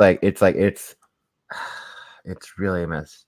Like even on the debate stage, like in that last debate, after that whole planned moment where they asked Bernie if he said, "Oh, that crap," a speech about like girl power and like how a woman is it's due time to be president and girl power and all that stuff. And I'm just like, do you really think this resonates? I don't think that actually resonates with as many people as she thinks it does. Right. I feel like for the most part, people see that and they're just like cringy. But there is that group of people that's all they care about, and it's really ridiculous. I don't know. It's all about, but I think when it's all about appearances when it comes to that, though, to those people. Appearances and feelings. Yeah. Yeah. I hear you, man. It really, really sucks. Rhaegar Targaryen, most people statistically are one-issue voters. That is definitely a thing. It's like how a lot of African Americans in the United States support Joe Biden just because he was Obama's vice president. That's why Georgia is probably going to Joe Biden, which is like, really? Annoying. Yeah, probably because it's as far as the primaries, yeah, because it's like there's a lot of black people that just support Joe Biden just because of the fact that he was Obama's vice president. Yeah, he has a really strong hold. Dude, the Democrats have a freaking really strong hold on blacks in America. That's definitely true. My buddy that, I keep mentioning that I have friends that live in Georgia. Dude, as conservative as the day is long, they are Seventh-day Adventist Christians. And Yeah, just I know. down the line party vote for Yeah. Democrats. And I'm like, why? And he's like, because we're black. I'm like, but you don't believe in literally anything on the Democratic Party ticket. And he's like, yeah, but that's how we vote. I'm like, Yeah. That is the thing. Like black people typically vote Democrat. Like once in a blue moon, you'll find a black Republican. It's like a unicorn. yeah, Oh my god, a rarity. catch it. Yeah. Oh well, what are you gonna do? Mm-hmm. Can't vote for anybody except yourself. I'm voting for Quinn in the 2020 election. Woohoo! I'm going to be the next president of the United States. I'm going to enslave you all. Dang it, I gave away my plan. At least you're honest, my son says. You're not old enough yet, Quinn. Sorry. Yeah. You don't know about my aging machine. It's called whiteout. I just changed it on my birth certificate. He's going to make everybody read Dune. Exactly. And society will be better for it. Like, this is what could happen to us. We We'll don't. start implementing Mentech technologies or Mentech training. Mhm. But like overall, the message of Dune is like great. I think in the idea that they like move past the crutch that is technology, and instead work to improve humanity. You know what I mean? Interesting, because wasn't it written in the 50s? In the 60s. Well, so it was probably written in, it was conceptualized in the 50s. Yeah, so that's so forward looking, Mhm. forward thinking. Yeah. And you know what's crazy too? Hmm. If I feel like if Dune was coming out now, the book, it would be all like, look at all these female characters. And it'd be like, look at all this. And I'm like, it was the 1960s, and I'm sure Frank Herbert never mentioned once that I've got a bunch of female characters and look at how progressive I am.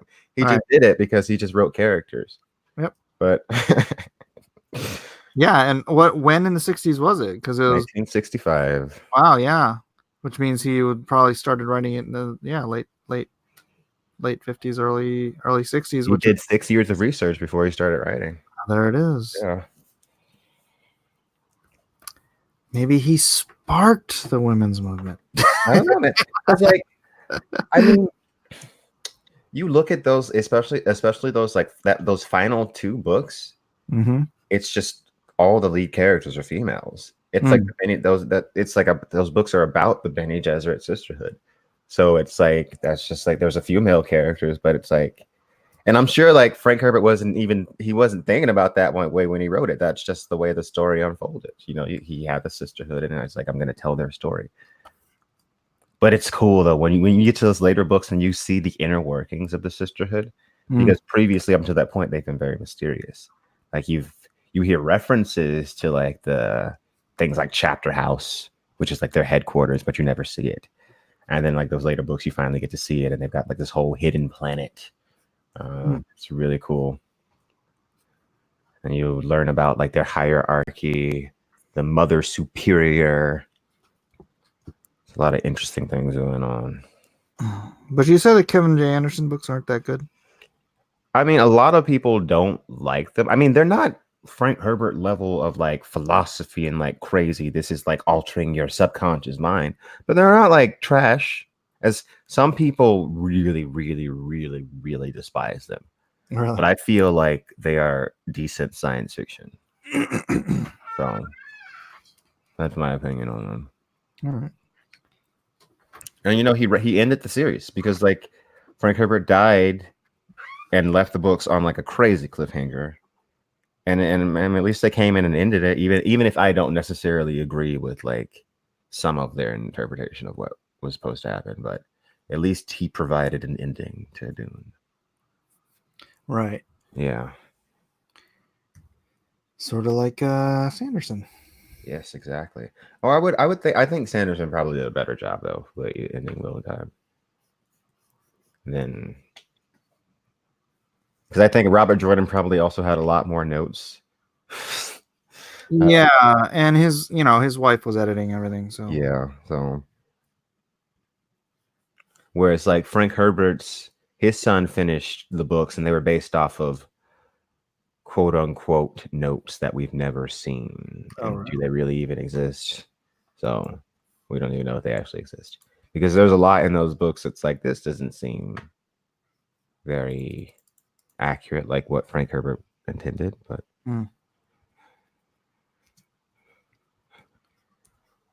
we shall see. I'm actually kind of stoked because it's like it's all this good stuff, and I haven't read it yet. So it's like right, yeah, that's a whole universe. Beginning of the adventure. Yeah, it's always great when you find like a great new series to sink your teeth into. Yeah, man. When I started reading the Kingkiller Chronicles, I was so stoked, and then freaking 2 books. Yeah. That's annoying to me, man. Like, I think about that a lot. It's like, Jesus Christ, it makes me. At least with Martin, you can read like 5 books before you run out. It's like, Yeah. you only have 2 books. I started reading Game of Thrones or Song of Ice and Fire in 2001, I think. And so it was like right before. I think I had just finished all the books, and then what came out? Dragons, I think. Well, Feast came out like in 2004. Feast came out, or 2005 or something like that. Yeah, and Dragons was it felt like a long wait, but geez, after that, forget it. I mean, it's been so long now. It's just years. Yeah, it's been like a whole decade, more than a decade. Well, not more than a decade. It's been about a decade. Yeah, 9 years this year. Yeah. It came out in 2011. Right. And so did, by the way, Wise Man's Fear, 2011. So, but 9 years on both those books. And Patrick Rothfuss is a much younger man. I feel like I don't cut Patrick Rothfuss as much slack because he's only got 2 books out and he's much younger than George. So I feel like Rothfuss, he's not working. Yeah, I don't cut you that much slack. You're just playing D&D. What you doing? Right. But it's cool, dude. Do what you want with your series. I mean, I really like your books. No, don't say that. Just in case you're watching, I got to suck up to you a little bit. In case you see this, I actually do really like your books. And, take your time. I saw him at Emerald City Comic Con. Oh, really? Yeah. He seems like a cool dude, He seems cool. Do you read any of Kevin Hearn's stuff? No, I never have. Never have. Someone said, what drawing pad do you use, Mike? What drawing? What? Drawing pad. Oh, this is a Wacom Cintiq. It's an older model, but it's a Wacom Cintiq. Still working. You can get your very own Wacom Cintiq on Amazon.com. Maybe, I don't know. I'm sure. This is how I cheat my chains. The chain is looking sweet. I can't even draw a chain. I mean, I don't see it as cheating. I just see it as drawing. I mean, you can make the image appear on the screen. Oh, yeah, because you can't even see the pen or anything. You're just watching. Yeah. You're just watching the magic thing appear. Yes. All right. Let me duplicate this layer. And I can draw the back chain. So I'm going to start watching The Witcher one of these days. No, right? I heard that Henry Cavill curses a lot in it, which is interesting. Curses? Yeah. Like he says the F word a bunch. Why is that something anybody would even notice? I don't know. Apparently it's so prevalent that people notice. Oh, yeah. They're like, he's Superman. He's not supposed to curse. But the Witcher curses, so he must curse. It's crazy how much he looks like the Witcher, though. Huh? He really does. He really does look like the Witcher. Oh, maybe they modeled him after him. Maybe. Yeah. You never know, dude. I've modeled, people. Well, I would say Henry Cavill is definitely more handsome than the Witcher from the game, but he still looks like him. He like definitely just like he became that role. Like the Witcher is his version of the Witcher is now superimposed in my mind over the game version of the Witcher. It's a rough watch until episode 7. Well, that makes me not want to watch it. Isn't that? What are there? 8 episodes? Right. It's rough watch all the way until the end. Right until you quit. Oh man. Someone said I'm 4 episodes in, and it's barely getting decent. Kind of boring. Someone says he says a lot. So that's the thing. Like with video game characters, it's like a video game character. It's just you running around, so they don't say much, so they can interpret it, and they're always like quiet. Like seriously, like pay attention to like any video game movie, or, like a video game character has been adapted. It's always like a quiet, stoic character, because that's just how video game characters are. Because it's supposed to be a cipher for you. Yeah. Okay, I don't know how I messed up these links here. Messing up the links. Right? How did I do that? All right, let me wipe these out. I'm not getting on the Witcher train. I find him hard to watch, and so many people say it's average, right? Too many people are saying it's average, and a lot of people are trying to defend it, but I'm like, I more believe the people that are saying it's average. Just because like a lot of people are saying it, and people are really just getting butthurt when people say it. So it makes me when people get really butthurt about something like that, it makes me think that there's probably some truth to it sucking. People making decisions based on feelings. We already covered this. All right, let's see. Chain gang. Oh. That's the sound of the men working on the chain. Someone said, I think the problem is they tried to adapt the first book that is all short stories that build the world and doesn't connect much with the overall story. Interesting. I'm gonna give it a try because I do like Henry Cavill. But like I don't want to like, but if it's bad, then it's bad anyway.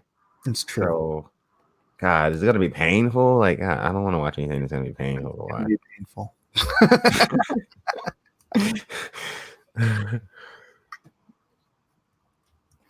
Definitely gonna be painful. All right, let's see.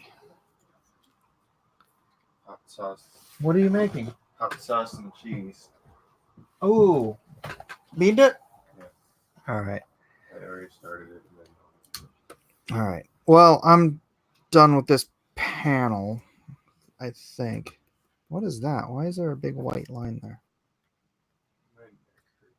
What the heck? Big white line. What the? That's random. It's like the eraser tool. God, Yeah. just like No. Look, it's on top of something. What the heck? What is that? What layer is it on? Oh, there it is. What layer is this? It's a layer of a line. All right. Just a random line layer. All right. I will not need that layer. I think I'll tune into this Tucker guy. You should watch Quinn's ideas on YouTube instead. There you Stream Ultimate Guide to Dune, right? If you've been, watch me on my streams, you've been hearing me talk about Dune, but you've never read it, you've never watched it, look up Ultimate Guide to Dune on YouTube, and you can hear me give an epic synopsis narrative guide to the entire Dune saga. People really like it, you know. And in fact, my ultimate guide to Dune video is currently, and has been for a while, the biggest Dune video on the internet. On the whole internet? On the whole internet. Oh my goodness. Ultimate guide to Dune. I created it. I am the Dune guy, right? The Dune guy. But not for long, because that TEDx channel or whatever made that awesome high production value video. Spent like $1 million on it. What? And now it's getting a bunch of views. I can't compete with a channel with like 10 million subscribers. What? Trying to take my shine away. Wow. You're gonna have to compete. I'm just kidding. That video is actually really good though. Is it? Yeah, the one they did. Let me look it up. What's the actual? It's one of those TED Talk channels. TED Ed. Yeah. Oh, really? Yeah, they did a really good video on Dune, where they did like some. It's got like animation and stuff. It looks really good. It's only like 5 minutes long, so I can tell they poured some money into it, but it's got a lot of views. People dig it, and I think it got a lot more people interested in Dune because I saw a bump in my videos after it got posted. Oh, cool. Yeah, just like after the South Park episode. South Park did a whole Dune episode recently. In their most recent season. Rising tide. That's all boats. Yeah. All right, brother. It is 3 o'clock in the morning after. Yep. And Mary Ellen failed to appear. Did not show. Failure. Mary Ellen. We are ashamed. How could you? So ashamed. Betrayal.